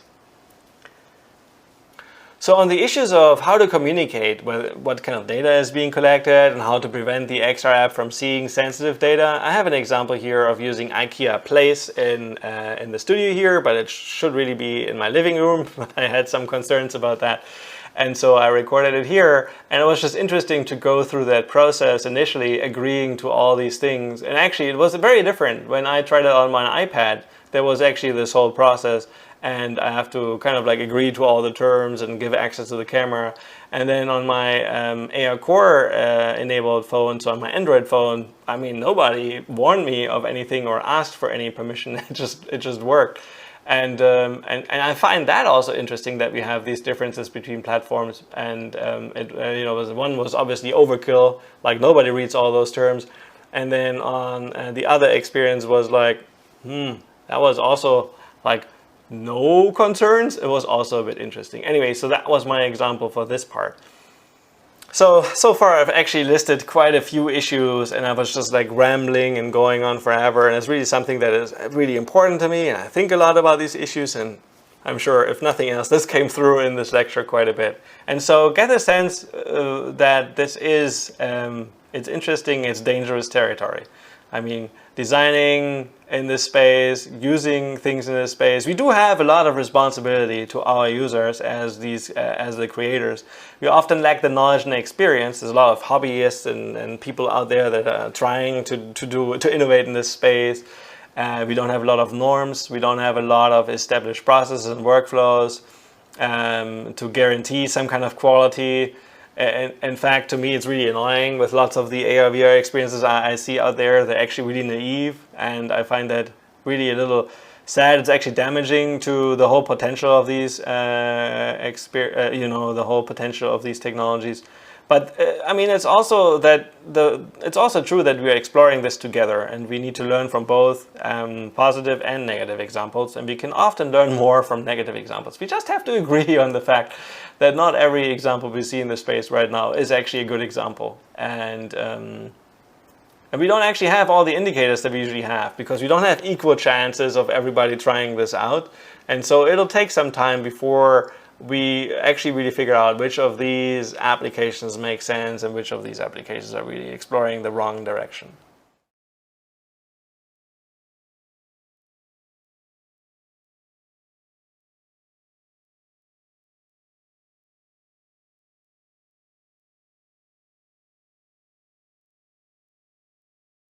And so as a next step, I'm going to think through some of these issues and actually provide a little bit of my view on how to maybe address some of them. I will not be able to cover each of them. I was going on forever.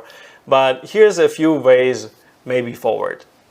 So one thing you've noticed is I've talked a lot about mobile and web and all the issues we have there and how we essentially replicate them in this space. So apply the lessons that we've actually learned from mobile and web rather than repeat them.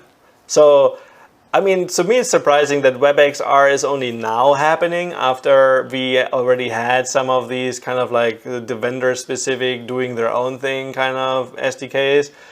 So I mean, surprising and not surprising. Obviously it's not surprising because this is how the business world works, and obviously you push for it and market share, I understand.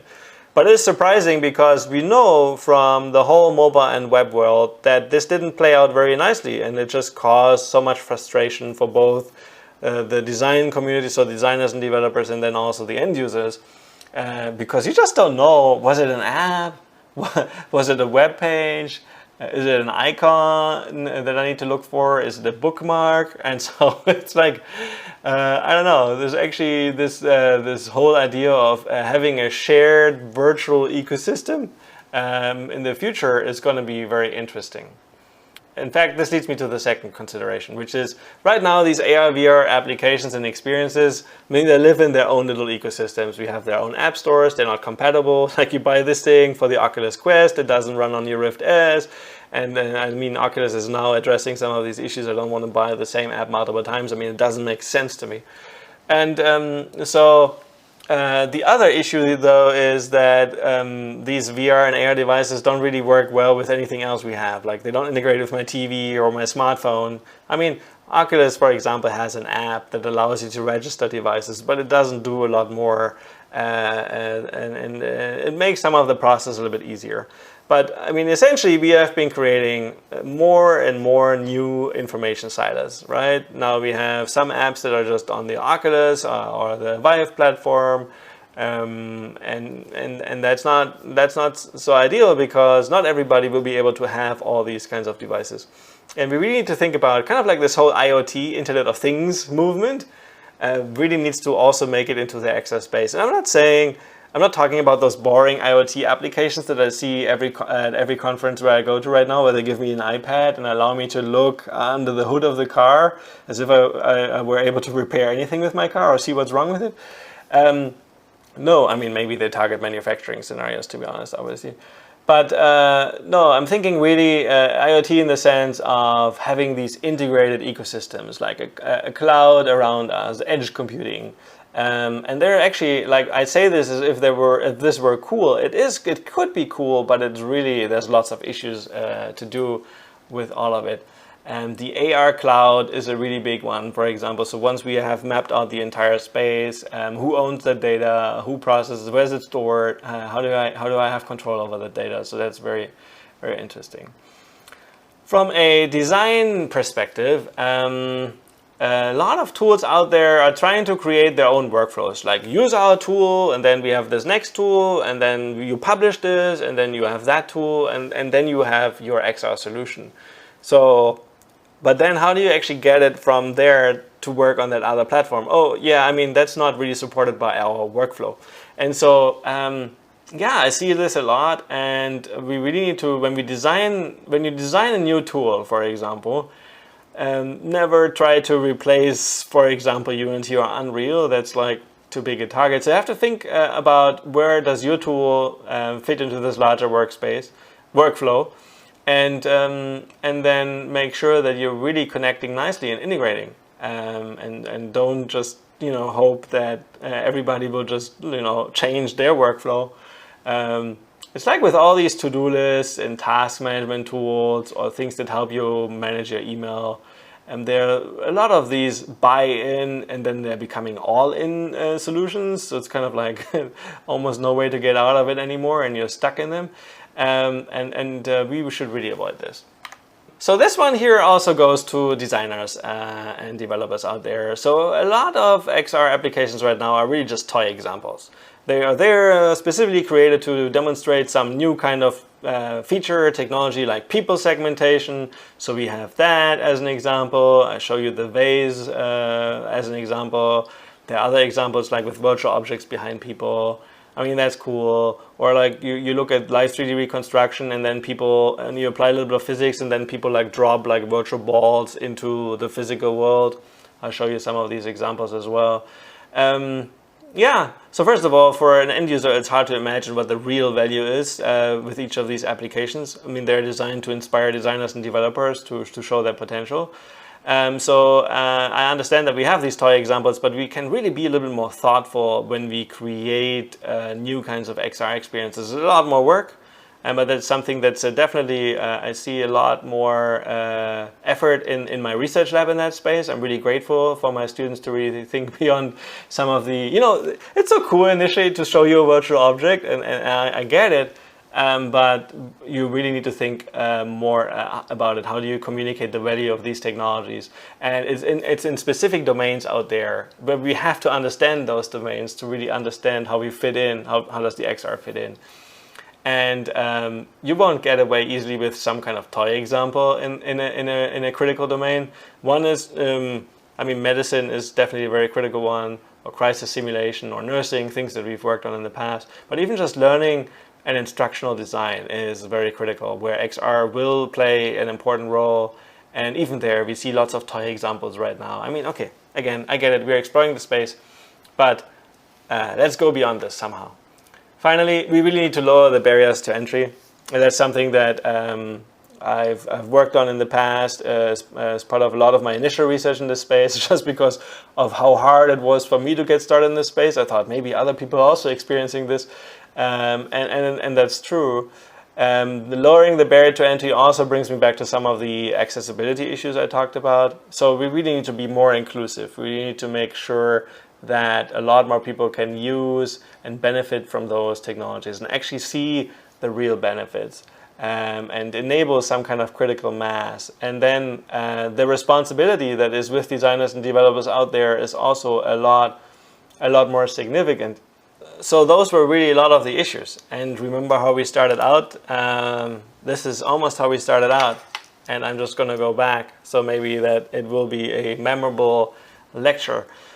talked about a lot about the issues. Obviously, you could probably see how important they are to me, how engaged I am with some of these topics and issues. I just wished that more of us were able to dedicate more energy to this space. It's really, really important.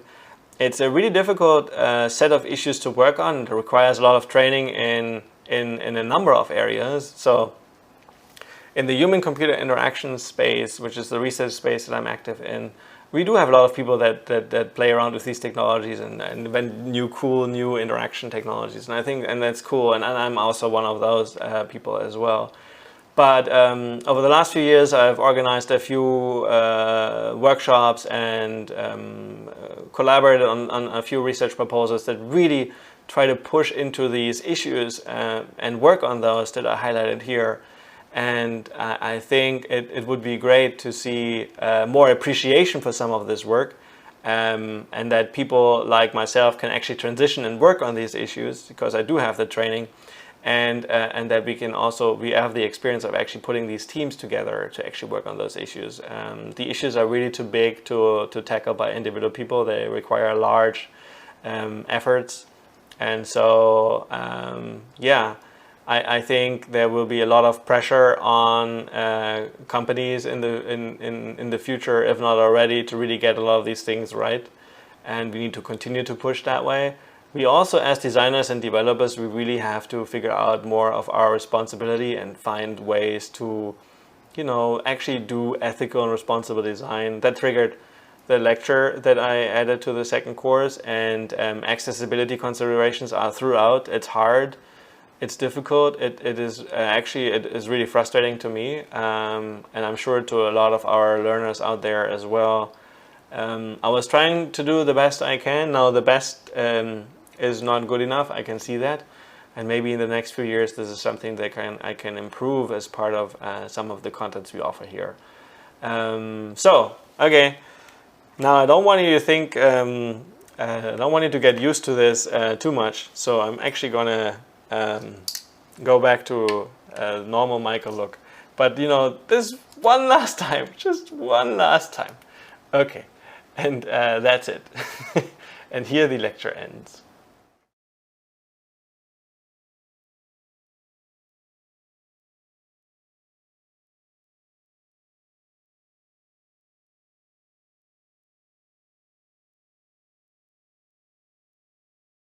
Welcome to this last exercise in the first honors track of our course here. That's the first course in the XR MOOC specialization. So don't be sad, I have more exercises as part of the other honors tracks in the other courses. So I think if you go through all of them, you'll become a little expert.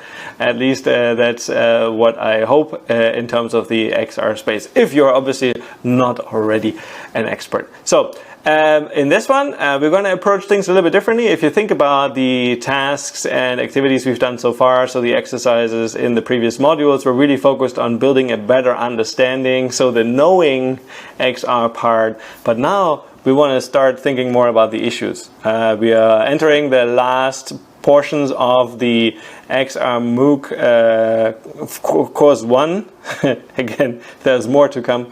And now we want to think about shaping the future of XR. And in order to shape the future, we really need to understand the trends and the issues. And obviously, I've had lectures around those topics. So now we're going to do some activities and really, as part of this exercise, reflect on some of the key issues. So here is the task that I have for you.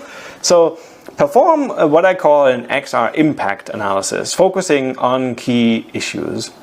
So you should consider all major classes of issues, and I'm going to repeat them in the next slides. Also obviously outlined in the lectures, and my lectures focus on key issues.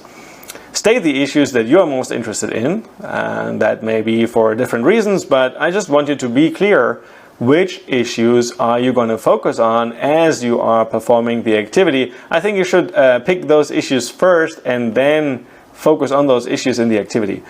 perform one of the suggested activities using Think Aloud. We have 3 activities that I have prepared for you. It would be great if you were all doing the same activities. You don't have to do it exactly the same apps or exactly what I show. But these activities are designed a little bit differently, and so it would be great if you were sticking roughly to these activities, just to ground our thinking a little bit. Use Think Aloud, so as you're performing the activity, you just speak out, you speak your mind, and you say like, oh, this is weird, or this is annoying, or wow, this is the information they potentially collect. And so these kinds of wow or surprises are really good indicators that something might not be right about the user experience, or because I ask you to focus on the issues and actually state them up front, it guides your thinking. It's something you will notice about yourself. Obviously, then I would like you to write your impact analysis. So this would be a few paragraphs in text, just really capturing your main thoughts and concerns. And this is something you want to share with other readers, with other learners who will then read what you wrote and actually respond to it ideally. Optionally, you can do another issue or activity. So you can stick with the same issue, just do another activity. But if you're really interested in privacy and security, for example, you can just go through some of the activities and not change your lens. But you can also change your lens to a different issue. I'll lay out the issues and repeat them again in the next few slides. So you should add to your impact analysis as you're varying some of these. Again, there's an optional step, but I think it would be a very valuable one to do. In terms of expected results, so what do I think you get out of this activity, and why are we actually doing this? Well, I think you would actually learn about an activity-centric approach to uncovering issues and concerns. It's fine to talk about issues broadly, but it's often better to root it in specific examples, concrete examples.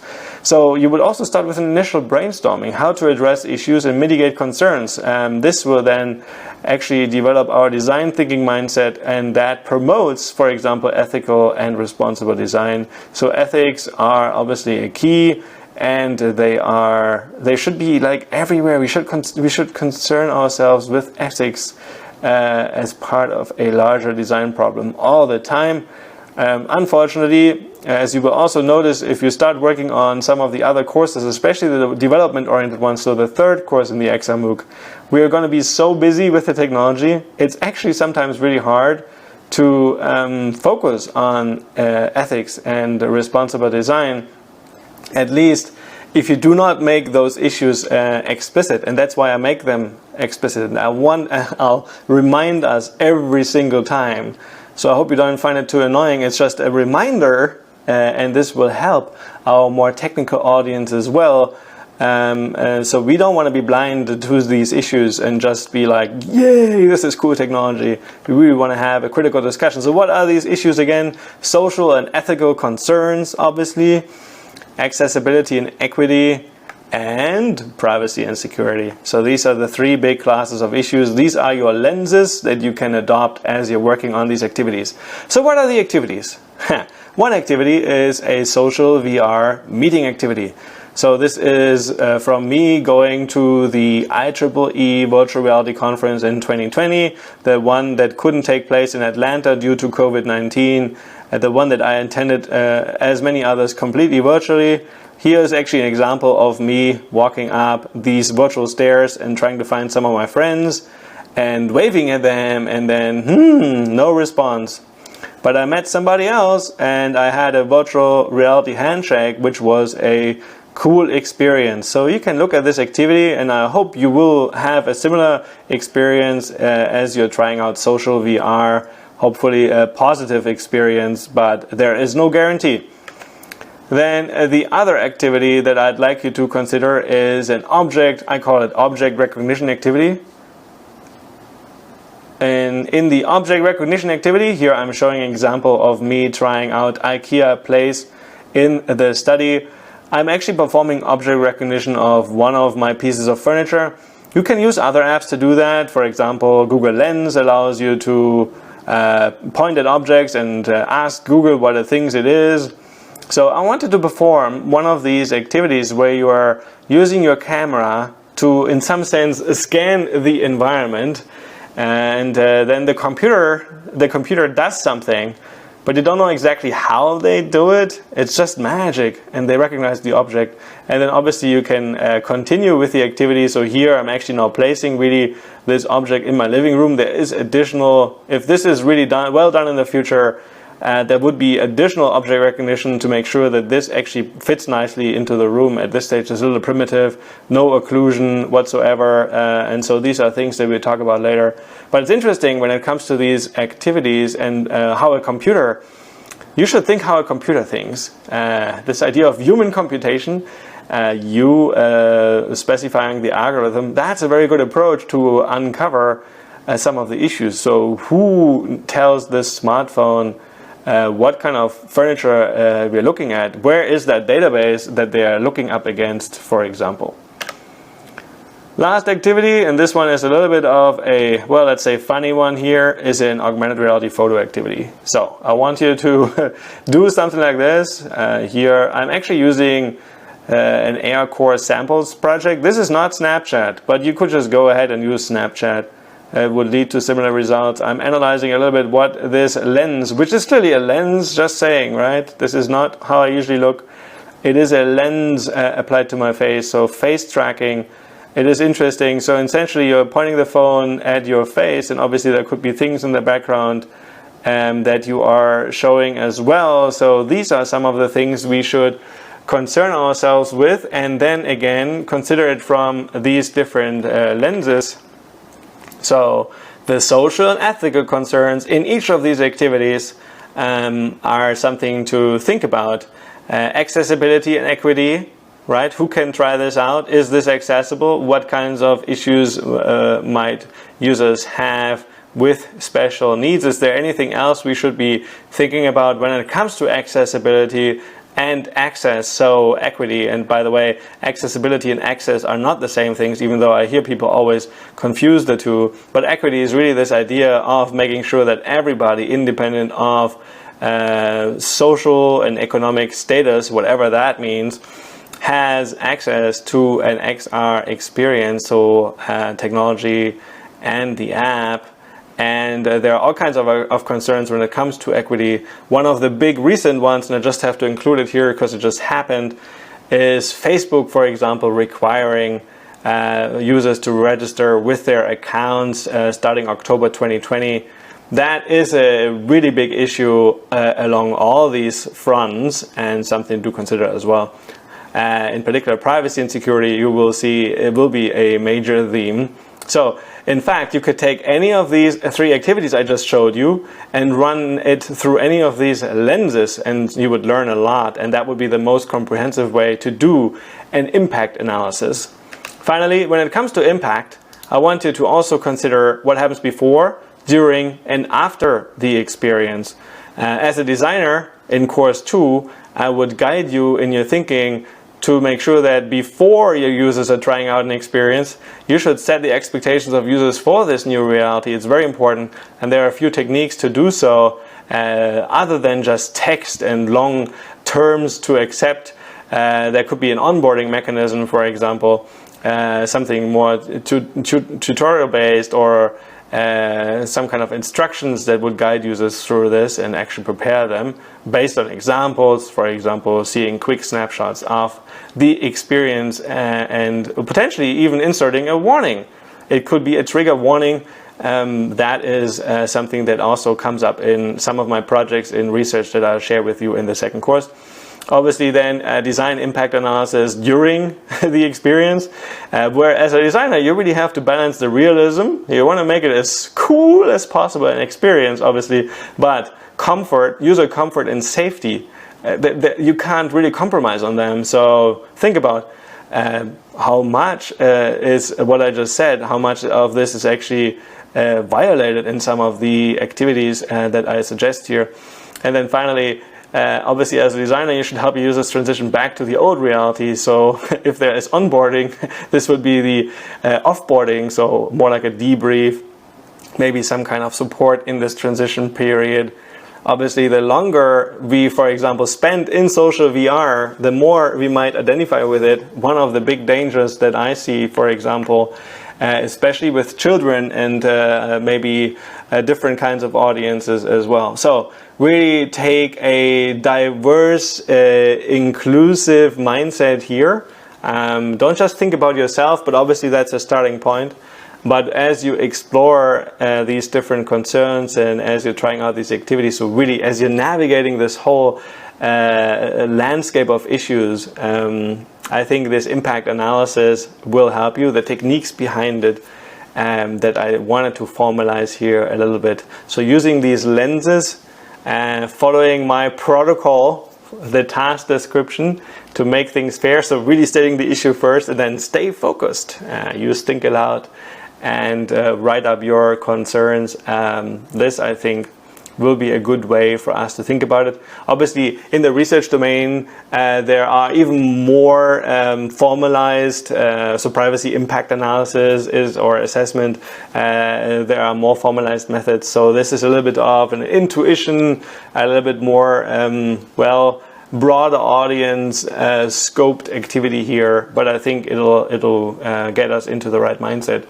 So let's hope you enjoy some of these activities. I have a few more pointers of how to access social VR platforms, for example, where you can find them, what is the software. But please also help each other. This is in a rapidly evolving space. So if someone tries out something new and has a positive or potentially negative, but not traumatizing or otherwise dangerous experience, please share. And obviously if something goes really wrong, then we should just warn each other as well. There might be new products coming out. It's hard for me to anticipate. We don't have a lot of regulations in this space yet. So I hope we're going to learn something. Treat it as a learning experience. Be careful.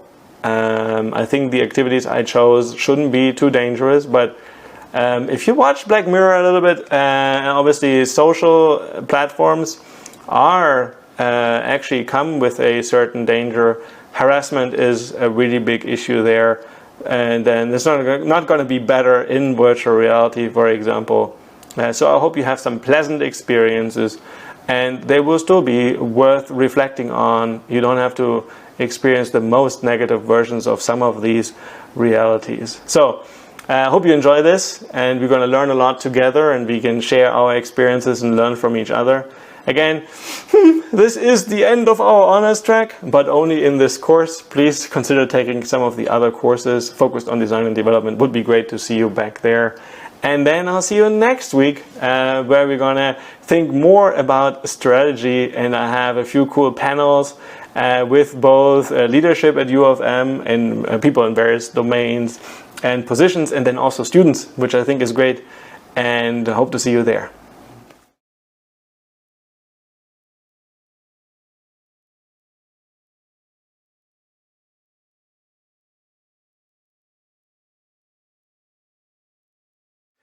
In this video, we're going to talk about developing your XR strategy. So this is really designed to be a lecture around this idea of growing your experience, your knowledge, your team, your equipment, making good strategic decisions. Now, I'm not a businessman. I mean, what do I know about XR strategy? So I would argue that over the last 5 years, I have developed a little bit of a strategy. So as a professor at the University of Michigan, obviously my role is to do research. So I have to grow a team. In fact, I actually have to train students, and I chose to train students in this area of XR. And then I'm also involved in some of the more strategic decisions at the University of Michigan. So currently I'm the XR faculty innovator and residence as part of the University of Michigan-wide XR initiative that actually spans all 19 schools and colleges. Still, I don't know too much about business, so don't think of this as a business strategy lecture, but think of it as a lecture where I'm trying to share some of the insights I've gained over the past few years. So I wanted to start at the beginning. What are really the considerations that you have to make? I was thinking, well, you have to think about knowledge. So what knowledge do we actually have on the team, and what do you want to learn. So what do you want the team to learn? How to diversify, where to acquire new knowledge. So we're going to talk about that a little bit.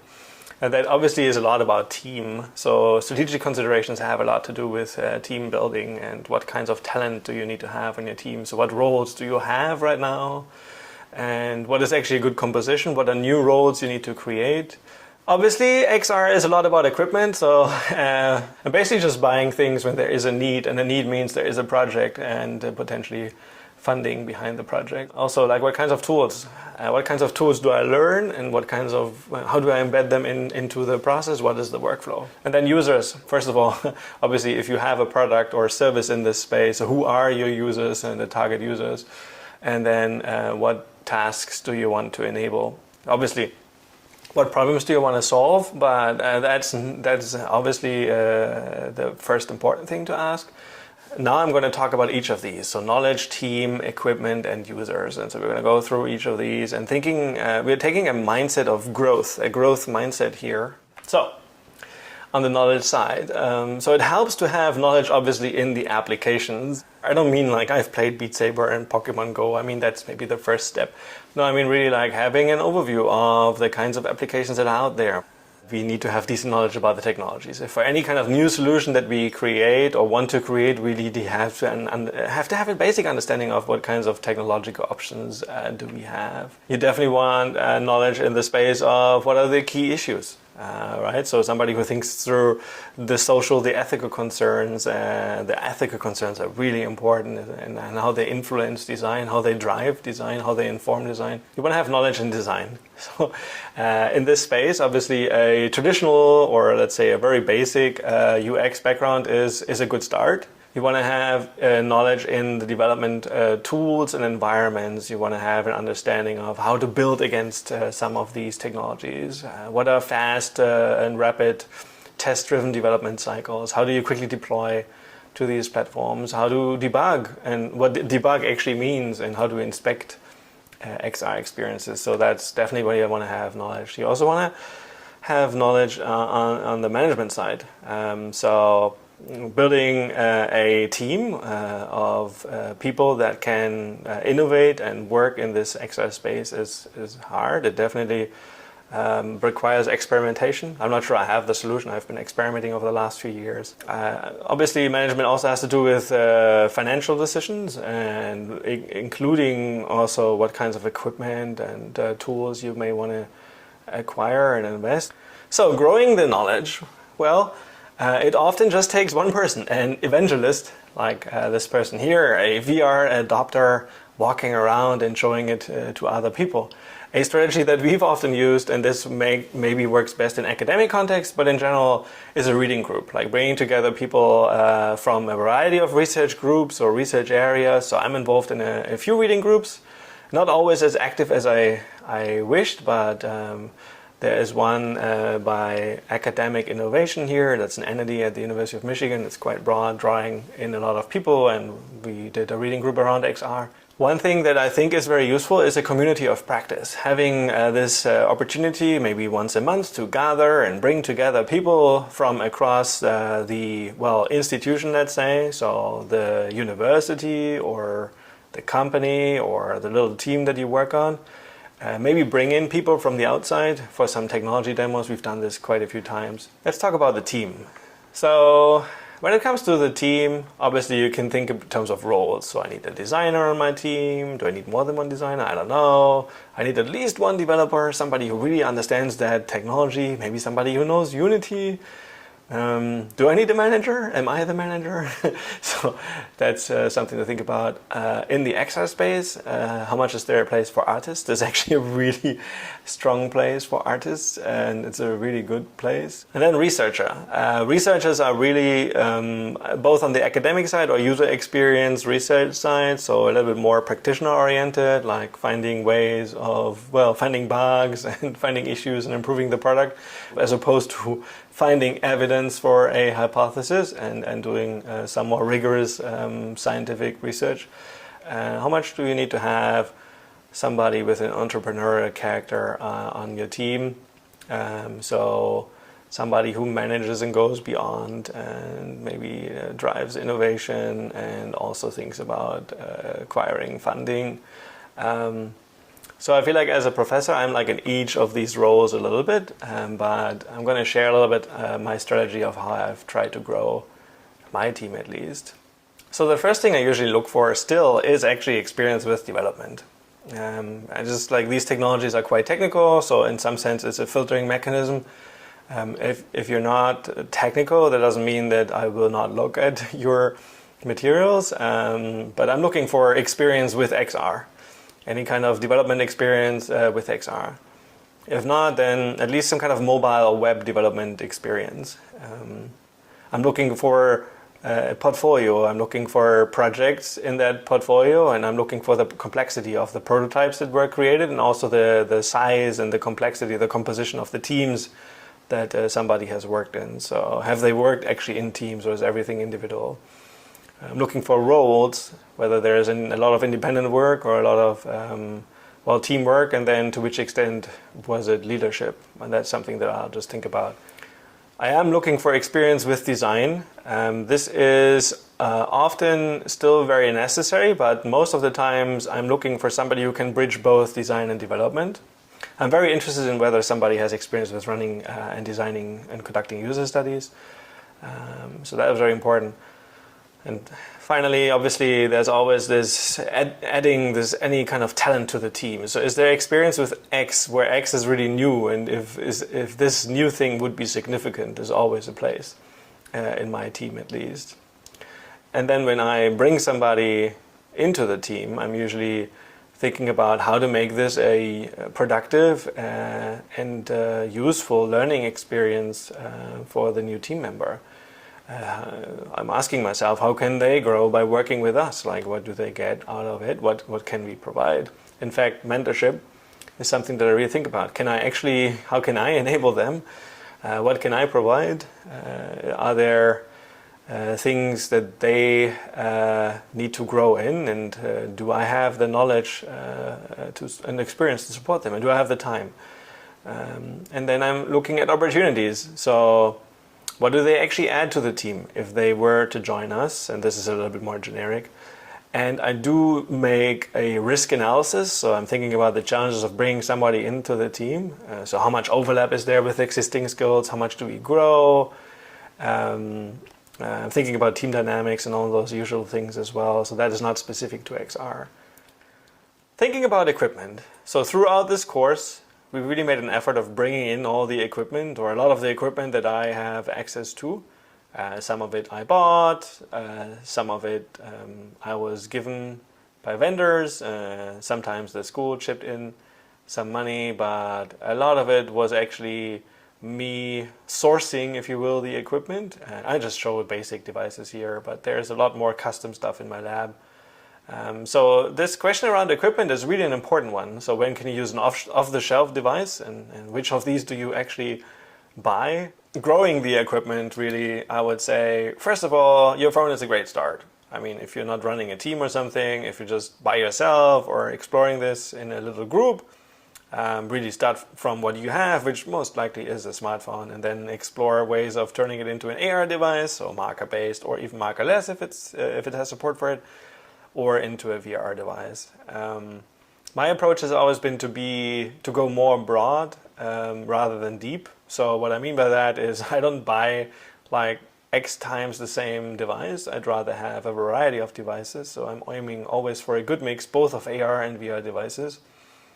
And the beauty is when you have a variety of devices, they can be combined in interesting ways. So I do have a number of just Kinects still around. We have some Intel RealSense, so we can use some of these depth cameras to support some of our more custom kinds of setups. I've been building my own displays.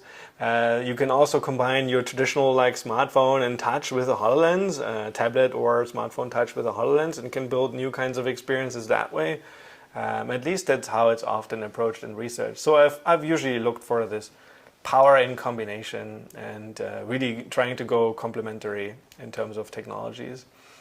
And then what is really important to me is that we actually have equipment that is set up, that is always available and ready. I usually try out the latest. I try it out, but no need to buy it yet. I never buy in bulk. And so one thing that I'm often asked, and I didn't really know where to fit it in, but I thought, oh, this is a good place, is when it comes to buying new equipment. So look for a powerful graphics card. An example here is the NVIDIA RTX series. You're looking for a decent CPU, i7. You can get away with less. The most important is really the graphics, the GPU. And then people always think they need a lot of RAM, like 32 gigs. Well, that is cool, and it's actually not that expensive, I think. All you need is 16 gigs, at least at this stage, unless you're really loading a lot of very complex models, a lot of stuff that you need to actually keep in memory. But my thinking is GPU larger than CPU, larger than RAM, so higher priority. So then let's think about users.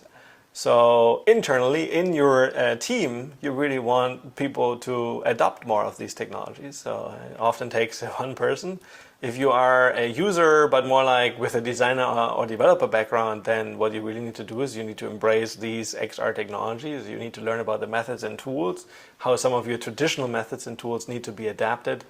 You need to help create design knowledge by doing, not by thinking about it, but by doing projects and helping create design guidelines and revising guidelines, and also creating some kinds of design patterns. As a researcher or instructor, you really have a place here because you can shape the future of XR. You're actually training the talent. So if you can somehow bring it into your classes as a way of growing users, that would be the user base. That would really be really good.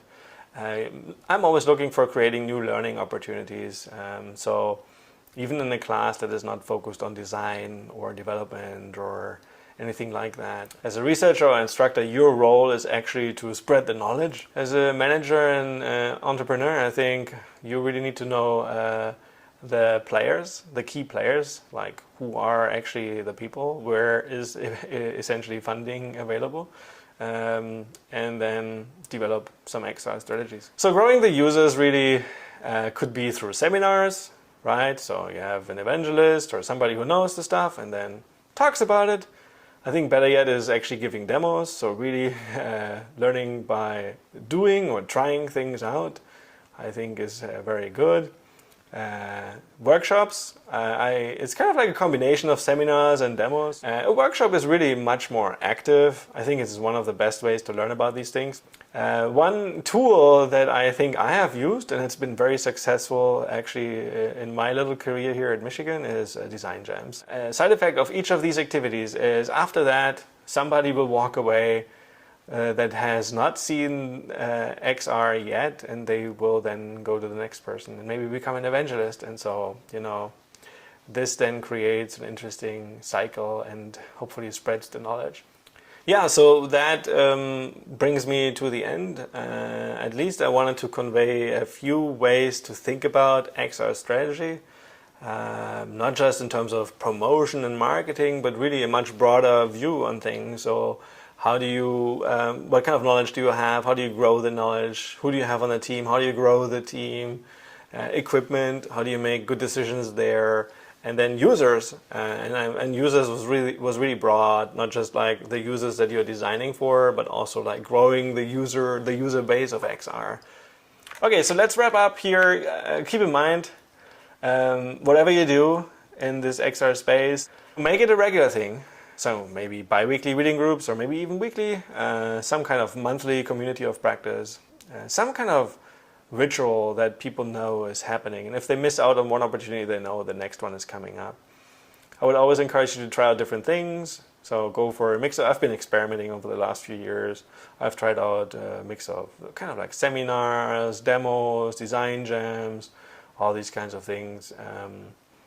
And interest in these things also shifts. I don't think that you have to stick to one of those. You can offer different kinds of these opportunities for others in the community to engage with you. I think you should aim to grow from within. So obviously it's nice to look for collaborators and like-minded people outside your groups and your teams. But bringing in knowledge from the outside is not as effective, I would say. And so don't just look for other people working in the XR space, but be strategic also here.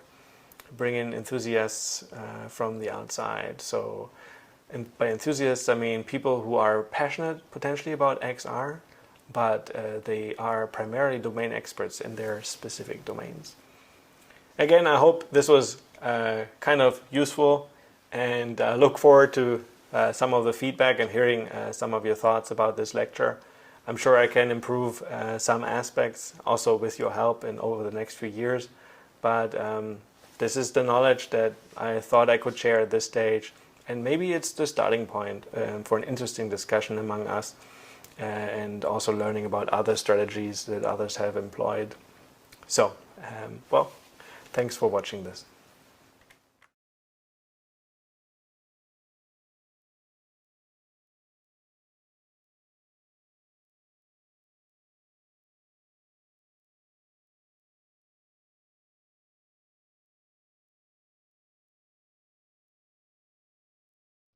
Welcome, everybody. I'm looking forward to having a discussion with a few invited experts, faculty, managers, deans, and all the people involved at the University of Michigan, where I want to talk about XR and strategy. Like, Michigan as a university has a lot of things going into XR at the moment, and in this segment, I want to unpack what that means for different people working at different levels in the university. I want to structure this discussion around two major themes. The first theme is really about the current, the now. What are we doing right now? What kinds of initiatives are going on right now? And now I would like to start with a brief introduction to who we have today joining us. Okay, so let's get started. Why don't you say who you are and what you're doing at Michigan? My name is Michelle Abersold. I am a clinical professor in the School of Nursing, and I also have an appointment at the School of Information. And I'm delighted to be here today. Most of my scholarship is really in the area of simulation-based education, including a lot of work in XR. Hi, I'm Joanna Marecki-Milinchik. I am the Associate Dean for Undergraduate Education in the College of Engineering. I'm also a Professor of Material Science and Engineering. And my role has been both to do XR research. In our lab, we're interested in trying to use XR to teach concepts in material science, but also as Associate Dean to develop ways and the infrastructure for faculty to be able to take these kinds of technologies and apply them in their own classrooms. My name is Dan Fasihazian. I'm Associate Director for one of our centers on the North Campus, the Ditterstadt Center, and I lead the Emerging Technologies Group.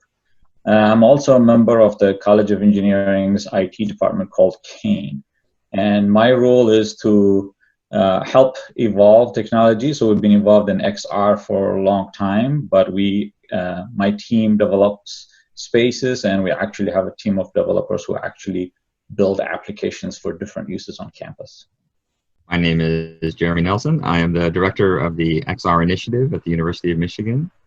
We've been tasked with three major goals: to bring XR technologies for teaching and learning to our 19 schools and colleges in the residential curricula at the University of Michigan Ann Arbor campus, bring these technologies to our online curricula, which is evolving quickly, as well as creating innovative public-private partnerships.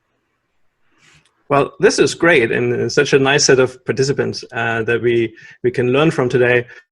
So I wanted to structure this discussion first around scale. Now, scale is really, when it comes to XR, we often start small, but at the university level, we really want to scale very quickly. So I want to learn from you what that means in each of your projects, and then as we go across the university, what that means up to the scale of the university.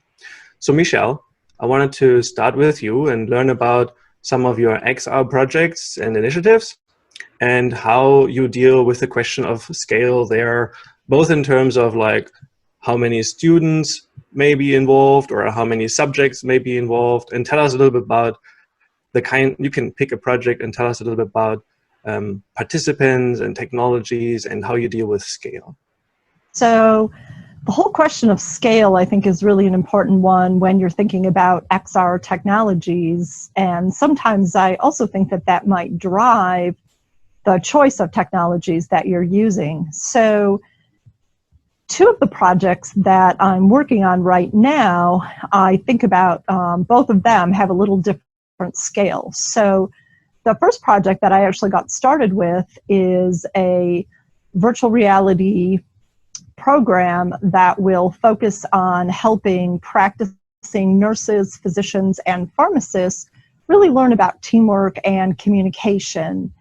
And this environment is a pediatric emergency room, and so it will be multiplayer, and small teams will come together using an Oculus or a HTC, but it will use the high-end devices.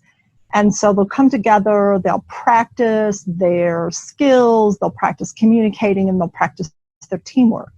So this particular project, although we would like to get many teams to participate in this, the scale is going to be somewhat limited by the number of high-end devices that we have, the Rifts and the Vives, and being able to bring people together to do that. So I look at this project as a little smaller scale.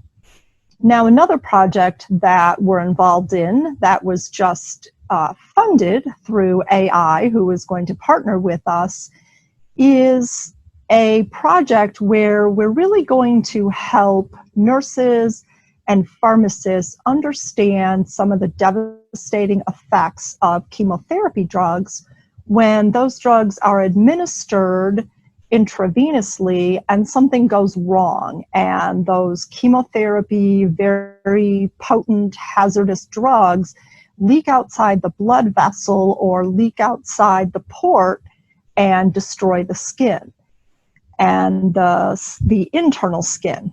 And we don't see that right away. So although we can explain that and we can show people the devastating effects, they don't really see what's happening inside the body. So we're kind of calling this project Under the Skin. Now that project, we want to scale up and scale up big. So we want to be able to bring this to 60 participants who come to our workshops. We want to be able to take this to maybe 100 graduate nursing students who are in our assessment labs, pharmacists. So we're using the Oculus Go because that's something where we can get many headsets and distribute them and put this out widely. So I think for us, sometimes it's driven by need and then how sophisticated the device is we use. Yeah, this is great, and it also echoes like one of my observations from working with many of you, and also from my own work, that large scale often means low tech, because that's a way to scale and work with the budget constraints that we have. So this lowest common denominator approach is one way to go about it.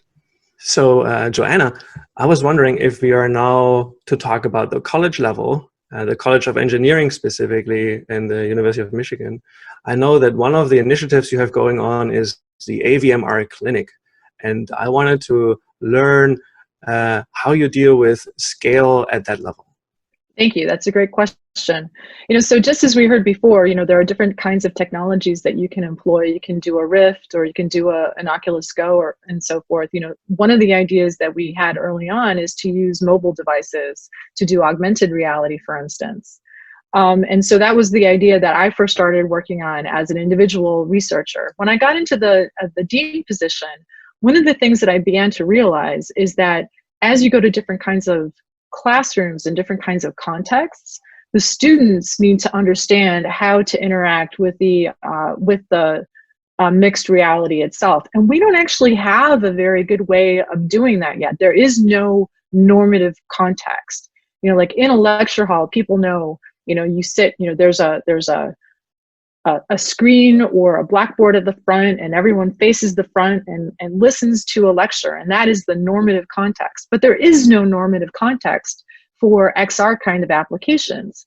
Now, I don't think that I can figure out what the best normative context is myself. Instead, what it has to do is we have to have a lot of different people playing in these spaces to kind of, figure out what the best normative context is. And so our approach is to get these tools in as many people's hands as possible, and to get different faculty members to think about what makes sense in their context. And by having a lot of smaller experiments and like really lowering the barriers to adopt these kinds of technologies in their classrooms, I think that we'll be able to get to a normative context where XR learning kind of makes sense. So that's been our approach. So rather than having one person think about what is the best way to do it in this particular context, is to just lower barriers, get people to work with developers, like in Dan Fesahesian's group, get people working with PhDs who know about pedagogy and know about educational research in ways that engineering professors don't necessarily know, getting those people working together to really understand what are the best ways to deploy these kinds of technologies in different kinds of contexts. So it's similar but different. We're trying to get the technologies in as many people's hands as possible, and that's how we're dealing with the scale. Thank you, Joanna. And I know that one potentially small but yet significant thing that you've been doing is running a series of workshops, bringing people together who want to learn about how to actually teach or how to actually engage with AVMR or XR technologies. And so I was wondering, these workshops, I've participated in one of them. I think, what would you say you've learned from running workshops with faculty and students who want to learn about XR? The thing that I've learned is that we have so much more to learn. It's the thing that really strikes me is that this is such a wide open space that no one really has the answer, and that there's a lot of different ideas out there, and there's a lot of like contradictory kind of findings that people are reporting on, and there's no single way, which means that we need more people in the space. We need more people generating more data, generating more experiences, and we need more interaction between all of us to figure out what are the best ways and what are the worst ways, so that we can get rid of those things that don't seem to work really well and move on and start doing different kinds of work that is really impactful for the student. So now, Jeremy, in some sense, you probably have the bird's eye view at Michigan right now. You have been with us for some time now, and I know that as one of your first steps, you've actually reached out and talked to a lot of people. So it seems like one of the big questions you had for yourself first is like, what is actually the current scale at Michigan? And then how do we maybe extend it and accelerate it? So can you tell us a little bit about your steps, first steps, and how do you make a sense of the scale of XR work at Michigan?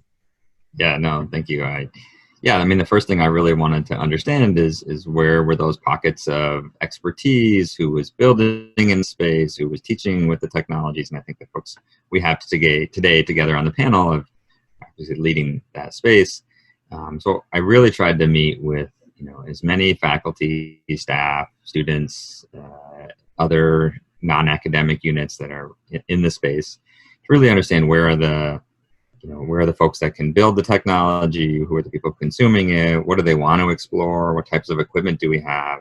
And so really to try to build that sense of community, and as well as meet with faculty in other schools or colleges that aren't even thinking about it yet, to help understand where they are in the adoption phase or contemplative steps, and then share with them what we've seen in other places to help build that excitement, interest.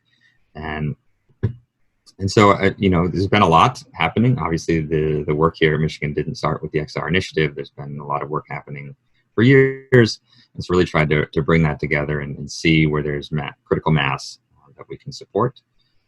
So a few things, I'm thinking about ways that we can create frameworks or processes or tool sets to help enable scale for faculty to begin to bring their assets or to bring their concepts to a platform or to the technology that they can bring to the class. So particularly, there's a lot of work that can be done with 360 video. There's some platforms that we're exploring there where you can use traditional video methods and insert digital elements and digital interactions to scale out development on that phase. As well as we launched a seed fund to spur innovation and first rounder projects. So we just announced 6 projects that we'll be working on. Michelle's project is one of those 6. We'll be helping build a virtual nuclear reactor for nuclear engineering, working with folks in our School of Music, Theater, and Dance to create some toolkits for immersive audio, be working with physics to create a physics lab. So lots of pretty exciting projects to get going and get students using that, building on what Joanna was saying about getting more experiences in the hands of the faculty and the students so we can continue to learn and develop. Okay, this is great. Thanks for sharing that. Now, Dan, you have been patiently sitting with us, and I know that you have also been someone who has been very active for a long time in this space. One thing I wanted to ask you directly and specifically is, I know that you have been running the XR community of practice for some time now. And so I want to make a transition from scale to also approach. Like I want to learn more about how can we implement some of that scale, how can other people learn from this, like what we are doing, and also how can maybe other people improve on what we're doing. So this XR community of practice, I was wondering, what was your idea in terms of like, who did you want to bring together? Who do you bring in from the outside, and how would you characterize the learning that is going on and the exchange that is going on in that community of practice? So my goal to start the COP was, as we're all familiar, University of Michigan is a big, diverse institution that sort of encourages people to think locally, develop ideas, and so 1,000 seeds can sprout. But in a lot of ways, we do have a lot of duplication of effort that happens in lots of places. So the idea was that we, for a long time, the Digital Center was seen as being in a leadership position in XR development. And I wanted to open a platform for us to be able to share all the work we're doing, all the work we've done, but at the same time also to invite others who were doing amazing work in their labs and for classroom use to say, share what you know, where are things going, and sort of expand on the ideas and where you would think you might be doing in the next 2-3 years, so that we can bring the community together so that we can actually build the scaffolding that everybody can leverage, as opposed to building a lot of silos where we're reinventing the wheel. Lots of metaphors, but so that was the concept. So it's been great to see it evolve, and we just made it open. So we have faculty who show up at these meetings, we have students who show up at meetings, we have staff who are working in labs supporting faculty work in these meetings, and usually we give them a platform to be able to present on their ideas. And we intentionally designed it so that the meetings can actually rotate around campus. So we go to your lab, your space, your environment, so you can share what you're working on and what you're experimenting with. And it's been a great way for us to sort of an email group that sometimes generates traffic for people saying, have you seen this? And it's been great to have it evolve over time. And so that was the sort of the intention. I think it's been evolving to meet those needs. Yeah, that's great. And then I know that we also often get like requests from the outside of people who want to like come in and present some of the technology. And I think that's a really great way to disseminate it to the knowledge to a lot of people. So I wanted to ask you a more specific question about approach. This is a really difficult question, but I thought, Dan, you are the man for this one. So you have in your capacity managing a team working on a variety of XR projects for some time now. I know when you ask me this question, I will tell you, well, each project is specific and needs a tailored strategy and a specific approach. So now here's my question for you. Do you think, if you reflect on the work, is there like a common approach that you take to taking on a new XR project? Are there some common metrics or some common key components that you look for, or is really every project so different that there is no common strategy?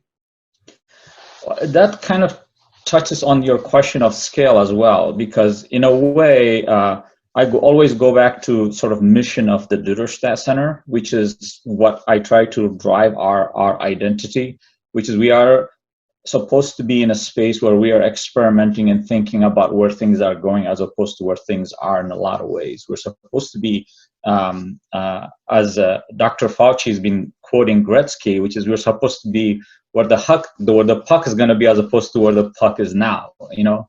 And so that drives a lot of the stuff we do. We have criterion we use to sort of evaluate projects as they come in, because we don't have capacity to really take on all the projects that they would like us to take on. So some of the key criteria are, is this project going to sort of explore unique uses of this technology that we haven't tried or other people on campus haven't seen, so that it will allow us to open conversations. If we are working with Michelle at nursing, but we see that this idea actually has applications to lots of other disciplines, so we take on that project to say, that a collaborative work environment like Michelle's project, which we developed for VR Heart, is about a group of people looking at a specific a patient, and then how can they communicate with each other. There's lots of applications of that kind of tool in lots of disciplines. So when we take it on, it says, let's think through how we do this kind of collaborative VR environment, and then what we learn actually will help us apply to other disciplines. So those are the kind of key things, which is if we develop this as not just a one-off thing we're going to do and it's going to be done, it's going to actually have potential to grow in other spaces. Well, I was just going to echo what you just said. When we're doing our clinic, for instance, when we pick the proposals that we have that we're going to be supporting in the College of Engineering, it's the same kind of thing. We're like, is the project going to be benefited by being in XR, or can it be just as easily done using a different technology in XR is really besides the point. And then how portable is it to other contexts, yes. Right? Because we really, that is the most important thing, especially in this phase now, is that we want to make sure that we develop these tools in a way that are as applicable across the board as possible, and not just going to create a cool app, but it's only relevant in one specific and very limited context. Yeah. A project that was funded by College of Engineering as part of the clinic was, how do you integrate 360 video in a VR environment with interactivity? So Joanna funded our effort to be able to say, okay, we have a toolkit that does a lot of cool, great things that we can manipulate, but we never really got a chance to implement a 360 interactive content. So we developed that because we think that 360 is going to be one of those low-hanging fruit where people are going to be able to sort of like, give me some, I have some content, I have some camera I captured, I want to bring it into an XR, a VR environment, how can I use it? So building that platform would allow us to move it into a bigger use case. And the other piece of criteria, which is based on our capacity, Duderstadt, and like we have some unique resources. We have a motion capture rig, we have a photogrammetry rig, and we have all these kind of elements that are not really available in lots of other spaces. And so if a project comes through and says, there's a movie class, a class that's going to teach how to make a movie like Citizen Kane, and they want to use a motion capture rig to capture an actor replaying a scene and embed it in a VR environment, nobody else can really do that because we don't have a Vicon motion capture rig sitting in a lot of places. So those kind of drive a lot of the projects we take on, and ultimately is also capacity and do we have the expertise to actually execute on the plan.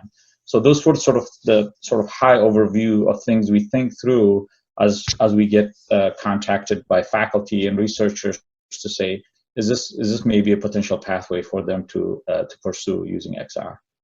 Okay, so this is great, and it also highlighted some of the synergies just between some of our teams and where we are, and I think we would even have more stories to share there.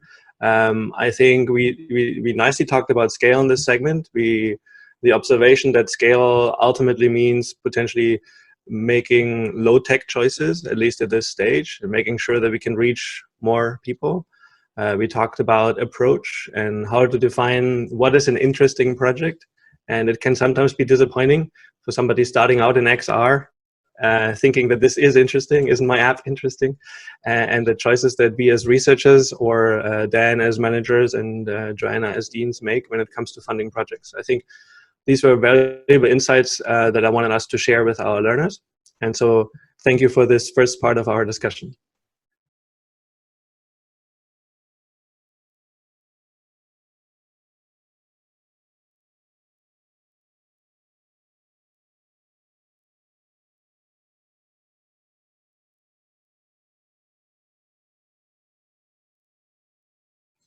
Okay, welcome back to our learners. We are going to continue our discussion with invited experts from Michigan. In this second part of our discussion, I want to focus the discussion on around success. How do we define success? What are potentially metrics that we look for? And then also I want to look into the future together with you, obviously. So I'm going to take some turns here, and in the end we'll open it up completely and see how that goes, okay? But I wanted to start with Michelle first, which seems to be recurring, always picking on Michelle. So Michelle, for some of the specific projects that you have described earlier, or maybe even others that you're working on, I was wondering, how do you go about defining success for these projects, both in terms of research and maybe integration with teaching? Are there any specific metrics? Is there anything you aim to show to demonstrate success? That's a great question, Michael. Just looking at this whole idea of success and how you figure out whether or not your XR project was successful. Some of the ways that I try to approach this is, obviously, I think everybody knows each project is unique and what you're trying to achieve is going to look different.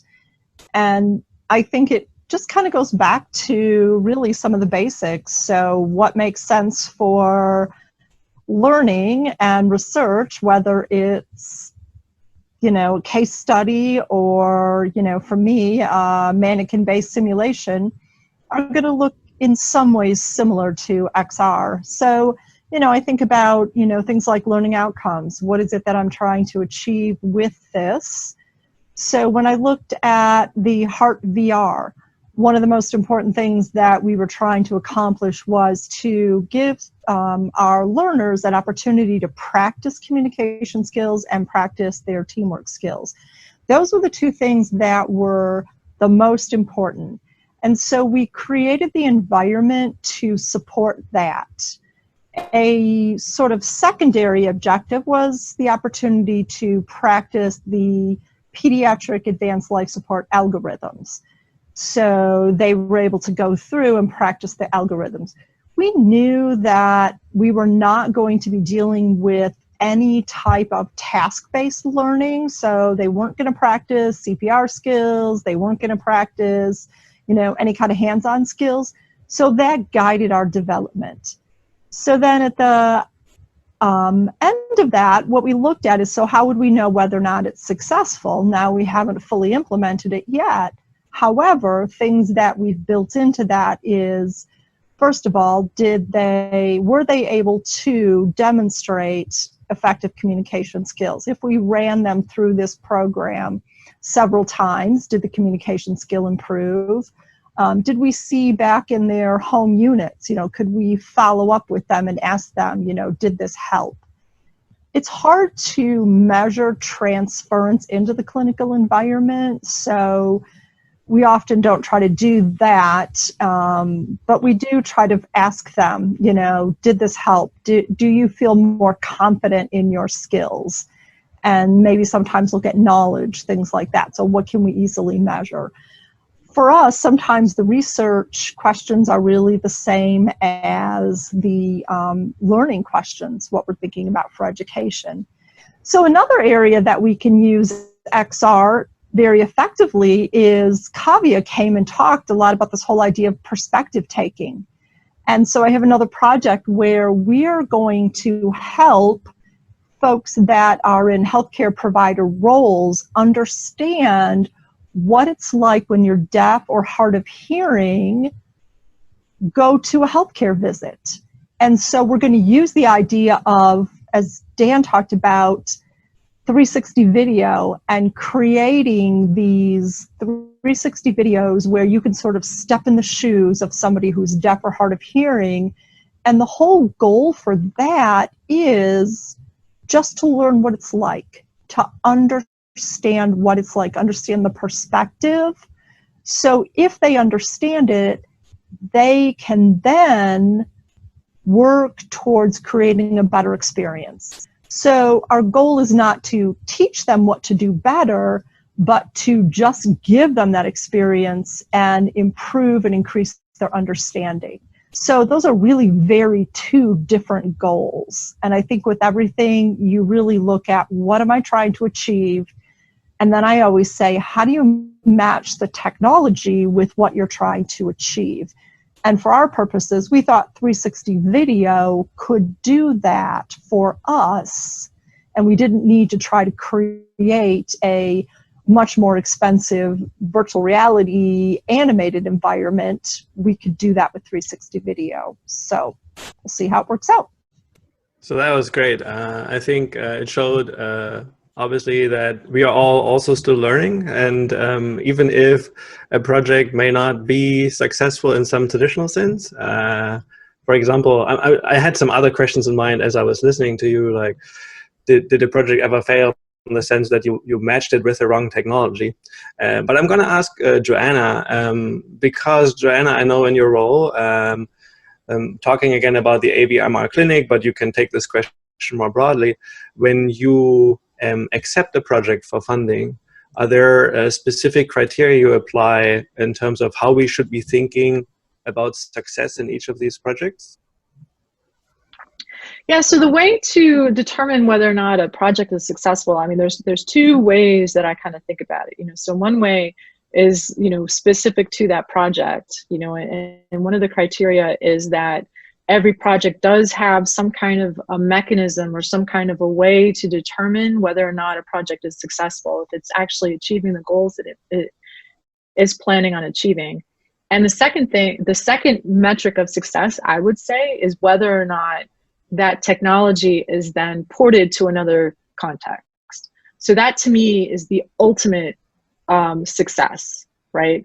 So maybe, the 360 situation that we just heard about from Michelle, so that's a scenario that she's applying in a particular context. But then if we were able to see that context, that application or what was learned from that particular thing was then applied to another course, say in like a design course around, consumer centric or socially enabled design, for instance, that to me would be an enormous success.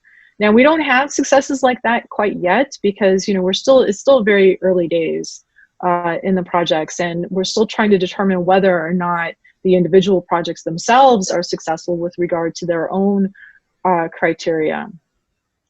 So I don't know if this is appropriate or not, but I kind of wanted to show, talk a little bit about my personal research where there was a failure, if you will, that just opens up more questions.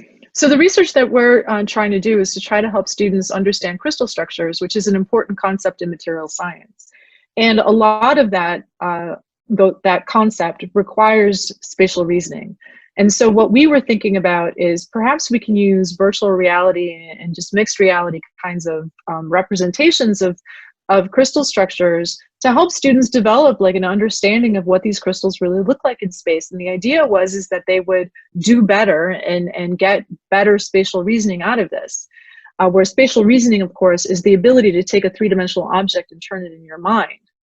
Rather than doing it in your mind, it would be so much better if you could just do it with the object in virtual reality or mixed reality. And so we did these experiments, and we did them over a course of 2 years.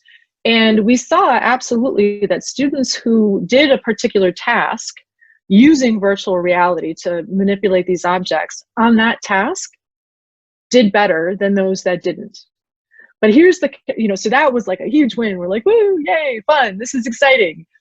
But then we did a pre and post to see whether or not those gains were retained. And we actually saw that those gains were not retained. And in fact, the students who didn't use the virtual reality did better afterwards than the ones who had virtual reality. And so that now raises so many fascinating questions, like, is there something about doing this mental manipulation that actually cements the learning or not? And so how can we now change the experiment? How can we actually change the learning activity so that those gains aren't lost? Maybe there's something else that we're missing. So it's this fascinating, again, it's going back to, there are things that we just don't know. Like, that is a counterintuitive thing that we just found.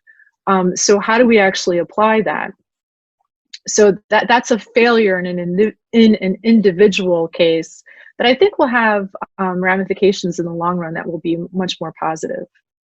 This is great. I was feeling with you as a researcher for a second because, oh, damn, negative results. But on the other hand, I think it applies. I always say that to my students in my own courses as well. At least we've learned something. And I think that applies in this entire space. And it's a good attitude to make progress towards learning about XR, I think. So, Jeremy and Dan, you can figure it out between the two of you who wants to take on this one. I want us to think even a little bit more forward. So Dan probably has some new projects coming in. I know that Jeremy, as part of the XR initiative, you have just funded a few. I know that one thing, so I want to talk about next steps. We talked a lot about research. We did mention a lot of our efforts with students. So one thing that I think is a little problematic at the moment, coming back to scale, is we do have student-oriented XR spaces. So for example, in the Dürerstadt Center, I can also, as an instructor, I can go there sometimes and teach. So I feel like with a lot of these things that we're doing and the facilities we have, we're kind of like at maximum capacity. And I feel like that's also what I hear when I talk to you. So how can we improve on that? How can we extend our capabilities to do more and better XR in the future? How do you think about this? So I think we've talked about this. Maybe I'll briefly capture sort of the rationale of how I thought about the visualization studio. At the when we developed the visualization studio, opened it in fall 2018. We literally looked at the environment and said, there's a lot of people who are being locked out of using and accessing these tools, even not being able to go. You can go buy, some faculty member may buy a headset, but there was not a holistically developed environment that can allow a group of 20, 30 people to join and collaborate and work and develop an environment. So we basically put a marker on the floor and on the ground and said, we need something to help us think through the process. My hidden but long-term strategy was that I want to build something that can demonstrate to the campus what we can do. And the intention was that this is one way you can build X that is designed to support as many disciplines as possible. So it's not micro-focused on a specific discipline. And what I wanted to do, and we're having some really great conversations with various schools who are coming in and saying, your formula looks like this, and I'm going to build a lab in my building that's going to be applying specifically to architecture students because I need other things around this environment. And we're talking with folks at LSNA saying, you guys have done X, but we're going to need Y. And then we're going to use your formula, but we're going to evolve it differently. And so the hope was that we will build something not necessarily to fully satisfy the demand that we saw coming on campus. It was a way for us to say, this is one way of doing it. We want to keep evolving it because we started with one set of hardware, but within a year we flipped Rift S's and all that kind of stuff. We changed this model of how we try to operate the center, which is change quickly and identify the things that work, and others can learn from it and evolve it so that the scale is going to pop out at different areas on campus. It's going to pop out at different schools and different departments are going to evolve the space to fit their specific needs. And that, the COP and other tools are going to help us collaborating into those environments. So you're right. We are oversubscribed. I'm trying to solve the short-term problem, so we are adding 6 more workstations in the. Was supposed to be winter semester, but it's going to happen in the fall. We're going to add 6 more workstations, add more capacity, so that at least the size of a class that you have, Michael, can come and be able to use it, even if they have, a couple of workstations to double up. But that's never going to feel like it's going to satisfy all the things we need. So the strategy, the long-term plan is we have the space used on the 3rd floor. Can we, I have ideas for how we can expand a capacity for a room that can hold 50 people that has XR enabled space. But still, that's not going to be enough. But the other pieces of the machinery are moving, where other units are thinking and mapping and adding to their budget for what they want to do in the next cycle, so that they could have a space that's capable of supporting faculty and students in their individual units. So that's. Those were the 2 sort of pathways that we're trying to follow. Okay, this is great, and this already actually helps a lot of people across the university, because a lot of people, including myself, make use of those spaces. So, Jeremy, killer question: what are the next steps to even increase the scale at the larger university level? And I know you think a lot about teaching and residential learning and online learning, and how do you bring these technologies to like a mass? So I'm wondering, what do you think are your next steps as part of the XR initiative? Sure. Yeah. No. I think the blueprint that Dan put down with the Visualization Studio is something that we can build on top of, and other parts of the university that allow even more folks outside of the North Campus community to participate and experience. There's one smaller lab on Central Campus now that I think 6 or 8 students can participate in. That's just not to the same scale. So I think there's a blueprint there of how to build out a space and how to replicate that. So we're talking with other units around campus on how to do that. I know the School of Information is looking at building a new building, and they want to include space in there. Our College of Architecture and Urban Planning have already been talking about building out an XR lab. So I think there's kind of taking that model and building out large spaces where folks can come together, and as well as smaller, more iterative spaces.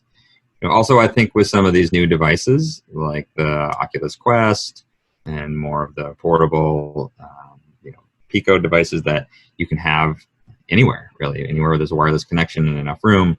So I think looking at ways to make that available. I know Michelle, as well as another faculty industry, have acquired dozens and hundreds of Oculus Go headsets and are able to deploy those. So I think that's a method as well. But we have to be thinking about scale in terms of maintaining these devices, the security, the patching, the update, content distribution. So those are all similar types of challenges that have been faced with IT in terms of desktops and laptops. As well as, in the AR space, mobile phones. Almost many learners have a smartphone that has AR capability in it. And so how can we leverage what's available, or at least, that minimum set to scale this out and create experiences that can be consumed by more folks. And so I think as we generate more content, as we curate more content, it'll help us in making larger purchases of equipment and spaces that hopefully aren't out of date before we get to use them for too many semesters. I can add one more thing, Michael. Is something we've been talking about internally within Kane, is that, and this is stuff we mapped out early, but we haven't executed on, which is just in the Digital Center, we have 250 workstations that are, really good machines that have the software, but there's hundreds of machines that are distributed throughout campus. And so making specialized XR gear available for checkout, like somebody can come and say, grab a piece of hardware that we maintain and support, and then all of a sudden you have lots of places that can become a group work environment for people being able to explore XR technology. And so that may be, you may not need to equip every machine with the hardware, but if we have 20 headsets that people can check out when they need them, which we have some limited of those tools available, but we would like to expand it. So when you ask what the pain point is, that if we can expand that capacity both on Central, on North Campus, and students can go out and check, a Pelican case with a Vive or Rift S or other gear, and if we build the platform so that the software is built into all of our load sets that are in the labs, and all they need to do is plug and go, especially with the hardware that's inside-out tracking, so you're not worrying about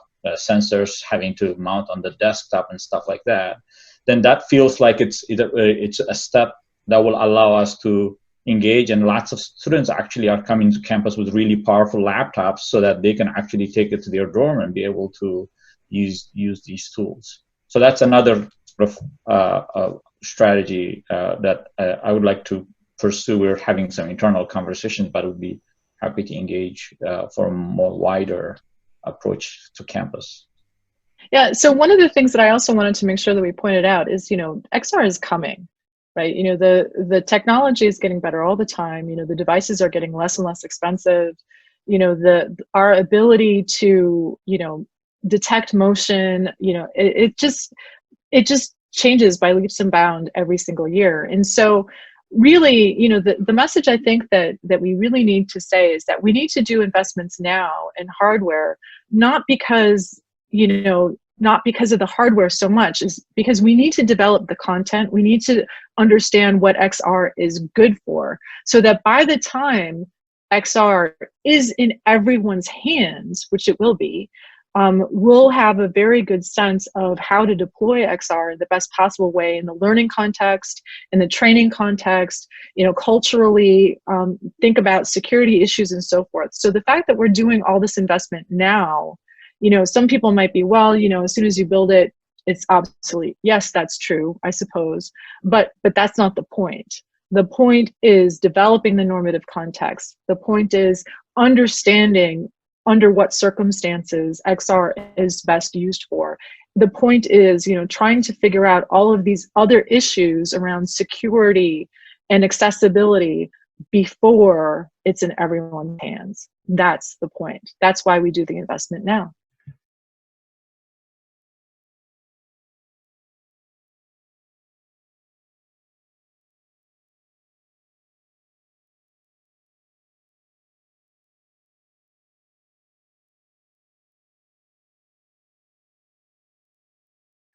Okay, so this was really great to hear about current efforts and then also next steps in each of these efforts at Michigan. And now I want to think together with you about the future. Future, let's say 5 to 10 years. Where do you think we will be as a society? And then also obviously us at Michigan and our roles as faculty, deans, and managers. What's that future going to look like? I think we all think XR is still going to be there. Maybe I should check in with you first. But then if you could each make a wish where we would be in terms of XR adoption technologies, and just like to go around and hear a little bit about your thoughts. I guess I'll start. When I think about XR and where I believe that will be in the future and where I'd like to see us in the future, I have a few ideas. First of all, I want to speak a little bit about healthcare and looking around and interacting with some of my colleagues in dealing with the pandemic, the COVID pandemic that we're having right now, and trying to upskill nurses so that they can move from a general care to an ICU environment would be so much easier if we had some virtual technology available to do that. So although this pandemic has been extremely challenging, I think it is also, for those of us in the simulation community, we've been communicating on a regular basis, sharing best practices. One of the things that we are coming to understand is if we had more portable technologies like virtual reality, augmented reality, and even some app-based stuff, we would be in a much better position to provide training in what we are dealing with right now. That also fits in with much of what myself and some of my colleagues are really excited about being able to use virtual reality for. And I think of some of the work that we're doing with the Heart VR, and Dr. Mahajan and I have talked about this idea of having sort of a toolkit for just-in-time training for not just our students, because it will be great for our students to be able to do that as they're practicing at home or off campus to get ready for maybe some competency evaluations, but also for our practitioners. When you're in the environment, and it doesn't matter whether it's the acute care environment, whether you're a paramedic in an ambulance, whether you're working in a remote hospital or critical access hospital, if you're coming up to do a procedure or to do something that you haven't done in a while, and you want to take the opportunity to quickly practice that, sometimes the best way to be able to do that is to be able to step into a virtual environment and just do a dry run. And you can't, first of all, you can't do that. You can't go run down to the sim lab and do it. And you can watch a video or read something, it's just not the same. But if we had these virtual assets deployed throughout the hospital, then people could access this in a much more just-in-time way to practice a skill and do that. My whole career has really focused on how can we provide better, safer care to our patients, and that's why I got into simulation. But I see XR as really being one step better, one step more advanced, as well as one piece to our whole simulation bucket or portfolio to really help our practitioners, both as learning students and on the front lines, to be able to deliver more effective and safer patient care. So that's really my wish, my desire, and what I see in the future, because I would love to see an entire classroom of students have their laptop and an Oculus Go or some other device right there. So as I'm talking to them about anatomy, I can say, okay, go take a look, and they can put it on and they can see exactly what we're talking about. They can bring it to life. If I say, let's do something on heart failure, I can say, okay, let's jump in and do a virtual case study on that. I just think that this is where the future is going to be, and this is one of the ways we can provide some excellent learning for our students. So that's my wish for the future, and I don't think it's a wish that is crazy. I think it's going to happen. Yeah, everything that Michelle said, I mean, she's absolutely, I agree with her 100%. You know, it's kind of funny to think about, 10 years in the future. If you take a look at, you take our cell phone, here's our cell phone. That's only been around for, 10-ish years. And now, can you even imagine living your life without it? Can you imagine going to, a city you've never been to without being able to have Google Maps, or to check Yelp to see, where you should eat dinner, or, how do you get to this new place? I just can't even imagine what our lives would be like without our smartphones. I would like to predict that in 10 years, virtual reality, XR, is going to be very similar. It might take a little bit longer than 10 years because we don't quite have a commercial product. I don't think that is quite as, consumer hard as the first smartphone was. But I think in addition to that, what it's really going to do, it's going to create an entirely new way of thinking about things in ways that we haven't really had a chance to think about before. It's going to create a new branch of epistemology, if you will. If you think about how knowledge is currently organized, even on our computer screens, we have file structures. They're really one-dimensional, only one-dimensional. They're lists. If you think about a book is three-dimensional only because you can turn the page, but the page itself is two-dimensional. If you think about drawings and sketches and the way that we convey knowledge to one another, it's all two-dimensional, which is kind of artificial if you think about it, because we're three-dimensional creatures, right? We exist in three-dimensional space. Imagine now that we can conceive of things in 3 dimensions from the get-go, where we don't have to take this three-dimensional reality that we're living in and project it onto two-dimensional space, we can actually think in three-dimensional space and sketch in three-dimensional space and, you know, present information, organize information in multi-dimensional space even. I mean, I really do think that that XR is just the very beginning of a completely new way of us thinking about things. Michael may have heard me talk about, you know, calculus and what calculus has done for us. So calculus, really, one way to think about calculus is that calculus gave us a way to think about multidimensional space in a very rigorous way. If you take a derivative, you know, a rate, that is just really how much does, you know, distance change with time, two different dimensions.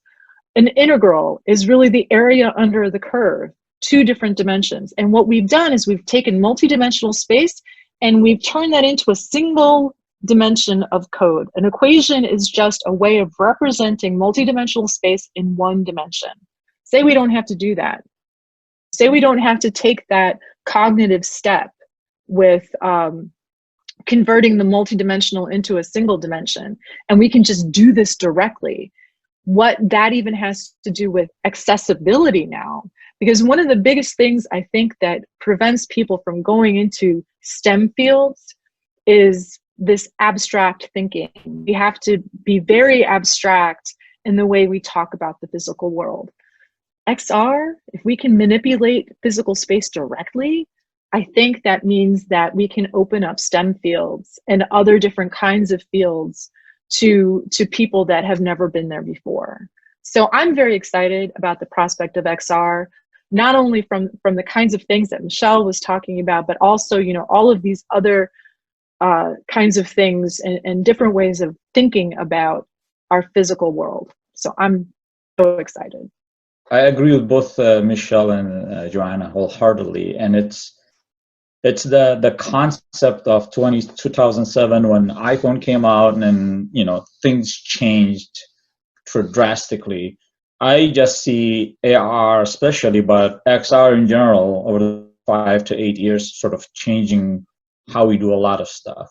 And this is related to the fact that AI, the other AI, artificial intelligence, is really accelerating, machine learning, and in the fact that vision systems are becoming so sophisticated that these tools are going to be ubiquitous. You know, I just ordered to experiment with the new iPad that was released that has a LiDAR built into it, which means next iPhones are going to have LiDARs built into them that will actually be sort of studying the space, and the software is going to be a lot more sophisticated. So these tools are going to change how we do telemedicine. We've tried to work on projects with Dr. Mahajan, and how do you help a surgeon at a remote site that you can virtually sort of guide them on what they need to do. That stuff is going to change.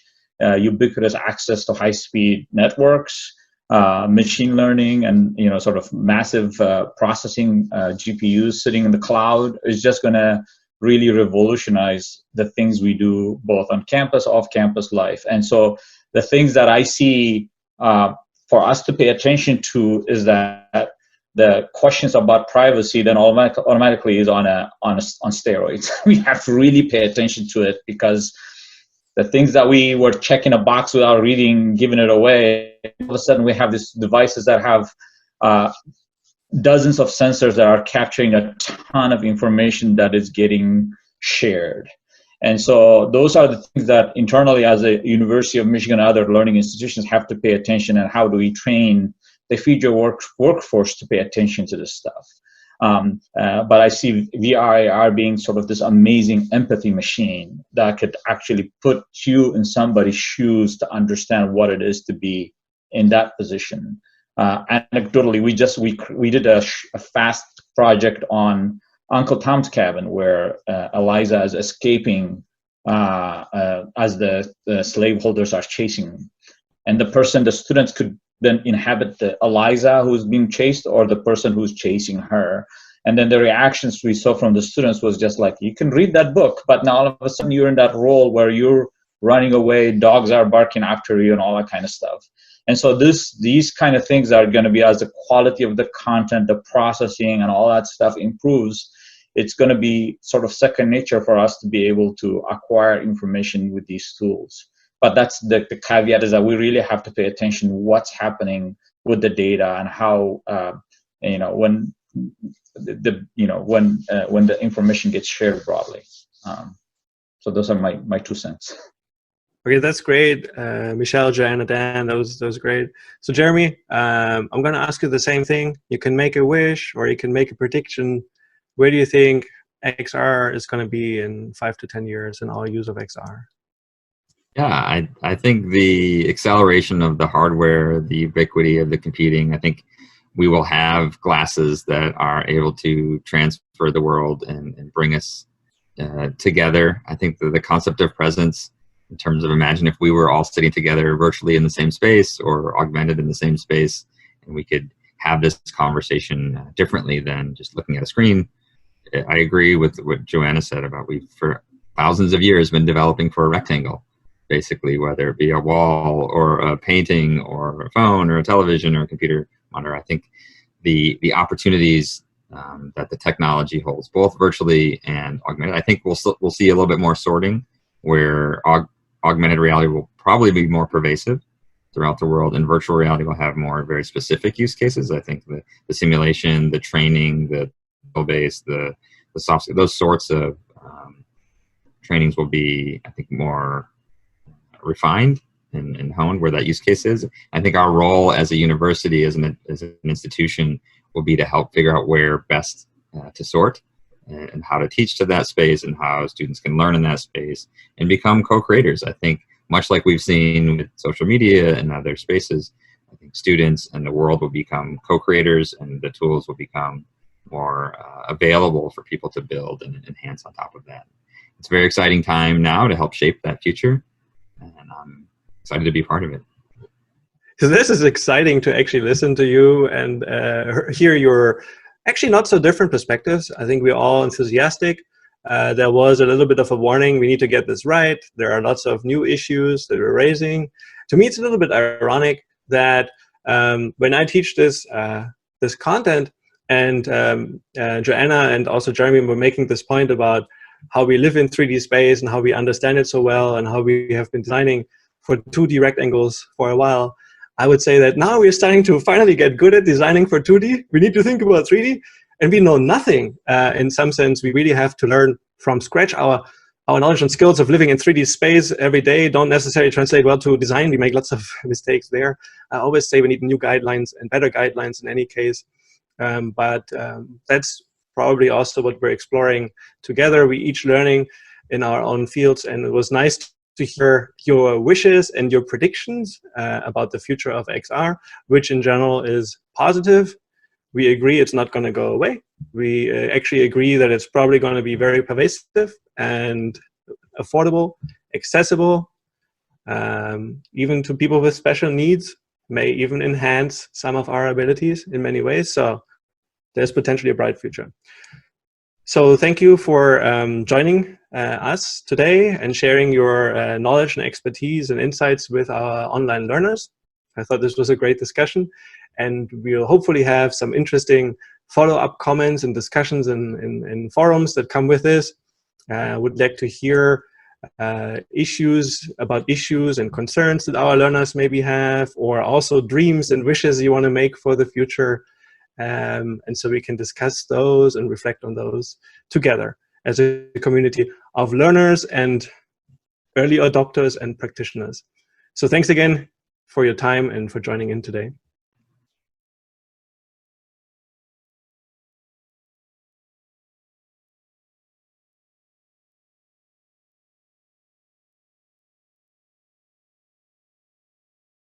Hey everybody.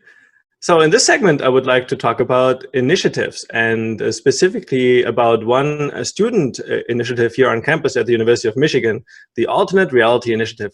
And I've invited a few students who I've met a few years ago and have been very active in this space. We're going to talk about challenges they have had and also how it's going overall. They've been actually quite successful. So why don't we introduce ourselves to our viewers. So let's get started with you guys. Say who you are and maybe your role in this alternate reality initiative, and then we can kick it off really. Okay, I guess I'll start off. Hi everyone, my name is Matthew Kosova. I'm the current co-president of the Alternate Reality Initiative, and I'm one of the co-founders. Hello, I'll go next. My name is Besta Aydin, and I'm the current co-president of ARI. Hey everyone, my name is Michael Zhang. I'm the co-founder and former president of ARI. It's cool. So I'm talking to all the presidents here, so that is great. All right, so well, it is a student initiative. One thing that I was particularly impressed when I attended your very first meeting, the kickoff several years ago, was the professionalism that you put into this initiative. Introducing, Michael was the president at the time, and you had a few other folks around. So tell me, organizationally, how was it for you? How is it going? How many other presidents are there, or how many other members do you have on your teams? What kinds of roles? How are you organized internally? Let's get started this way. So when we started, we were kind of like a ragtag bunch of different students, where we posted a Facebook announcement basically trying to find other students interested in the VR and AR space. And so that's how Besta, Matthew, and I all came together.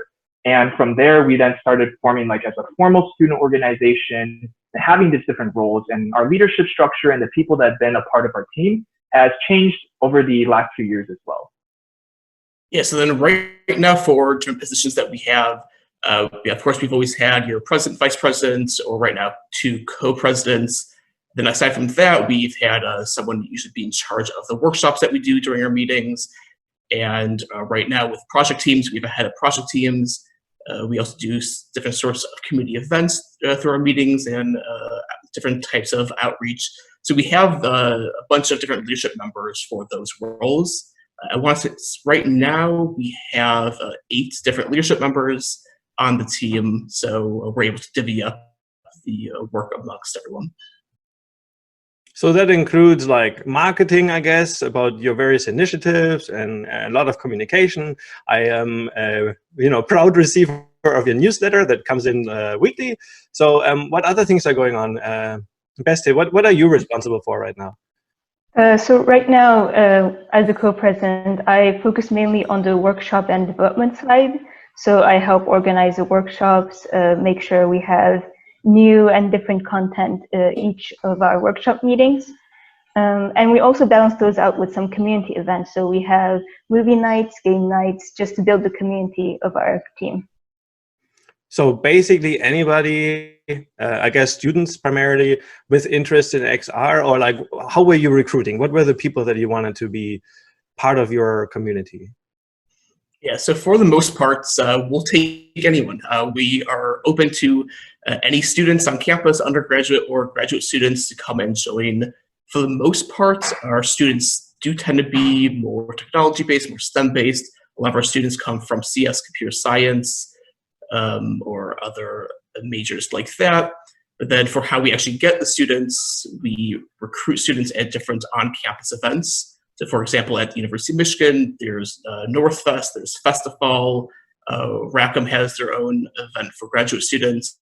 And through those events, we're able to get a large outreach. So usually between Northfest and Festival, we're able to get around 250 to 300 undergraduate students to sign up for our newsletter.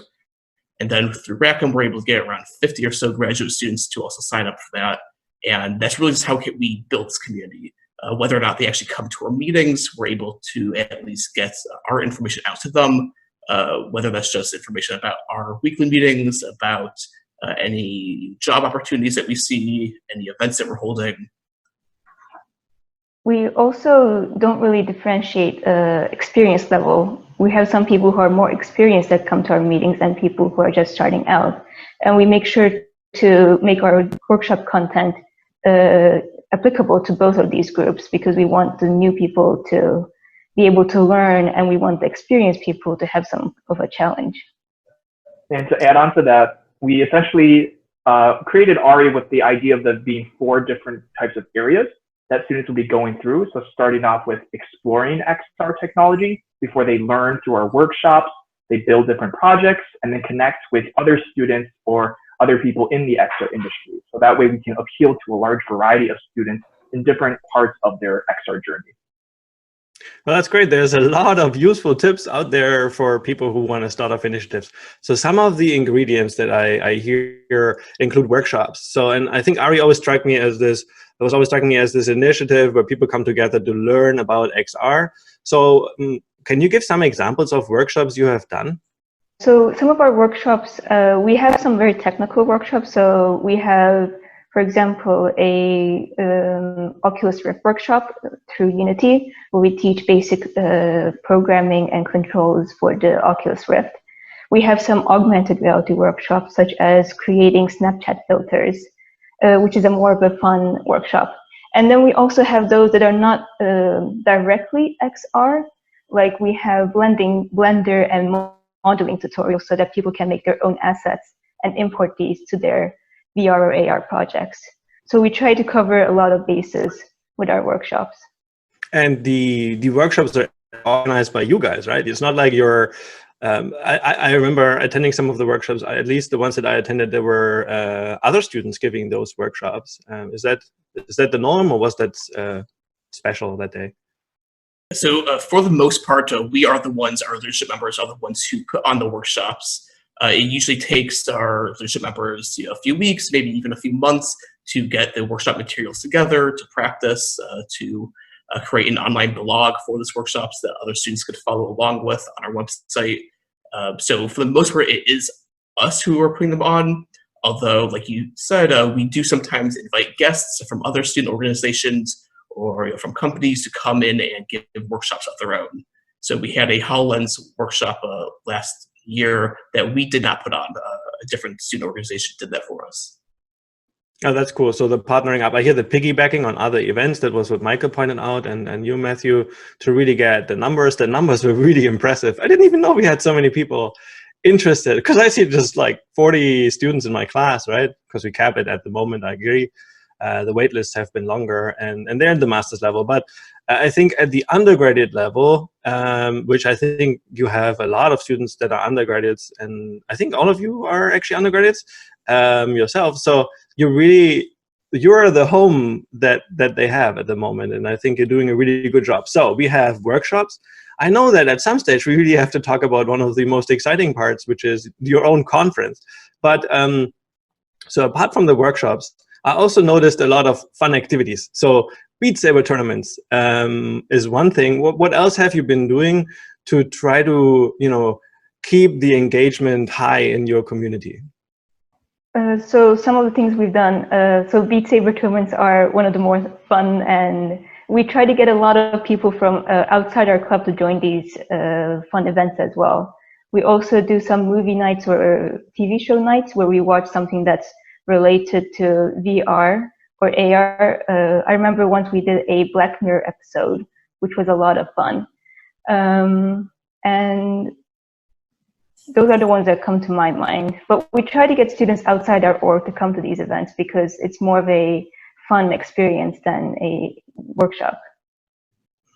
Yeah, then aside from just doing community events like that to engage our community, we've also started to do project teams, which has helped us have a core group of students who, in a way, are kind of forced to come to all of our meetings, which helps our retention up a bit. But through the project teams, it's usually groups of 5 to 7 students working on a project that they come up with together, and they come to each of our meetings to meet with our leadership members to discuss their progress, to go over maybe different project management methods for them. As well as this past year, they had opportunity to meet with you, Michael, to get some guidance from you and to be able to get some other advice as they continue on their work. Yeah, but I think one thing that we were worried about is really setting the right incentives for students to keep doing an entire project that is essentially just like for their own learning. And one of the reasons we thought I should maybe get more engaged is maybe I can get them some credits. But in the end, they just all seem to be doing it just for fun anyway. I don't remember anybody asking me whether they could do this as an independent study. So the incentive seems to be primarily, I just want to know about this stuff. But what are do the students do they have specific goals? Do they want to land jobs in the XR industry, or is it, how do they approach it? Like, what's their motivation to come, other than it being fun, obviously? Are there professional motivations and goals behind it? I think right now it's a bit of a mix. So I know some of our students are currently working within this industry, whether it be through internships or through consulting jobs. But I mean, for a large proportion of our students, and including myself, a lot of this is just for fun. It's because they like this technology. They think it may have a lot of different applications in the future, and so they want to learn more about it now. And of course, on campus, we are one of the leading resources for students, especially undergraduate students, to come and learn about XR. But yeah, I mean, I do think some of them would like to go into this professionally. But as for the project teams, right now their incentives are just to create a project. And then you mentioned our conference before. We also let our student project teams come and present at our conference to present their work, to show it off to the other companies that are there, the other attendees. Yeah, but I must say, for self-driven learning and project, I mean, the quality of the projects was pretty high. It was actually essentially self-taught through your workshops and their own attendance. Obviously, I think I noticed a lot of technical students, so they had a lot of technical skills, and you can do a lot in XR if you can program.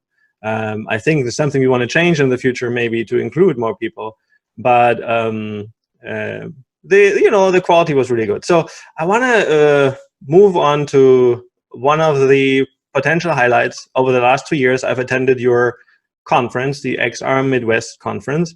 I remember Michael and Matthew, you kicked it off last year, and then we had to repeat this year. So can you tell us a little bit more about the goals of that XR Midwest conference? Who came? What were your takeaways?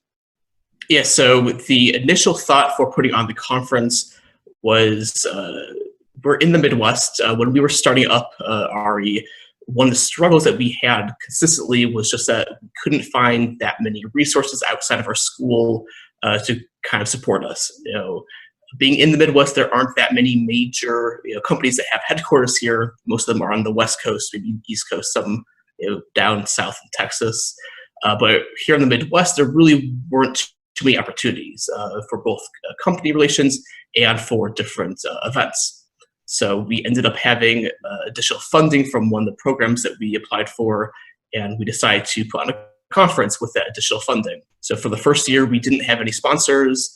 We did pretty much everything ourselves, and then we were able to get 8, 9 different Midwestern companies to come in, present to students, talk about how they worked in the Midwest, talk about their products to help inspire our students and our other attendees, kind of learn more about the industry, see what opportunities are out there. And I think for our first year in 2019, we ended up having around 80 attendees. We had 10 speakers. And overall, we got a lot of really good feedback from that event. Another motivation for doing XR Midwest was essentially trying to bring all the different resources and knowledge that we've gotten from other people in the industry who aren't in the Midwest, and trying to increase the accessibility of that. So for many of our team members, we've had the opportunity to attend XR industry conferences or XR hackathons across the US. But for many of those large events where you have like key opportunities to network with people in the industry or work on really exciting projects at a hackathon, those are prohibitively expensive for many students, often costing the hundreds of dollars to attend such an event. And so since there wasn't any other type of large event like that in the Midwest, yet we also knew that there was a growing community, a grassroots movement of students as well as professionals in the Midwest interested in XR, hosting XR Midwest was essentially our way of also giving back to the greater community beyond just the University of Michigan. Well, that is nicely put. Really cool and really successful. This year it had to be online, and the numbers were extremely high in terms of attendance. Any major takeaways from this year's version of the conference?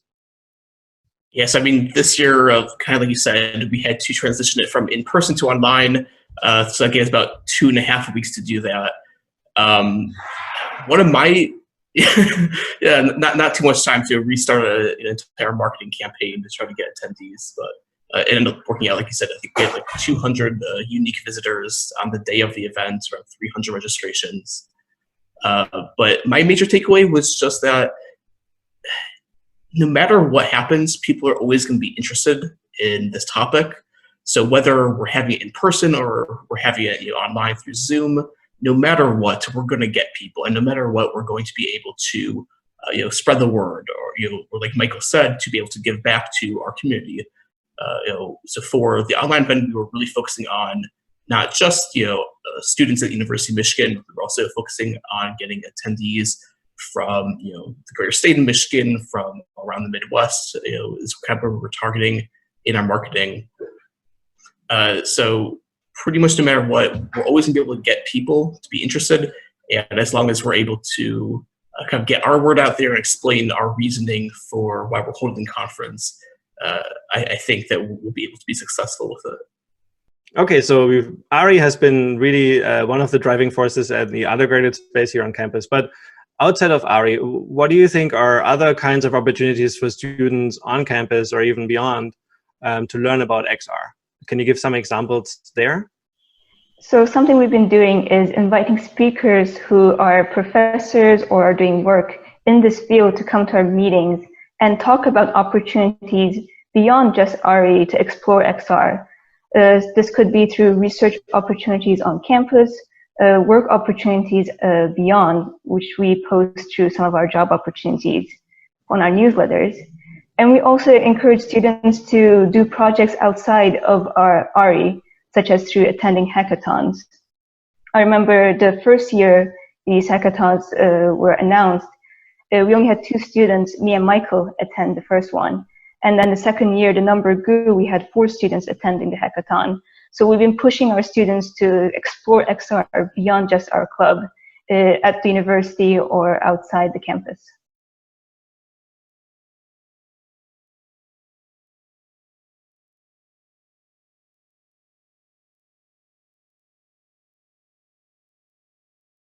So I have basically 2 more things I really want to discuss with you.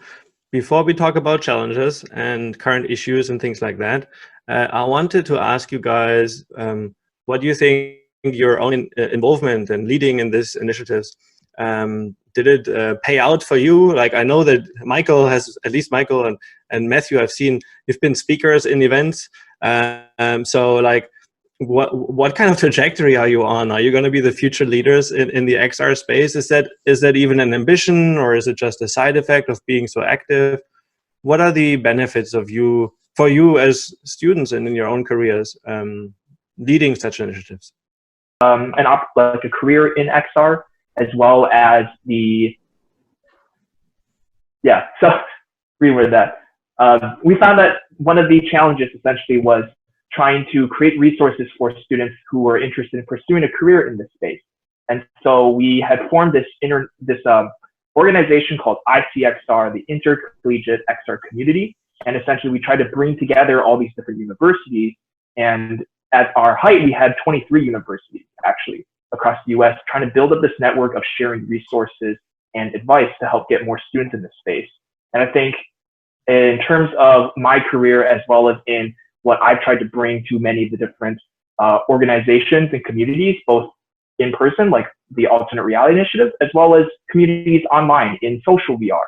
The core tenet has always been trying to get more people into the space, because that leads to more developers, as well as leads to more users in order to help bring XR to the mainstream. Oh, that is cool. And it sounds like a really good strategy as well. So you guys were talking about challenges, and I want to dedicate the rest of our time. We've been talking about really quite a successful story, the Alternate Reality Initiative, but there have been many challenges along the way. Can you give some examples of challenges you've had, and then also maybe how you at least address them, if not overcome? Well, one of the first challenges we had starting out was the availability of technology, because this technology was still fairly new and still being explored. So I remember on the first day we went to the university's visualization studio, and there were 2-3 headsets on computers, and those were the resources we had. So I remember we bought our own headset. We were struggling with the technology side, and we had some more of a focus on the augmented reality side because of this. But then as virtual reality grew and became more popular and people became more invested in this community, the university supported this technology as well. And now the visualization studio is an amazing area to work at. There are many types of headsets, several headsets, and it's very supported with the staff who help you when you have trouble. And it's also accessible for our members to work there during our meetings. So this availability of technology was a challenge to begin with, but now it's been one of the reasons we've been able to grow and push ourselves with what we can teach. All right, that's a good example. I remember also having discussions with Michael and Matthew about, engagement through, it's a student initiative and it lives and dies with the semester cycles, right? Exams and all those kinds of things. So engagement and, keeping those workshops alive and filling them with people. There were challenges. How did you address those challenges? Yeah, so like you mentioned now, for us, especially in our first 2 years of running this, retention rates were our biggest challenge. We would start off with 30, maybe even 40 people at our very first kickoff meeting. And right after that, we'd be down to 20, maybe stay around 20 for 1 or 2 meetings. And then we end off at 10 or 5 people there outside of our leadership members. I remember our first year, our very last meeting of the year, we wanted to have a big goodbye goodbye meeting, send everyone off to finals, excited. We were planning to have a game night, going to have pizza, it's going to be a good time. And I don't think a single person showed up. So that's something that we struggled with earlier on. But for the most part, how we've dealt with that is just by continuing to do outreach. So like I said earlier, whenever we do outreach through other recruitment events, we're able to get 200, 300, maybe even 400 different students to sign up for our email list. And of course, we aren't getting 300-400 people at our meetings. But as we continue to add people on with those recruiting events, we're able to reach out to more people. And for example, this past year, we had by far our best retention. I believe our first meeting started off with around 50 students at our kickoff meeting, which then went down to 40 for the next 2 meetings, which then stayed around 30 for a while. And for the course of the year, we ended up having probably averaging around 25 to 30 students at each of our meetings at our workshops. So just by keeping on recruiting. Then I think one more thing that we've done in this past year that I imagine would have helped for the retention is just that we stopped doing so many workshops. So our first 2 years, we had workshops almost every single meeting. And then we threw in a community event or an open discussion every, maybe once a month or so. But for this past year, we started to have community events or non-technical workshops almost every other week. So we would alternate between technical workshop and then something else, which I think helped to engage the community and helped keep the attention of maybe students that are already a little bit more advanced that may feel that the basic workshops that we're giving don't really apply to them. Or we also have students that aren't really there for the development side. They just want to be part of the community. They want to learn more. So not having as many workshops for them helps because they're able to come to the meetings where they can just play games or watch a movie or hang out and eat pizza. Well, these are all good examples of what we should do in student initiatives. Damn, I wish I were a student again. No, that's cool. These are actually great examples, and the struggles that you talked about and how you addressed them, I think is very useful. Okay, so these are some of the current challenges you talked about, but let's go a little bit back in time. I remember when you started out, I think Michael coming to my office was very exciting to get to know you guys. So what were some of the challenges you really had to start this initially? One of the first things that we did, especially Michael, when we were just starting out and when we were starting to form our first leadership team, was that we ended up reaching out to any and all professors and other faculty members at the university who are working with XR. And we reached out to try to get more information from them on what the ecosystem at the University of Michigan already looks like. We reached out to them to try to get any guidance, to try to get any feedback on what we were doing. But again, as freshmen, it was difficult to really get their attention. And for most of the faculty members that we reached out to, we were able to meet with them, through a video call over the summer. But then after that, it didn't really lead anywhere. We were able to kind of make some connections and some relationships, for example, with a few of the vice provosts. Of course, we met you, and we've been able to talk with you, Michael. But for the most part, that didn't end up really going anywhere. So what we did was we focused on other students. And so we spoke with around 50 different students from other universities that were running their own XR organizations. And we spoke with them about what they were doing that was successful, what events they were holding, and of course, what they were doing that was unsuccessful. And I think that a lot of how we shaped ARI to be what it is today was shaping it after that feedback that we had gotten, that advice that we had gotten from other students who were active in this community. So a large part of our success is thanks to them, and it's thanks to that community that we were able to start. That's cool. And it's fair. I mean, to be honest, when we at the professor level started to get people interested, it was almost similar story. You very quickly get 50 people in the room, right? I've heard about XR. So I feel like I want to do this, but the retention rate, I mean, there were actually not a lot of people at the time you wanted to really kick this off. I think there were not a lot of people on campus that were ambitious and brave enough. Faculty, I mean, now. I really hope it would be different now, that if you started ARI right now with the resources that we probably have now and the growing interest on campus, which, it would be a different timeline, because that success is also due to you. So Star Trek timelines don't really work that way. Anyway, I feel like it is a good issue, and I guess persistence and just doing it by yourselves really, you got a long way that way. And I feel like other students should not be discouraged. I think if you find 1 or 2 faculty members that express support, it is going to be helpful. But even if not, you students are very talented. So I think ARI is really just you guys. I'm going to throw in one last challenging one, which is, so I guess we now have an understanding of the Alternate Reality Initiative, your student initiative, and what it is right now. And I'm wondering whether you want it to be just that, or do you have new, bigger plans for it even? And even if not, is there anything that is missing? Is there any kind of support that you wished for? That, I mean, if you could make a wish, what would that be? And I'm not promising that I'll be in a position to fulfill it, but I would like to learn from you guys what you see as a major obstacle that you've overcome so many. So is there anything else that's holding you back from the ARI dreams? One of the biggest challenges that I see, both with the Alternate Reality Initiative as well as with all the other XR university organizations, is essentially trying to overcome the uncertainty of the future of XR. From what we've seen is that many students are very passionate, at least initially, to learn more about the technology and try to work on as many projects as possible. But I think one of the challenges of taking that initial interest to the next level of possibly pursuing a career in this space is who has actually done that so far.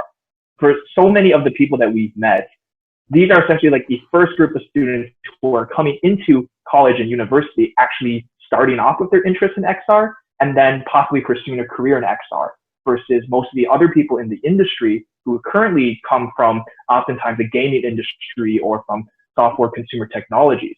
So in this case, we're kind of this initial class of students who are trying to create a pathway showing other students how they could possibly pursue a career in this space, when so much is still unknown about like whether it will grow tremendously, as well as what are the opportunities that are available. Because for pretty much every single University of Michigan student, we're all really good at finding different opportunities, different ways to make our mark. Yeah, thanks. This is really helpful, and this is a good summary, actually, I think, of our entire discussion. So I really enjoyed actually talking to you and hearing it. Obviously, it's not the first time I meet you, but I'm always really excited when I listen to your experience. And the credit is really just with you guys. You have done this almost entirely just by yourselves, and you're going through different cycles of the leadership. Happy to meet the new presidents and the former presidents, and we're still friends and everything, so that's great. It is actually in many ways a great example of a student initiative, and I think Michael put it really nicely. We are still in this space where there will be the first cohorts of students coming out. It will be interesting when people have had XR when they were babies, right? Like I've been doing XR all my life. It'll be a different audience and probably new challenges to address them. Smartphones are not interesting anymore. Everybody has them. I wonder whether we have similar issues at some stage with XR. And it was really great to hear from your initiative. And I think our learners, which I hope many of them are actually students like yourself, get excited about starting something like this. So thanks for talking to me about it.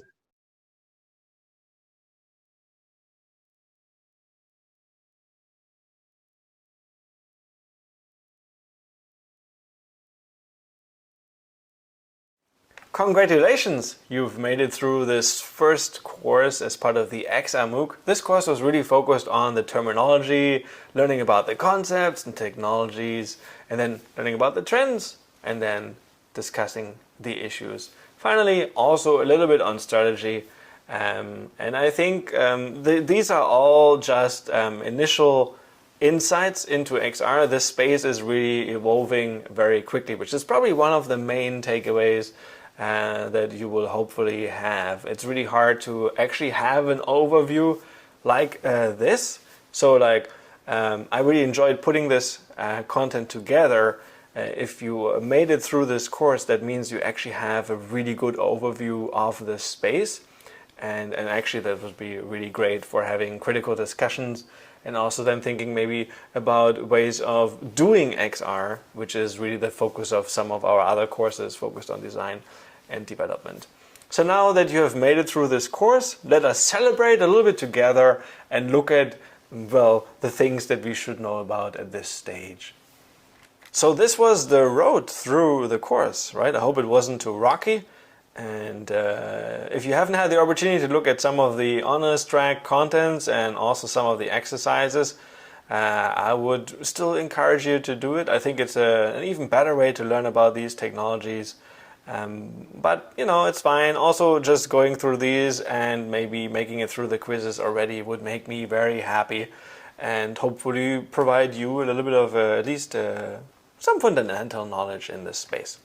So one of the things we've done actually quite fundamentally is really distinguishing virtual reality from augmented reality, right? And so by now you should know that virtual reality really replaces reality and augmented reality enhances reality. And you should really refer to each like using the right terminology. You shouldn't confuse the two, AR and VR. It happens all the time in discussions with people that are not as engaged in this space. So I really want you to know those things and know the differences. And then I always like to say that the R in virtual reality is not the same R as the R in augmented reality. The R in augmented reality is actually the real world, and the R in virtual reality is really a computer-generated or somehow designed synthetic world.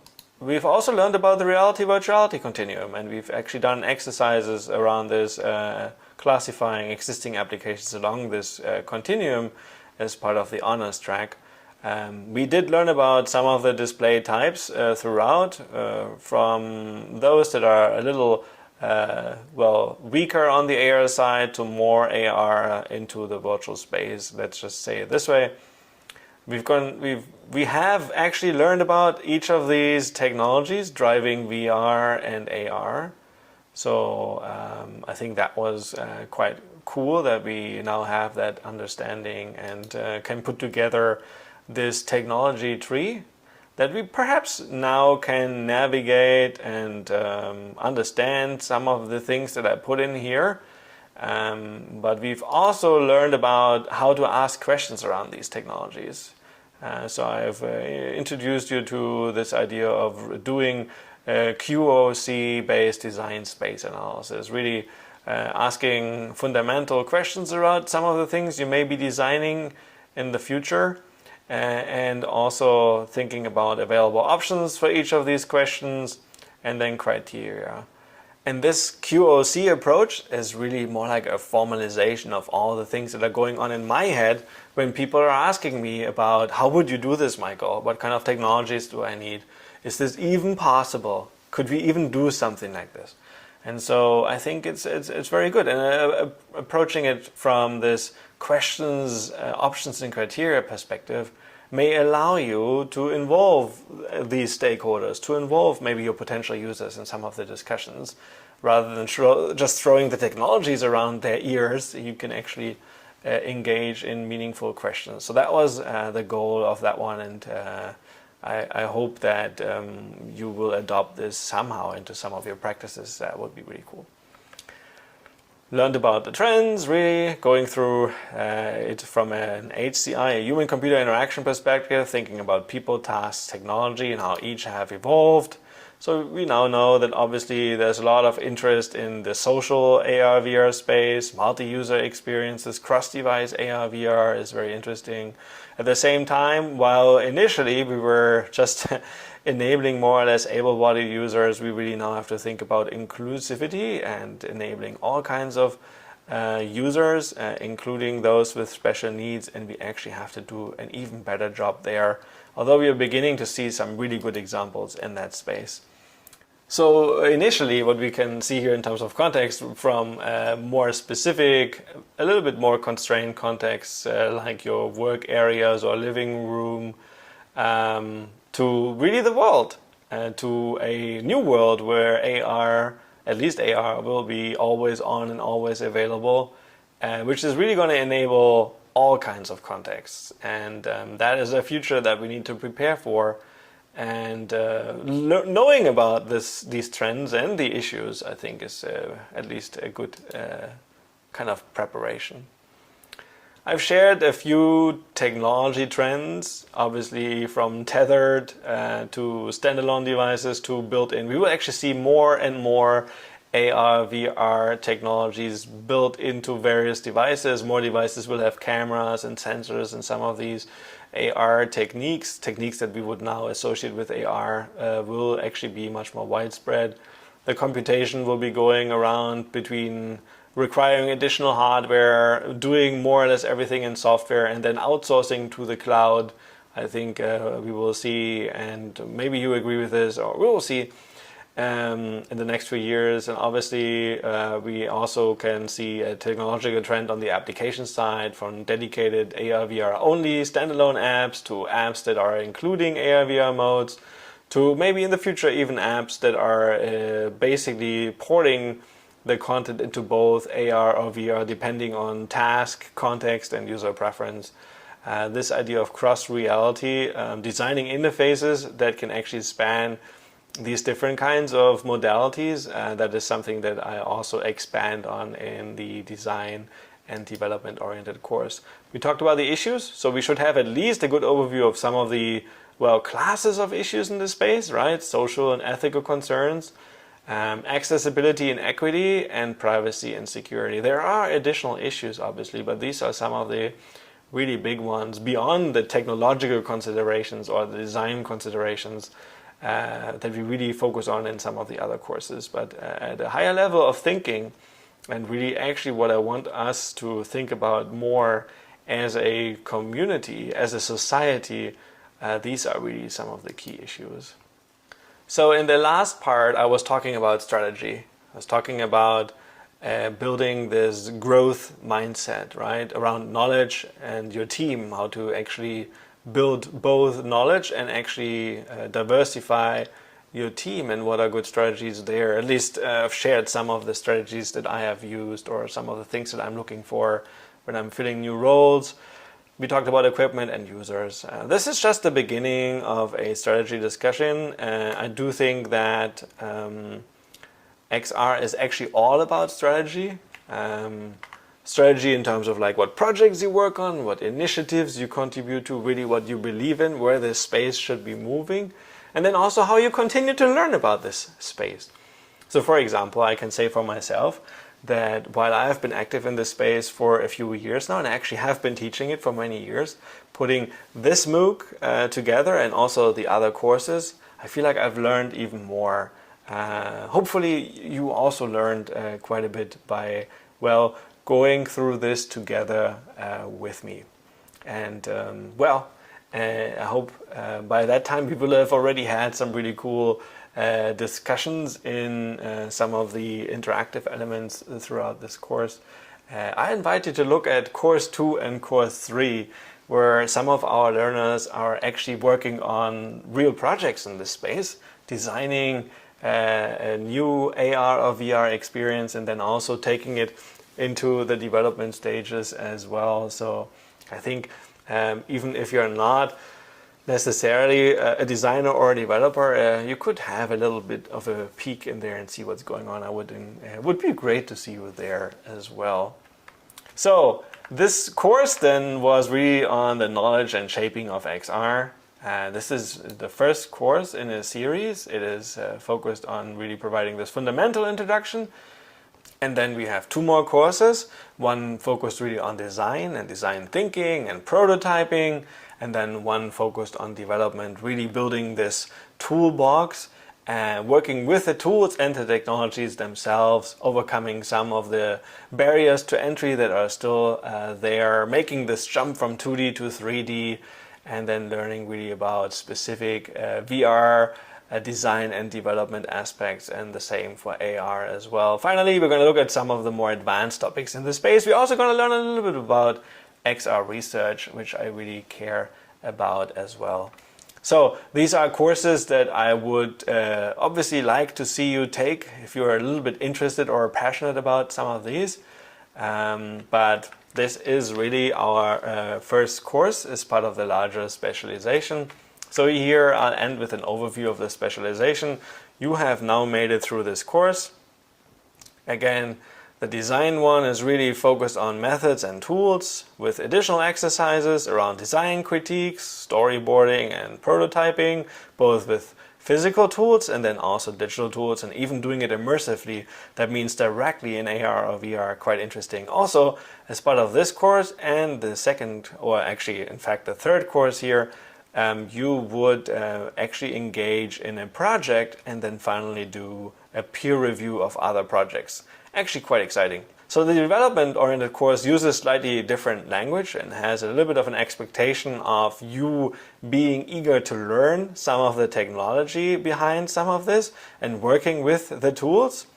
And so it takes more of a programmer approach, if you will, but it is still not too hard. It doesn't require computer graphics or whatever you may think backgrounds. It is still, well, it's taught by me, and I am somebody who works in the area of human-computer interaction. So the exercises there will be making this jump from 2D to 3D, building a 3D scene, building a VR and an AR scene, and then, as I said, these actually add on to each other, and you will actually create a project this way, which will finally be peer-reviewed.